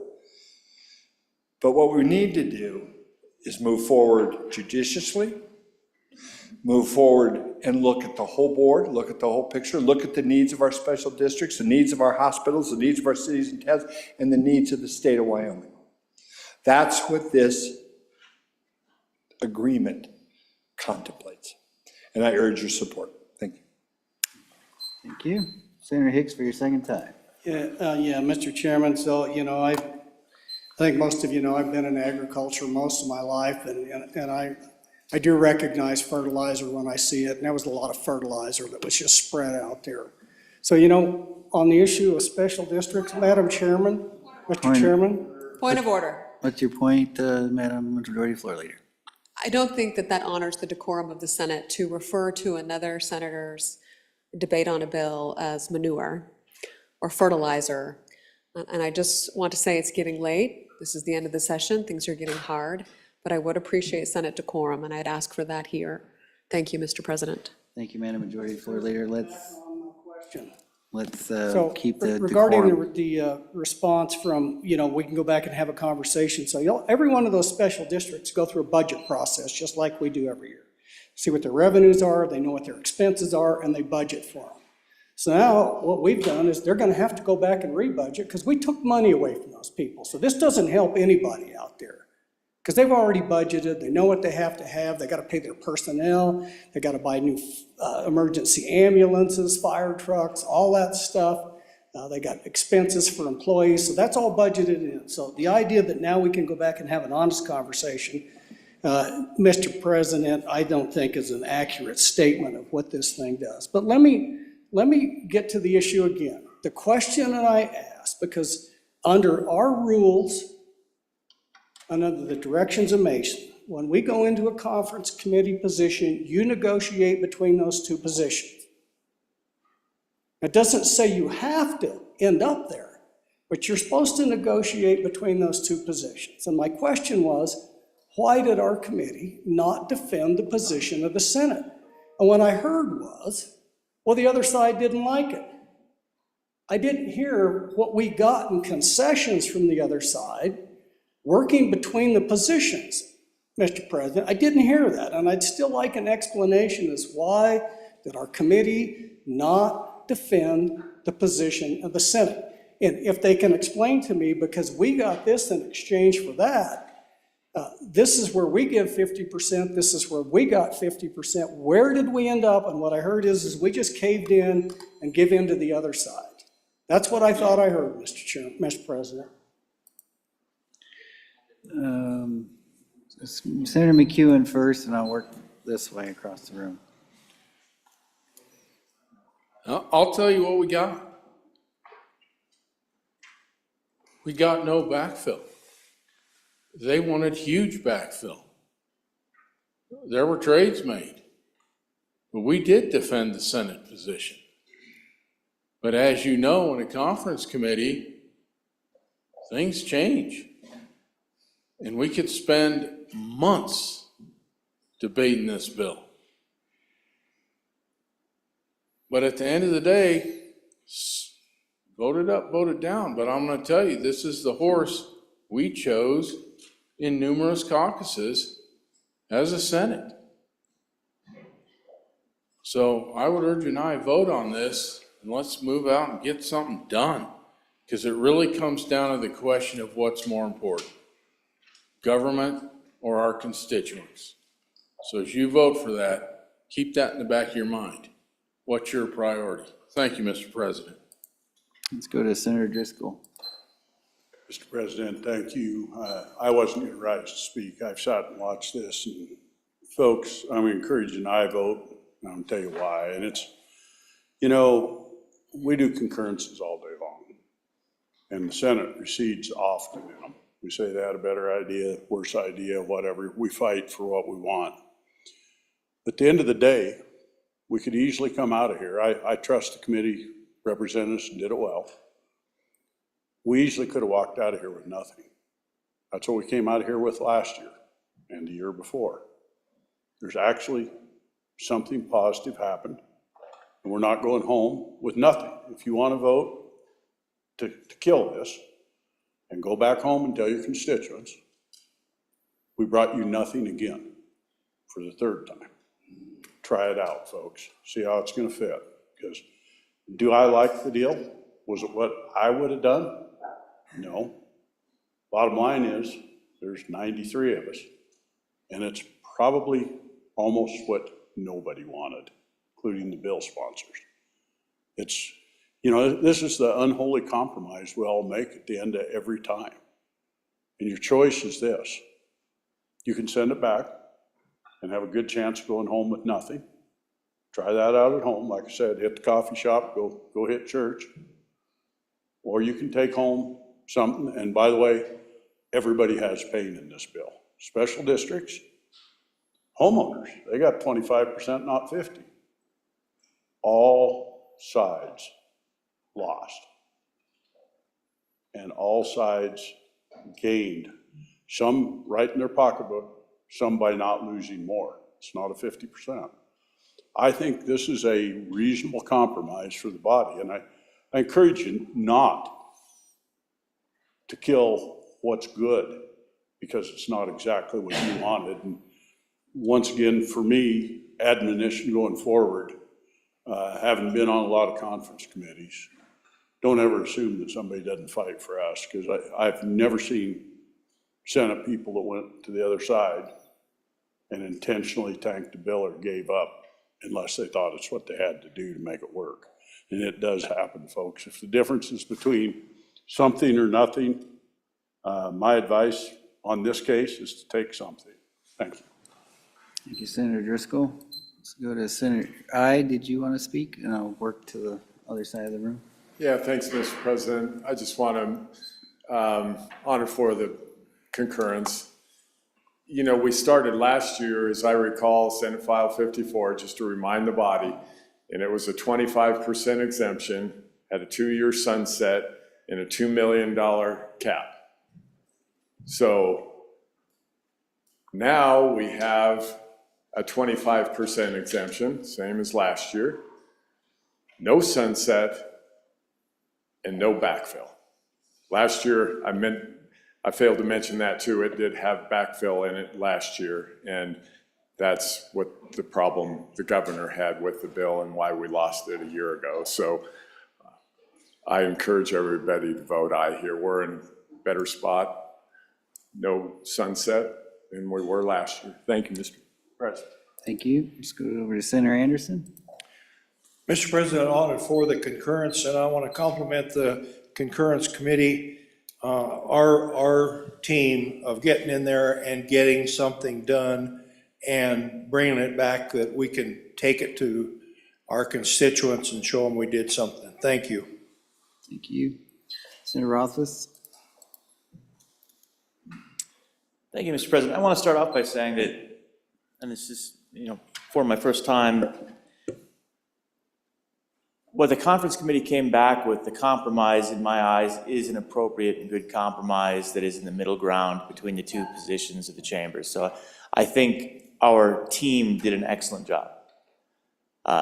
They brought a compromise that I think, as was pointed out accurately, is not perfect from either chamber's belief, but certainly between the two, and sacrifices were made. So I just want to say, appreciate the work of our conference committee, and I think they did an excellent job. At the same time, nothing has changed about my concerns for the policy. Nothing at all. This policy is disconcerting, the idea that we are going to dramatically cut our revenue. I do have a question, and I don't know if we know it, and I'd ask for the final point made by the good chairman. If we know the exact cost of this, I think we do know the 25% of $1 million, so I think we probably have that number, and I'd ask for that number if we can get it in one of the speeches. We probably don't have it broken out by county at this time, but it is something I'm curious about. But at the end of the day, this significant of a tax cut, I realize, can be deemed a win from the standpoint of we're going back and it's what people asked for. But Mr. President, I don't think my community is candidly asking for this. I think some members of it are, but at the end of the day, what we're getting as a result of it hurts our cities, towns, and counties. It hurts our special districts. It hurts my hospital. It hurts my schools in the long run. We know it doesn't hurt our schools in the short term. We know that we will accommodate that, but what will happen instead is that we will drain upon the LISRA until the LISRA can no longer sustain paying for schools, and then we will be forced to make cuts to schools or some other form of tax to accommodate it. So I know we hear the desire for the tax relief, but we've looked at the goldenrod an awful lot of times this session, and when we look at the goldenrod with this tax cut in place, it does not look good for the long run of the state. For those reasons, I'm going to be on a no on this, not because I think our conference committee did a bad job. I think it was an excellent effort. I applaud the effort. It's just the policy itself is not good for the people of my district or the people of Wyoming, Mr. President. Thank you. Senator Smith. Mr. President, if you campaigned in the last cycle and you're in a normal place in most of Wyoming, and you campaign that you're gonna bring property tax relief to your people. Guys, this is the only horse to ride. This is the only date to the dance. This is your last chance to get some property tax relief. I commend our team that went in. Is it perfect? No, but I'm gonna vote for it, on and for it. I'm for something. I'm for something. This is one thing I'm fighting for. We have got to bring the people property tax relief. Is it enough? No. Will I come back next year and want more? Absolutely, and I hope you'll join me. Thank you. Thank you, Senator Smith. Senator Landon. Mr. President, thank you. I just wanted to rise and reminisce with you for a moment.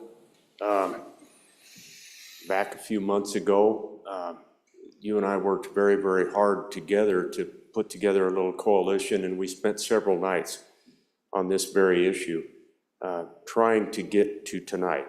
Sometimes it takes a while. Everything that's been said, really appreciate the debate tonight.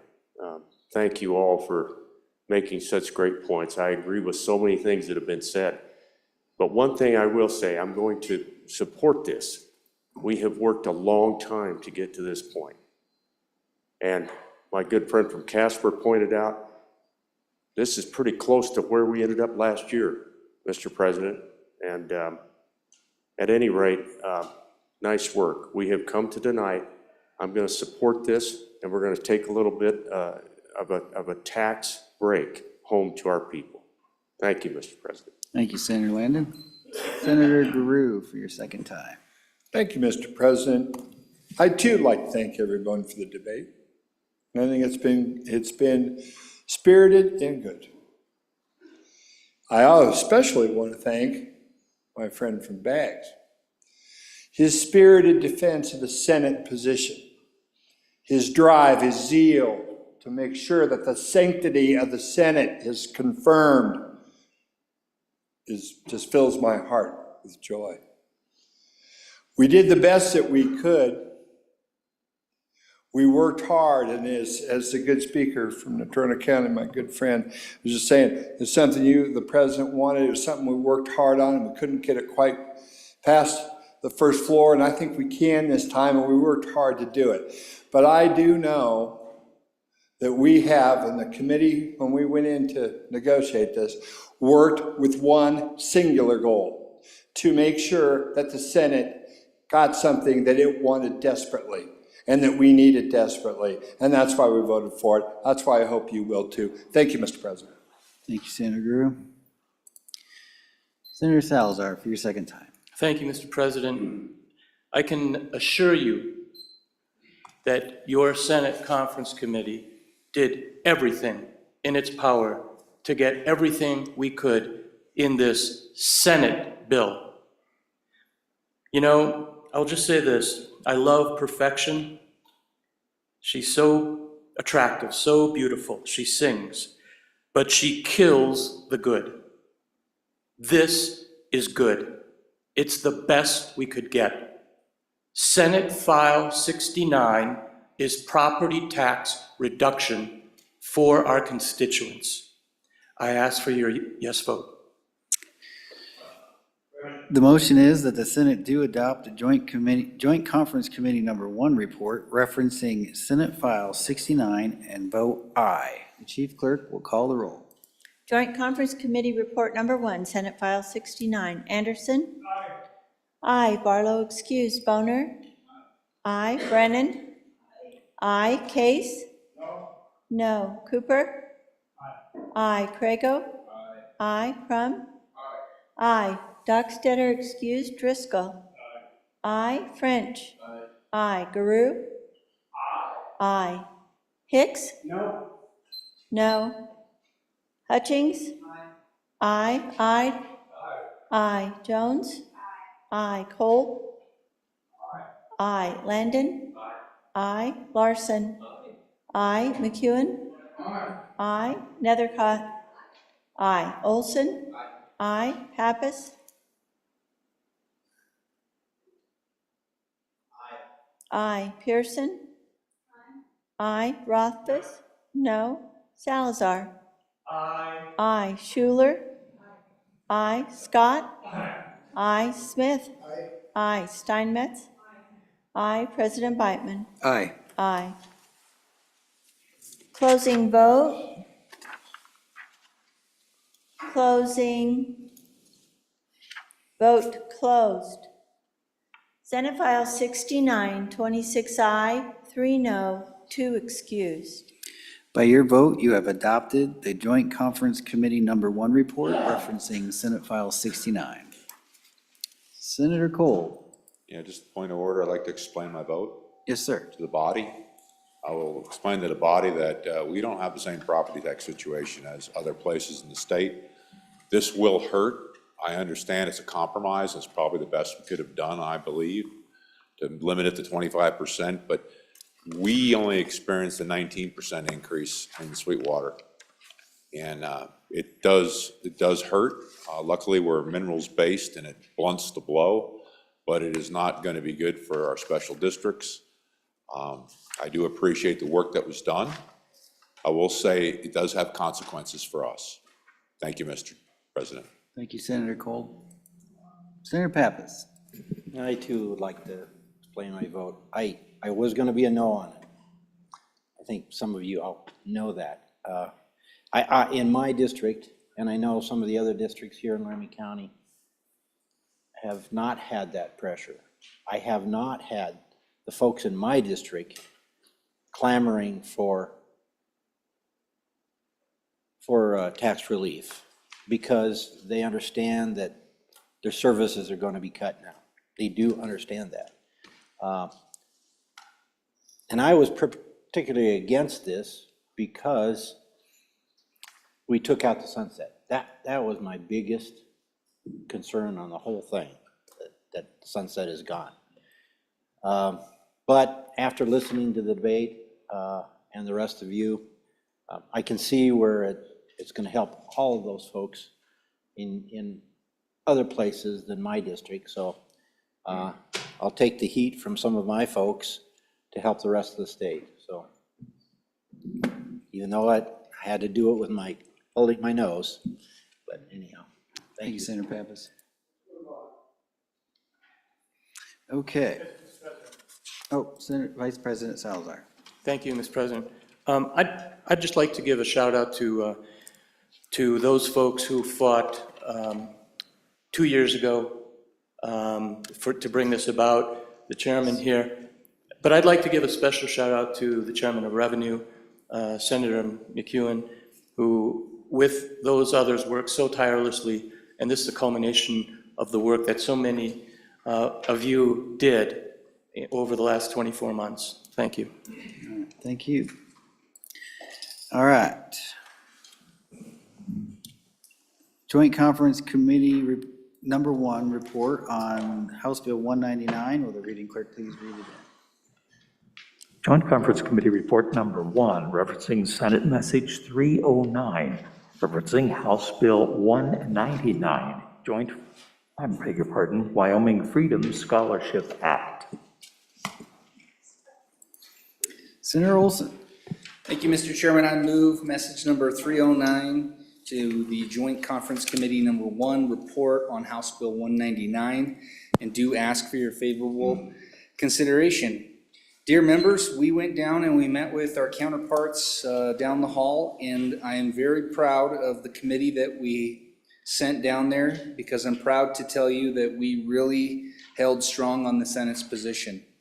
When House Bill 199 was passed out of this chamber, there were 5 fundamental differences in the Senate version of the bill as compared to the House version of the bill. Immediately, 4 of those changes were adopted by the conference committee. So the House adopted our position on the name change, adopted our position on the assessment requirement for those receiving the scholarship. They accepted our changes to the certification language, which strengthened the bill. And they adopted our position on the funding stream, which moved funding for the entire scholarship to the general fund from the FMRs. The final piece, the final change to the bill dealt with pre-K. Mr. Chairman, and just as a reminder to the body, when the bill came to us in the Senate, there was no pre-K in the bill. This body inserted universal pre-K into the bill at a $7,000 scholarship per kid. The end compromise on pre-K is that, oh, and just as a reminder, the existing law provides a $6,000 scholarship for those at 150% of the poverty level. The compromise was for a $7,000 scholarship for pre-K at 250% of the poverty level. So we did expand from the existing law, the pre-K program under the ESAs. Mr. Chairman, again, really proud of the committee that we sent down there. I thought we did a really good job bringing back the Senate's position to you. So I do ask for your favorable consideration of this conference report, and I would certainly answer any questions. Thank you. Senator Olson, discussion on the conference committee report. Senator Pearson. Thank you, Mr. President. So the 250% is just for pre-K, and then K through 12 is universal? Thank you. Let's go around the horn before we get back to the sponsor. Senator Rothfuss. Yeah, actually, see if there's other questions. Oh, are there any other questions for the sponsor? Okay, go ahead, Senator Rothfuss. So I'll clarify that, Mr. President. It's 250% on the pre-K, and it is no limit open on the K-12 ESA. So that is correct. Further discussion? Are we sensing we're ready for the question? Okay. The motion is that the Senate do adopt the Joint Conference Committee number 1 report referencing House Bill 199 and vote aye. Chief Clerk will call the roll. Joint Conference Committee Report Number 1, House Bill 199. Anderson? No. No. Barlow excused. Boner? Aye. Brennan? Aye. Aye. Case? No. No. Cooper? No. No. Crago? No. No. Crum? Aye. Dockstader excused. Driscoll? No. No. French? Aye. Aye. Guru? Aye. Aye. Hicks?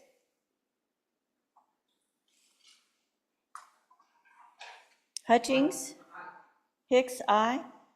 Hutchings? Aye. Ayed? Aye. Jones? Aye. Cole? Aye. Landon? No. No. Larson? Aye. McEwen? Aye. Nethercott? Nethercott? Aye. Olson? Aye. Pappas? No. Pearson? Aye. Rothfuss? No. Salazar? Aye. Schuler? No. Scott? Aye. Smith? Aye. Steinmetz? Aye. President Beitman? Aye. Aye. Driscoll, no to aye. Closing vote. Closing vote closed.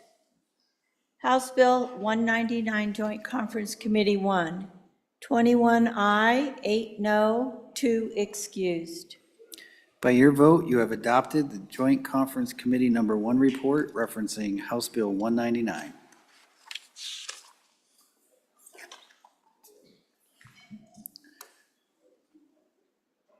Do you have anything else? Ellen, do we have anything else?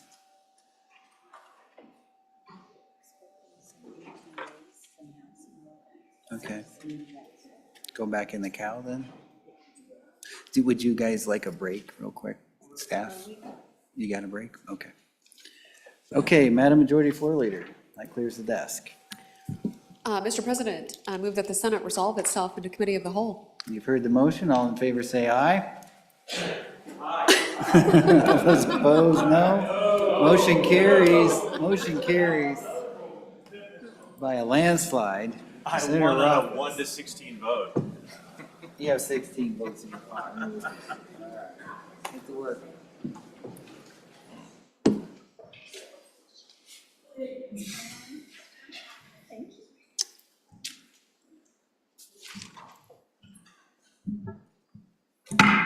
Committee of the Whole, please come back to order. The next bill for your consideration is House Bill 337. Will the reading clerk please read the House bill? House Bill 337 engrossed, prohibiting foreign funding of ballot measures, an act relating to elections sponsored by Representative Weber. Was referred to Committee Number 7, which returned to committee recommendation that it do pass. Ayes, Senators Boner, Case, Dockstader, Landon, and Steinmetz. Senator Case, Chairman. You've heard the reading of the bill. What is your pleasure, Senator Case? Thank you, Mr. Chairman. I move that when the Committee of the Whole rises to report, that do so with a do pass recommendation on House Bill 337, prohibiting foreign funding of ballot measures. And to explain the bill, I ask you call on Senator Boner. I will then. Senator Boner. Thank you, Mr. Chairman. Senators, this bill does exactly what the title says. It simply ensures that we don't have any foreign nationals giving money to try to influence ballot measures. And so the way that this does it, you'll see a definition of foreign national on the top of page 2. There's reference to U.S. code. I think it was referenced a little bit earlier on discussion in a different bill. And so that basically says anybody who's not a U.S. citizen but allows for permanent residence. So that's the definition of foreign nationals. You'll see that the meaning of the bill is on paragraph B there. Says no foreign nationals shall have direct control, otherwise directly or indirectly participate. That is going to file with the Secretary of State, and that statutory reference is dealing with trying to influence, support, oppose, or otherwise influence legislation. So this is dealing with dealing with legislation in particular. Everybody who's a group of persons required to file is going to certify the following statements on page 3. No expenditures of the group were funded by a prohibited source. They didn't knowingly receive, solicit, or accept contributions from a prohibited source. And it requires that they keep records for 5 years to enable enforcement of this section. Okay, go on to paragraph D. Before accepting the contribution, the group shall obtain affirmation from the donor that the donor is not a foreign national. And there's a limit that they have not received more than $100,000 over the immediate 4-year period. And so the enforcement mechanism is paragraph E. Secretary of State may bring a civil action. The violation is subject to penalty up to twice the amount of the prohibited contribution. So that's basically what the bill does, and you see the exact same language dealing with the ballot measures themselves. So we'll have one dealing with property taxes as an example. Exact same provisions, Mr. Chairman. So that's the bill. In a nutshell, I'll stand for questions. Thank you, Senator Boner. Any discussion on House Bill 337, prohibiting foreign funding of ballot measures? Senator Cooper. Thank you, Mr. Chairman. In all likelihood, going to be for this bill. As you all know, I'm adamantly against any kind of foreign spending or dark money in our elections. And this is a pretty good step in the right direction, as long as the bringer of the bill can explain to us the difference between the repercussions of Citizens United on this bill as compared to the other elections. I think we need to have a real clarity on that this is not going to get us back into the court system. I don't think it will, but I need a real direct answer to what's the difference between these elections and our elections. Thank you, Senator Cooper. Any additional questions before the sponsor stands? Senator Crago. Thank you, Mr. Chairman. So my question is, for the bringer of the bill, why just ballot measures? Why not all of our elections? Why wouldn't we prohibit foreign funding or contributions in any election in the state instead of just ballot measures? Thank you, Senator Crago. Any additional questions? Collect one more if we can. Seeing none, back to you, Senator Boner. Okay, thank you, Mr. Chairman. I would be remiss if I tried to answer the question right off the bat about Citizens United. I certainly don't know as much about that case as other members on this floor. If I had to hazard a guess, I'd like to think that we have a tendency of treating our U.S. citizens different from foreign nationals, and the rights guaranteed by the U.S. Constitution do not necessarily always extend to foreign nationals, but I can get a better answer. And certainly, anybody who knows more about that case than I do is welcome to chime in as well. As far as the question is why just this? Why just ballot measures? I think you have to start somewhere, Mr. Chairman. I think there's a concern, especially with things that are left directly to the people on matters of policy. There's an increased risk that they will be unduly influenced by misinformation. That's especially a risk with a ballot measure where we are the people are directly deciding on statutes and policy. But other than that, I think you got to start somewhere and see how it goes. And maybe there's another bill later that would extend it to all races. Thank you, Senator Boner. To Senator Smith and Cooper.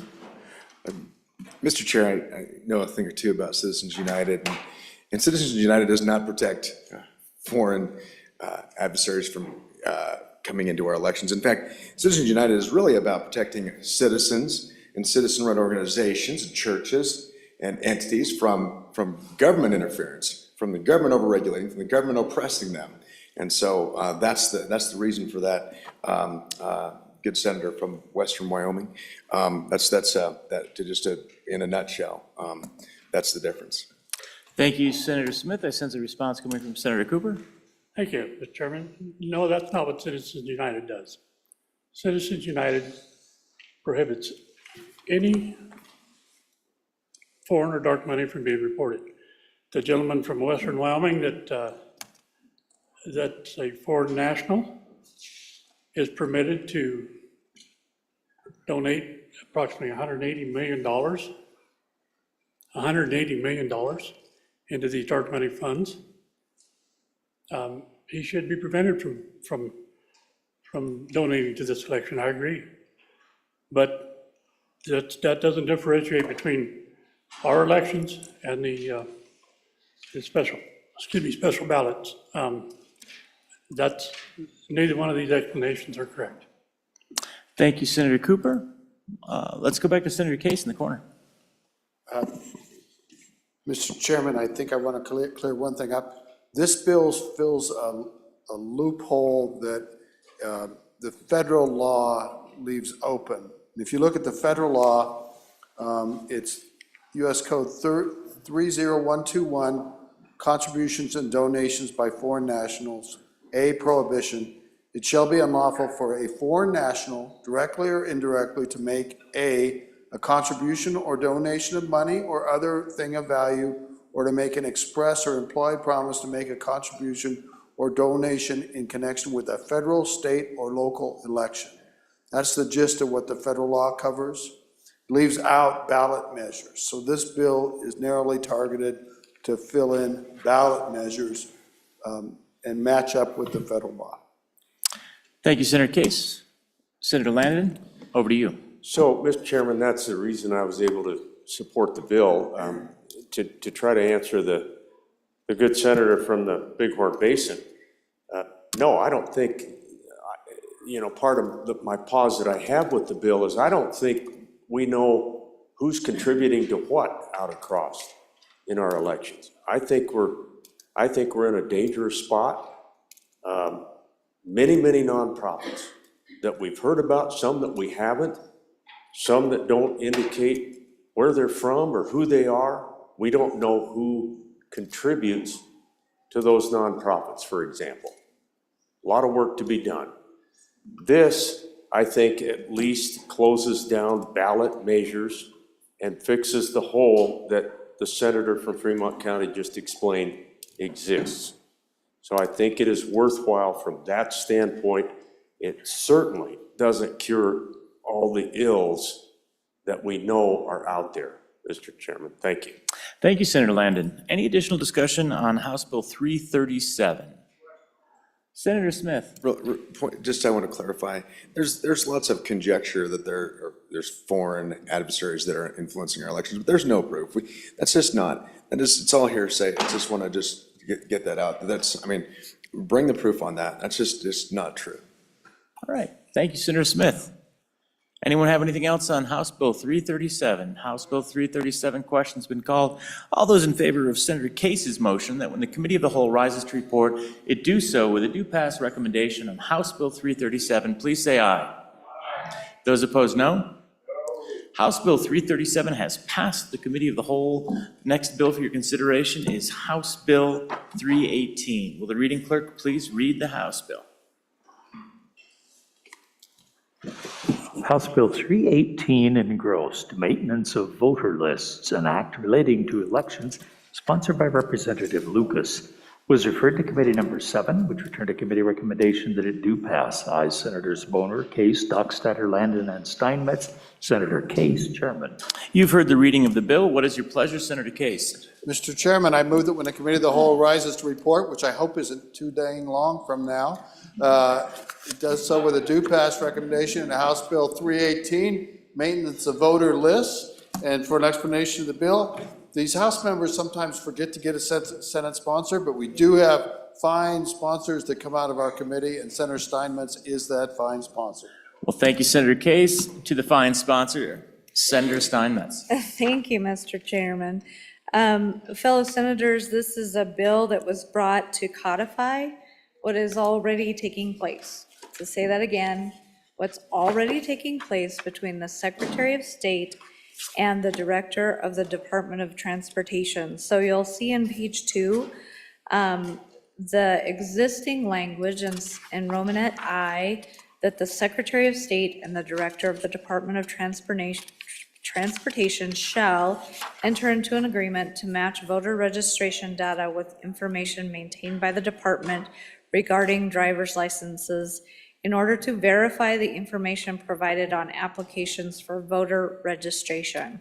So that's what this is for. So we're just inserting more language. Because we have the alien identification system now, to determine if any alien identification number or other evidence of non-United States citizenship is kept within corresponding driver's license records.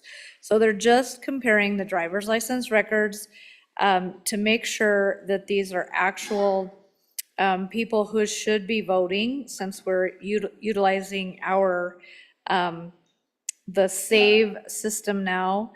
And so that's what they're doing on page 2. On 3, they're just saying the Secretary of State may utilize the SAVE system or the Systematic Alien Verification for Entitlement System operated by the United States Citizenship and Immigration Services for the purpose of verifying that voters listed in the Wyoming voter registration system are United States citizens. And then F is the Department of Transportation's duties. They shall furnish monthly to the Secretary of State a complete list of all persons who have indicated non-citizen status in obtaining any document, renewal, all of that information. And it is supposed to be kept confidential, and it's only for official use. I did ask, is monthly too often in committee? And they said, no, this is codifying existing practices. Then the new language at the bottom of page 3, when the Secretary of State or the county clerk receives information indicating that there is evidence that an elector may have moved to another state, the Secretary of State and the county clerk may use any lawful means to investigate. So that's just the investigation part. With that, Mr. Chairman, I would stand for any questions or call the question. Thank you, Senator Steinmetz. Any questions or discussion on House Bill 318, House Bill 318, Maintenance of Voter Lists? Seeing none, question's been called. All those in favor of Senator Case's motion that when the Committee of the Whole rises to report, it do so with a favorable recommendation on House Bill 318, please say aye. It's got to be more than 3 of you. Please say aye. Aye. Those opposed, no? No. All right. House Bill 318 has passed the committee of the whole. The next bill for your consideration is House Bill 83. Will the reading clerk please read the House bill? House Bill 83 engrossed, Child Custody Sex Offense Conviction Presumption, an act relating to domestic relations sponsored by Representative Pendergraft, was referred to Committee Number 1, which returned a committee recommendation that it do pass. Ayes, Senators Crago, Hicks, Kolb, and Olson. Excused, Senator Crum. Senator Olson, Chairman. You've heard the reading of the bill. What is your pleasure, Senator Olson? Thank you, Mr. Chairman. My pleasure would be to make the motion that when the committee of the whole rises to report that it do so at the recommendation that House Bill 83 do pass. There are no standing committee amendments. It's a clean bill, and I will turn over the explanation to Senator Hutchings. Thank you, Senator Olson. Senator Hutchings, over to you. Thank you, Mr. Chairman, or both Mr. Chairmans. This is not a TV show. This is an experience one of our representatives and his family have experienced, and they want to make sure that no one else in this state goes through this. So I ask you to vote aye. The representative states that their former son-in-law molested his 15-year-old niece. He was required to register as a sex offender, and he promptly molested his own daughter, then 8 years old, and he's now back in jail. We all agree that this is a well-written bill that would assist them, other families, the judges, the courts, with tools they require to justly protect not only children, but also perpetrators themselves. This is a very important bill to one of our representatives, so again, I ask you to vote aye. This is called Child Custody Sex Offense Conviction Presumption. It's a very, very straightforward, easy bill. It's an act relating to domestic relations, specifying a rebuttal presumption that no sex offender shall have unsupervised visitations with a child, requiring consideration of sex-related convictions when considering the best interests of a child in custody determinations upon divorce and providing for an effective date. Going over to page 2, it states that the courts may, when they're considering child custody, whether either parent has a conviction for which the parent must register as a sex offender. And when we do visitations, when considering an order for visitation, there shall be a rebuttal presumption that it is not in the best interest of a child to grant unsupervised visitation to a parent who is required to register as a sex offender. Thank you, Mr. Chairman. That's the bill. Thank you, Senator Hutchings. Any discussion on House Bill 83? Discussion on House Bill 83? Seeing none. All those in favor of Senator Olson's motion that when the committee of the whole rises to report, it do so with a favorable recommendation on House Bill 83, please say aye. Aye. Those opposed, no. House Bill 83 has passed the committee of the whole. The next bill for your consideration is House Bill 164. Will the reading clerk please read the House bill? House Bill 164 engrossed, Medical Prescriptions Off-Label Purposes, an act relating to professions and occupations, sponsored by Representative Brown, was referred to Committee Number 10, which returned a committee recommendation that it do pass amended. Ayes, Senators Hutchings, Scott, and Steinmetz. No, Senators Barlow and Crum. Senator Barlow, Chairman. You've heard the reading of the bill. What is your pleasure, Senator Scott? Mr. Chairman, I move that the committee of the whole rise and report it do so with the recommendation that House Bill 164 do pass. There was a standing committee amendment. I ask it be read in at this time. House Bill 164, Standing Committee Amendment Number 1 to engrossed copy, page 1, line 6, delete. Senator Scott.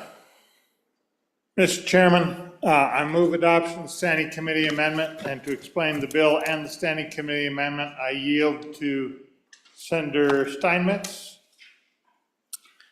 Thank you, Senator Scott. Senator Steinmetz. Thank you, Mr. Chairman. Today I bring you medical prescriptions for off-label purposes. Fellow senators, the reason for this bill, the the prescribers, which are your physicians, physician's assistants, dentists, optometrists, advanced practice registered nurse, and you'll find that definition on page 3. These folks would like to be able to prescribe off-label medications without having repercussions from, and disciplinary actions from the licensing boards. So they want to be able to offer a valid prescription order within their scope of practice. That's an important part of this, and not have repercussions from the licensing board. Mr. Chairman, I'm looking for where we took the amendment out on page 4, line 18. We took that line out because that was a little bit of a provision they didn't clean up from a previous amendment. So loss of employment, hospital privileges, and credentials is all coming out on page 4, line 18, because that is deals with employment. We're dealing with the licensing boards here.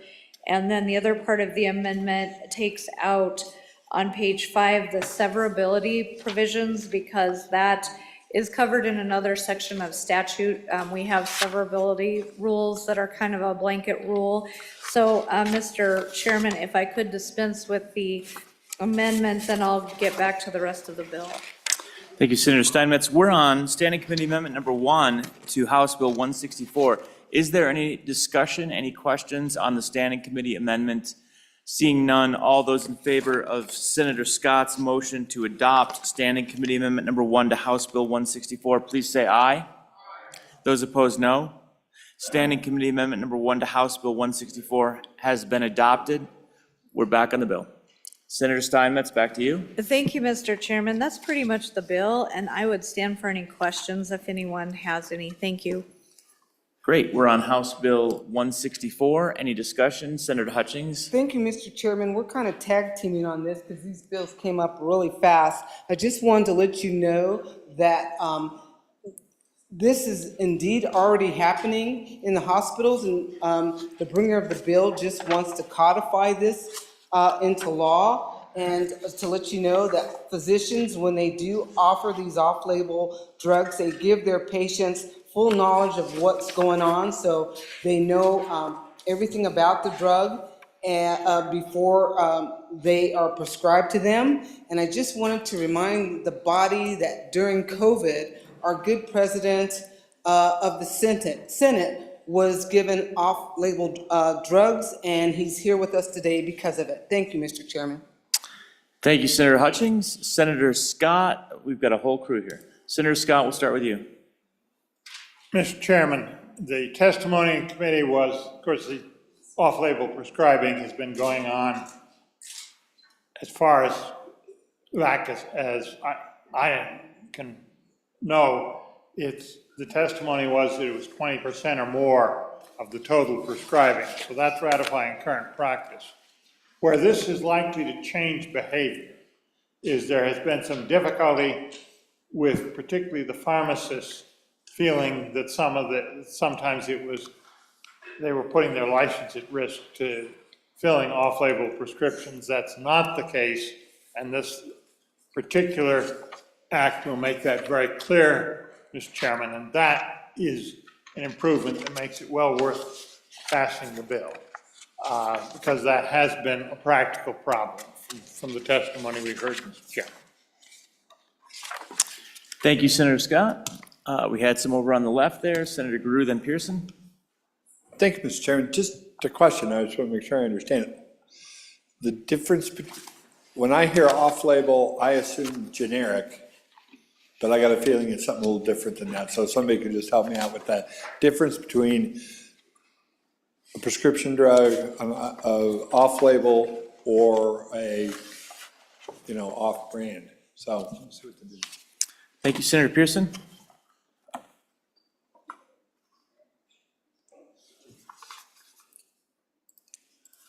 There you go. Thank you. Thank you, Mr. Chairman. I want to thank this committee for passing this bill.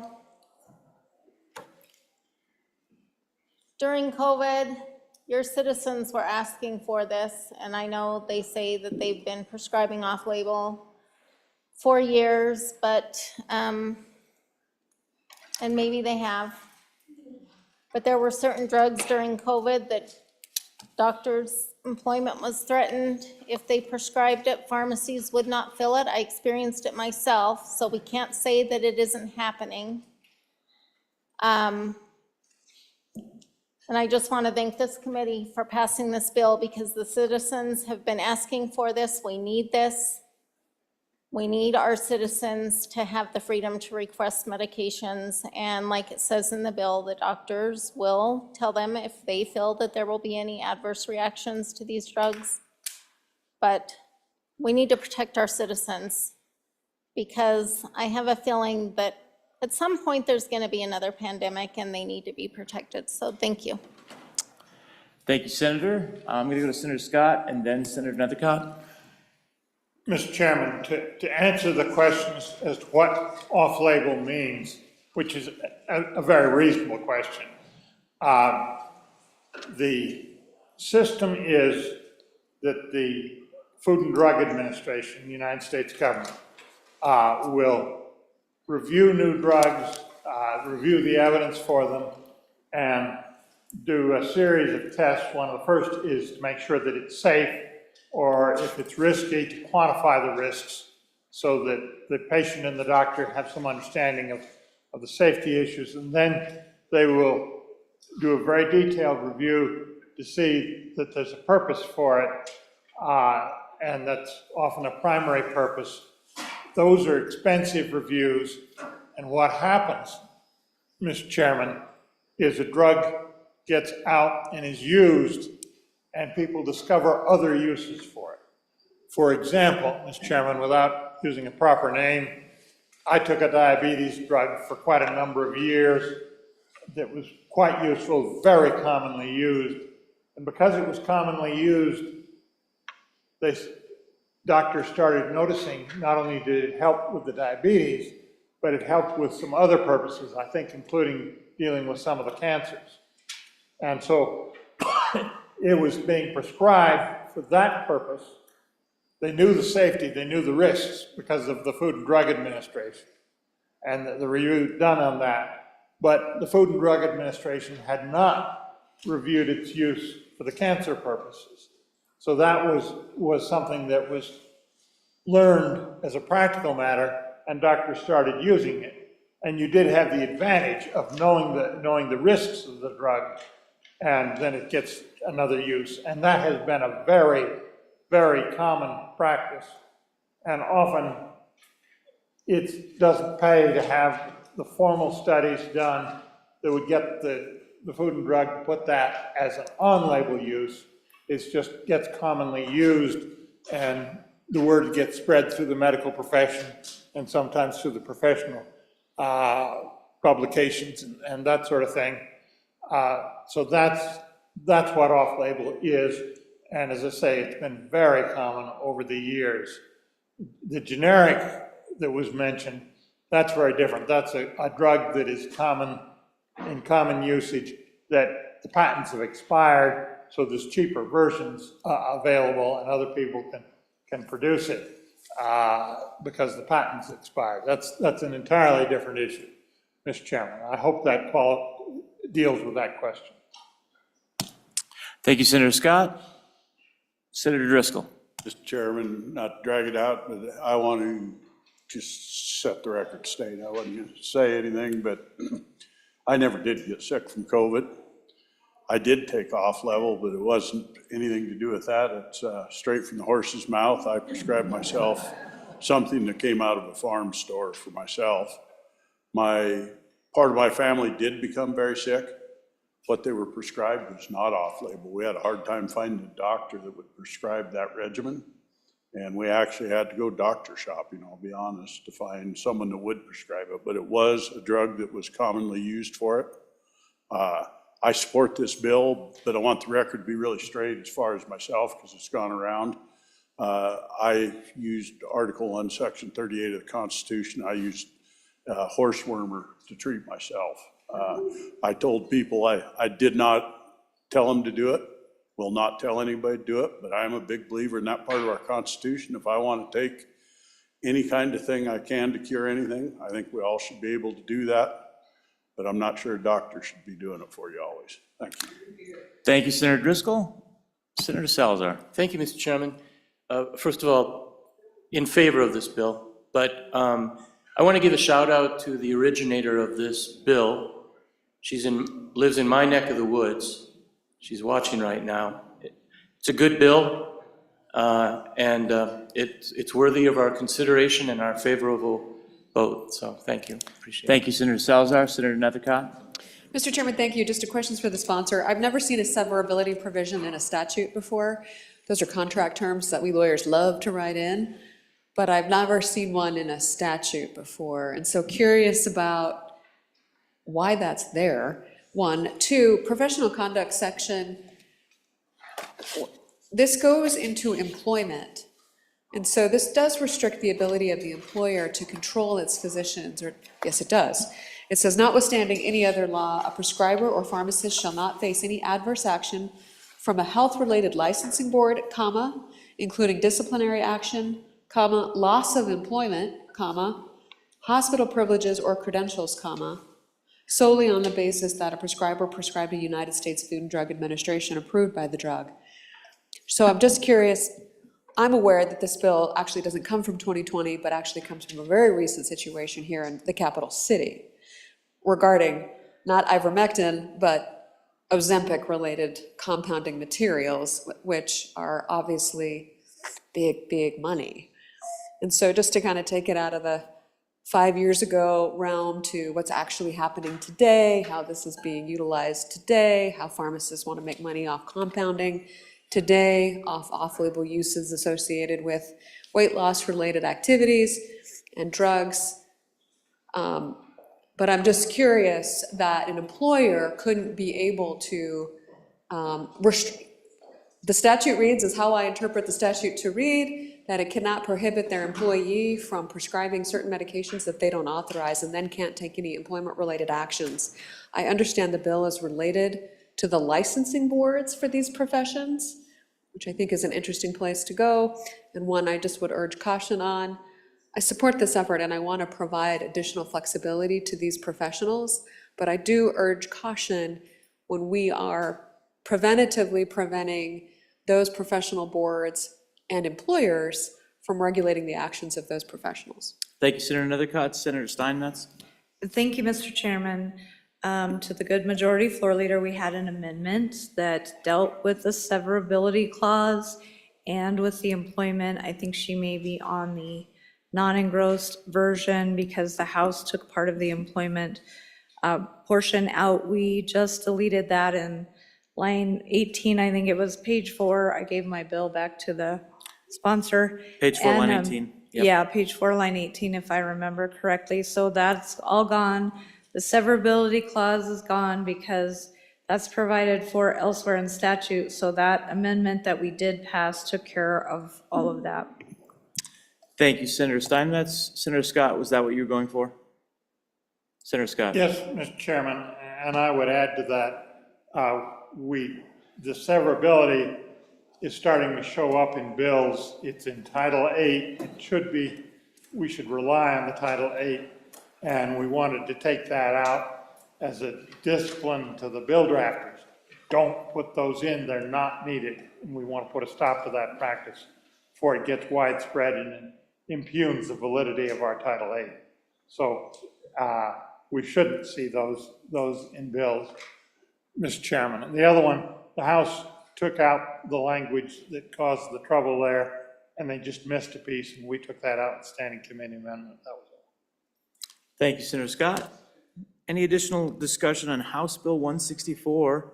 Additional discussion? Seeing none, all those in favor of Senator Scott's motion that when the Committee of the Whole rises to report, it do so with a favorable recommendation on House Bill 164, please say aye. Aye. Those opposed, no. House Bill 164 has passed the Committee of the Whole. The next bill for your consideration is House Bill 136. Will the reading clerk please read the House bill? House Bill 136, Volunteer First Responder Health Insurance Revisions, an act relating to compensation and benefits, sponsored by Representative Byron. It was referred to committee number 10, which returned to committee recommendation that it do pass amended. Ayes, Senators Barlow, Crum, Hutchings, Scott, and Steinmetz. Senator Barlow, chairman. You've heard the reading of the bill. What is your pleasure? Senator Scott. 136, Senator Scott. Yeah, Mr. Chairman, I move, let me get the right bill here.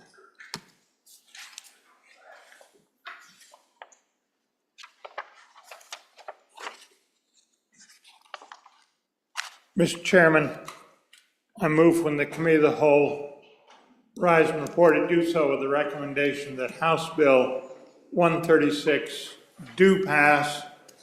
I don't believe there was a standing committee amendment. There was a standing committee amendment. Let's read that in. House Bill 136, Standing Committee Amendment Number 1, page 4, line 5, delete. Senator Scott. Mr. Chairman, I'll move the standing committee amendment, and I need a sponsor on the bill to explain it, because I can't. Thank you, Senator Scott. Do we have a sponsor? Anyone want to field this? Senator Nethercott? Thank you, Mr. Chairman. I'll try to help out here if I can. My understanding of the bill, we previously passed this legislation allowing volunteer first responders to access state health insurance. There's a rule currently within our state health insurance that requires them to not have available to them any kind of insurance. The state health insurance plan is interpreting that to include the Federal Affordable Care Act plan. And so this bill is attempting to eliminate that requirement that they are not eligible because they have access to the Affordable Care Act. That's my understanding of the purpose of the bill. I'm not a co-sponsor, but that's should be helpful to the Senate in understanding the why. Thank you, Senator Nethercott. Any further discussion? Senator Scott, more context? Mr. Chairman, on the standing committee amendment, if we can deal with that at this time. Yep, let's do it. Mr. Chairman, the standing committee amendment, what it does is change the effective date from July 1 to immediate effective. We're dealing with state people here, not the general public, and the immediate effective date works better, Mr. Chairman. Thank you, Senator Scott. We are on the standing committee amendment number 1. Senator Nethercott? I am a co-sponsor, Mr. Chairman. I'm glad I was helpful. Senator Nethercott, yes, I noted that. Thank you. On standing committee amendment number 1, any discussion? Seeing none. All those in favor of Senator Scott's motion to adopt standing committee amendment number 1 to House Bill 136, please say aye. Those opposed, no.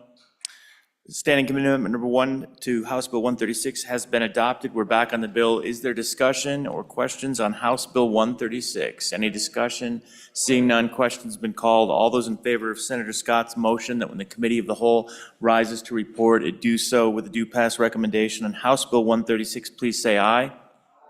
Those opposed, no. House Bill 136 has passed the committee of the whole. The next bill for your consideration is House Bill 299. Will the reading clerk please read the House bill?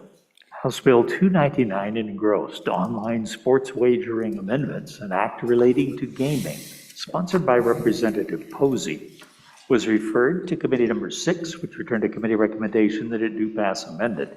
Ayes, Senators Boner, Jones, Landon, and Schuler. No, Senator Hicks. Senator Landon, chairman. You've heard the reading of the House bill. What is your pleasure? I'm going to need someone to pinch hit who can stand up and move 299 for me. Senator Boner? Thank you, Mr. Chairman. I move that when the committee of the whole rises to report, it do so with a favorable recommendation of House Bill 299. Thank you so much. There's another sponsor on the floor, I assume. Have we got a sponsor? Look, it's Senator Nethercott. And there is a standing committee amendment, but Senator Nethercott, to you on the bill. Mr. Chairman, thank you, good senators. Evidently, I am a co-sponsor on this bill as well. So, good senators, what this bill does is it clarifies that our tribes in the state, that they have the same requirements for the online sports wagering. And so you can see there on the bill on the bottom, all online sports wagering transactions shall be initiated and received or otherwise made by a patron who is physically located within the state. Oh, this is what it's about. So that we have to clarify the law for our tribes. because the federal law that applies to the gaming requires the individuals to be within the state, and it doesn't provide the clarification associated with the reservation and the tribes. And so this is necessary clarification associated with our tribes, federal online gaming laws, and just allows for, to be considered within the state includes the reservation.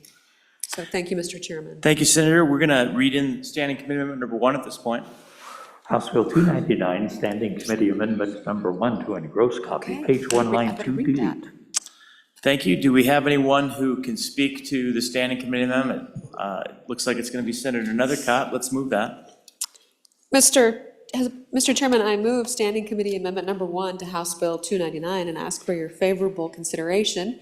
Looks like the good committee, Mr. Chairman, provided further defining language about the reservation and the boundaries of the tribe.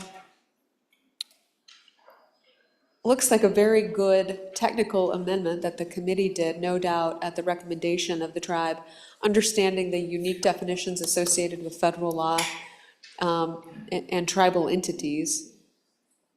There's an additional amendment, or additional section of the amendment concerning permits, licenses, and fees. And it provides that the Northern Arapaho Tribe of the Wind River Reservation, provided that they have paid all required fees under this subsection, and the same applies to the Eastern Shoshone Tribe. So it looks like some clarifying language that they can be considered a vendor operating in good standing so long as they meet the requirements associated with being an operator in good standing. So good, again, I'm not on the committee, didn't hear the testimony about the amendment, but that's my interpretation of it. Hopefully it's helpful. Any other members of the travel committee that might be with us tonight would be probably a helpful add. Thank you, Mr. Chairman. Thank you, Senator Nethercott. Would any member of the committee like to provide some more context? Senator Hicks, over to you. Yeah, so. On the amendment. Mr. Chairman, on the amendment, so when you go into page 2, line 11, and page 2, line 14, the reason you see those two different separate components in there is one tribe initiated gambling before Wyoming under the federal code, and so they have a different way they have to go through and navigate that to get permitted under the state of Wyoming. I believe it's the Shoshone tribe actually has an agreement with the state of Wyoming and operates under the state of Wyoming's gaming laws. And that's why you see those two different provisions in there. And that's it. They do the exact same thing, except for one gives them permission to go through the feds. The other one comes through Wyoming. They're still going to be licensed through the Wyoming Game and Fishing. This is just a procedural thing that has to happen for them to be able to do that. Stand for any other questions. Excellent. Thank you, Senator Hicks, for that context. Any further discussion on the amendment? Standing Committee Amendment number 1, Senator Ide on the amendment. Yeah, just real quick, Mr. Chairman, does this give extra privileges to the tribes and erode our state sovereignty? Thank you. Thank you, Senator Ide. Any additional questions before a sponsor rises? Seeing none, back to you, Senator Hicks. Mr. Chairman, I'm probably not the guy to be speaking on this because I voted no in committee. The answer to the question is no, it doesn't give them any, what I would say, special privileges. My concern is they're also not subject to, we keep 10% of all the receipts associated with online gaming come back to the state of Wyoming. Right now, that would not happen with the tribes unless we they voluntarily wanted to do that. And so as online gaming goes under the permit, if they're on the premises and within the reservation, those wagers will, whatever percentage the tribes decide to take out of that, that's up to them. But the 10% that we currently get outside of the reservation, as I understand it, if they're licensed and they're operating and they're on the reservation and the online gaming's there, we will not get any revenues associated with that whatsoever. Currently, we get 10% wherever those bids are, or wherever those online bets are made around the state of Wyoming. So I think that's, I hope that answers the question. That's the big differential right there. Thank you, Senator Hicks. Senator Smith, that answer was off the amendment. Are we on the amendment in this question? Well, no, it's on the bill. Yeah, so we're on the amendment right now. Any further discussion on Standing Committee Amendment number 1 Seeing none, all those in favor of Senator Nethercott's motion to adopt Standing Committee Amendment Number 1 to House Bill 299, please say aye. Those opposed, no. Standing Committee Amendment Number 1 to House Bill 299 has been adopted. Now we're back on the bill. Senator Smith, to you. Mr. Chair, I just have a question on the bill. Does this bill expand gaming in Wyoming, gambling in Wyoming? Just to read the bill, are they already doing it? Does it expand gambling? I can't tell for sure. Thank you, Senator Smith. Let's collect a few questions if we can. Any questions? Seeing none, we've got some answers. All right. Who would we like to go to? Senator Grew. Yeah, thanks, Mr. Chair. Just to answer the question, we passed online sports wagering 4 years ago. I think it was, maybe 4. Anyway, in the last 2 sessions, it's geo-fenced within the state. And this bill, from what I'm reading, is just expanding it and making a playing field level for the tribes. Because up to now, they have not been included in that.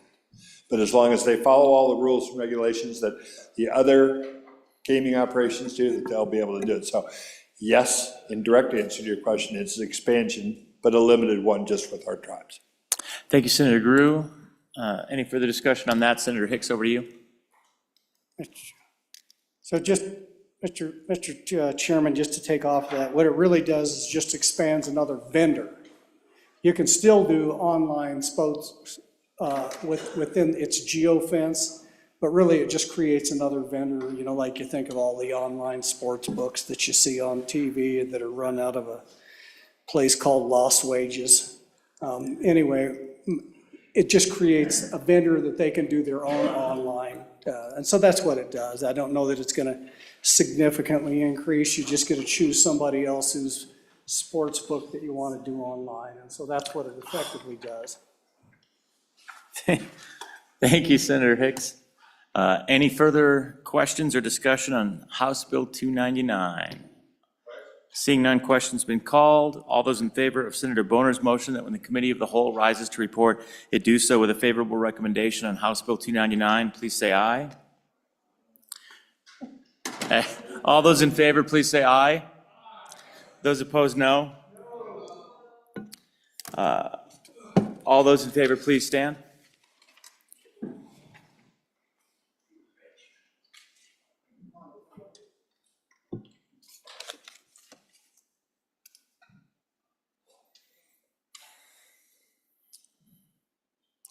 Ten ayes. Those opposed, please stand.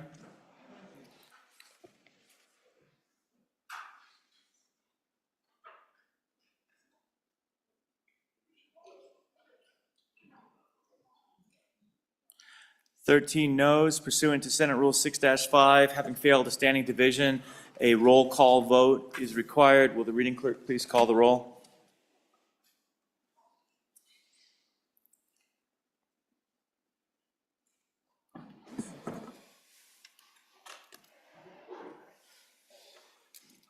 Committee of the Whole, roll call on House Bill 299. Anderson? Aye. Aye. Barlow excused. Boner? Aye. Aye. Brennan? No. No. Case? Cooper? Cooper? Aye. Aye. Prego? Aye. Aye. Crum? Aye. Aye. Dockstetter excused. Driscoll? Aye. French? No. No. Guru? Aye. Aye. Hicks? No. No. Hutchings? No. No. Ide? No. No. Jones? Aye. Aye. Kolb?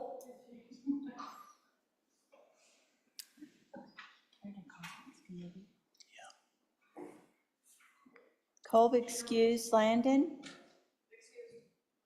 Excused. Larson? No. No. McEwen? No. No. Nethercott? Aye. Olson? No. Pappas? Excused. Excused. Pearson? No. Rothfuss? Aye. Aye. Salazar? Excused. Excused. Schuler? Aye. Scott? Aye. Smith? No. Steinmetz? No. Case? Excused. President Beitman? No. Closing vote? Closing.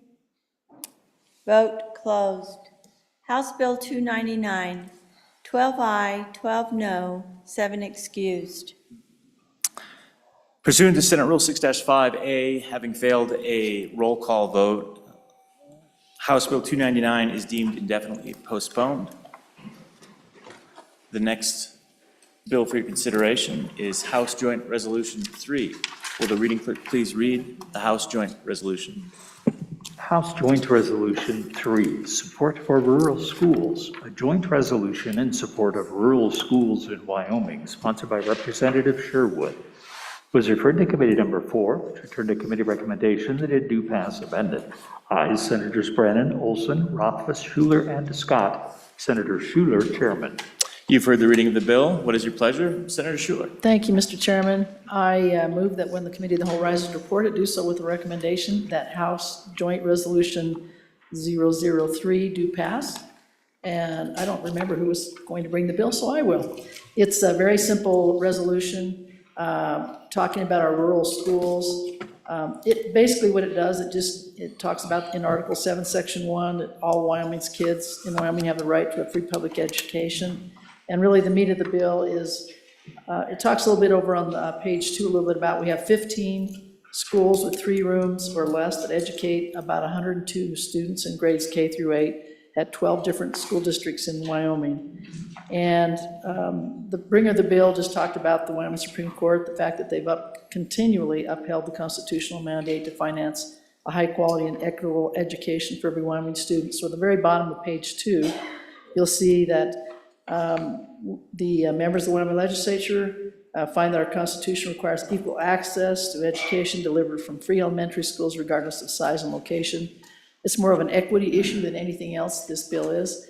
Over on page 3, talks about the members of the Wyoming legislature acknowledge the rural nature of our state, the historic use of rural schools, and the need to financially support the establishment and maintenance of rural schools, and that we commit to ensuring rural and isolated families do not have to fight to gain access to an education for their children, and that keeping families together and providing them with a complete and uniform system of public instruction is in the public's best interest. So this resolution will be transmitted to the Secretary of State and to the Department of Education for distribution to all school districts in Wyoming.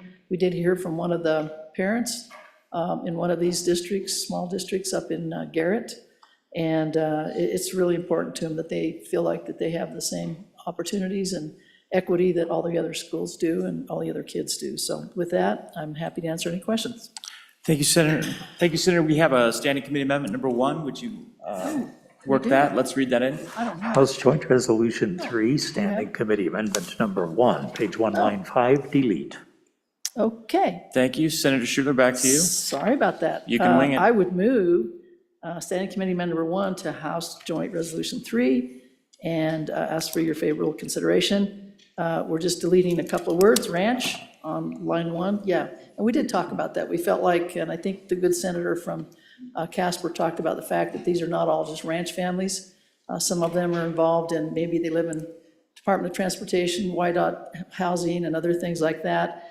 And so we deleted that, and then again deleted equal and put equitable. It sounded better and it makes more sense. And after page 2, line 22, after free insert public, and then after Wyoming, insert to the consultants selected for the 2025 school finance recalibration. I'd forgotten all about this amendment. But anyway, hope you'll support this. And if you have questions, I think you ask the good senator, tall senator from Casper. Some of these are his amendments, and they're good. Thank you, Senator Schuler. Appreciate it. We're on standing committee amendment number 1 to House Joint Resolution 3. Are there any questions or is there any discussion? Seeing none, all those in favor of Senator Schuler's motion to adopt standing committee amendment number 1 to House Joint Resolution 3, please say aye. Those opposed, no.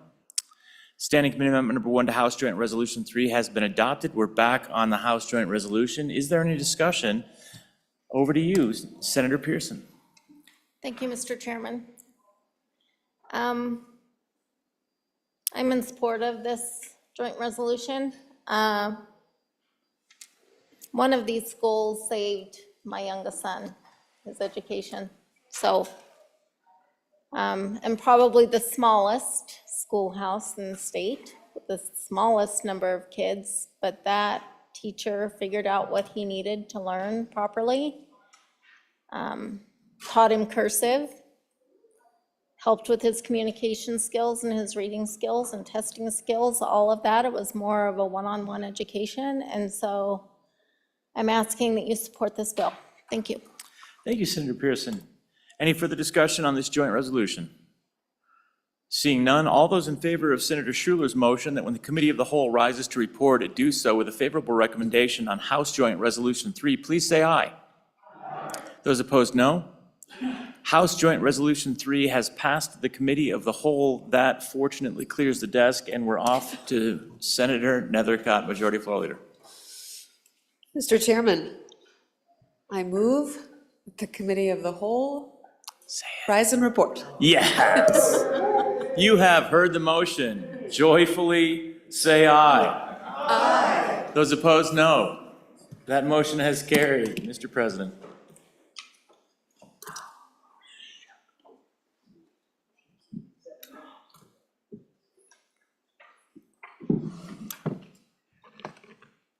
All right, let's hear that Committee of the Whole report. Mr. President, your Committee of the Whole, having under consideration bills on general file, begs leave to report as follows. House Bill 207, do pass, amended. House Bill 62, engrossed, do pass. House Bill 147, engrossed, do pass. House Bill 183, engrossed, do pass, amended. House Bill 219, engrossed, do pass. House Bill 137, do pass. House Bill 279, do pass, amended. House Bill 47, engrossed, do pass, amended. House Joint Resolution 2, engrossed, failed to pass Committee of the Whole and was indefinitely postponed. House Bill 228, do pass. House Bill 337, engrossed, do pass. House Bill 318, engrossed, do pass. House Bill 83, engrossed, do pass. House Bill 164, engrossed, do pass, amended. House Bill 136, do pass, amended. House Bill 299, engrossed, failed to pass Committee of the Whole and was indefinitely postponed. House Joint Resolution 3, do pass, amended. Senator Rothfuss, Chairman. Thank you, Randy. Senator Rothfuss. Mr. President, I move for the adoption of the Committee of the Whole report. You've all heard the motion. All those in favor say aye. Aye. Those opposed, no. Motion carries. Thank you very much, Senator Rothfuss. Committee of the Whole report has been adopted. All right. A lot of work done. While I got you here, we have a quorum. I need to sign a couple enrolled acts here. House of Enrolled Act number 48. Let's go. Read fast, Randy. Read fast. House Enrolled Act number 48, being original House Bill 72, Protecting Privacy in Public Spaces Act, an act relating to the administration of the government. I'm about to sign House Enrolled Act number 48, being original House Bill 72. I have so signed. House Enrolled Act number 49. House Enrolled Act number 49, being original House Bill 289, Certificate of Need Repeal 3, an act relating to public health and safety. I'm about to sign House Enrolled Act number 49, being original House Bill 289. I have so signed. All right. Ladies, is that it? That's it? Madam Majority Floor Leader, that clears the desk.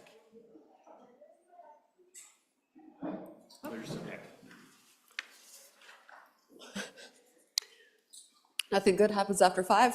Mr. President, I move that we stand adjourned until 10 a.m. Friday, February 28th. All right. Any announcements? Any announcements? Any joint committee, conference committee announcements? Seeing none. Oh. Senator French, looking at you, sir. Yeah, we'll meet tomorrow at noon in room 110 to discuss Senate File 43 and their amendments that we disagreed on. Which bill? Senate File 43. Catch title. Just a minute. It's, there you go. What she said. Temporary water use agreements. Okay. Thank you, sir. All right. We better get out of here before this thing burns down. You've all heard the motion. All those in favor say aye. All those opposed, no. Senate stands adjourned till 10 a.m. Friday morning. It's enough from the peanut gallery up there.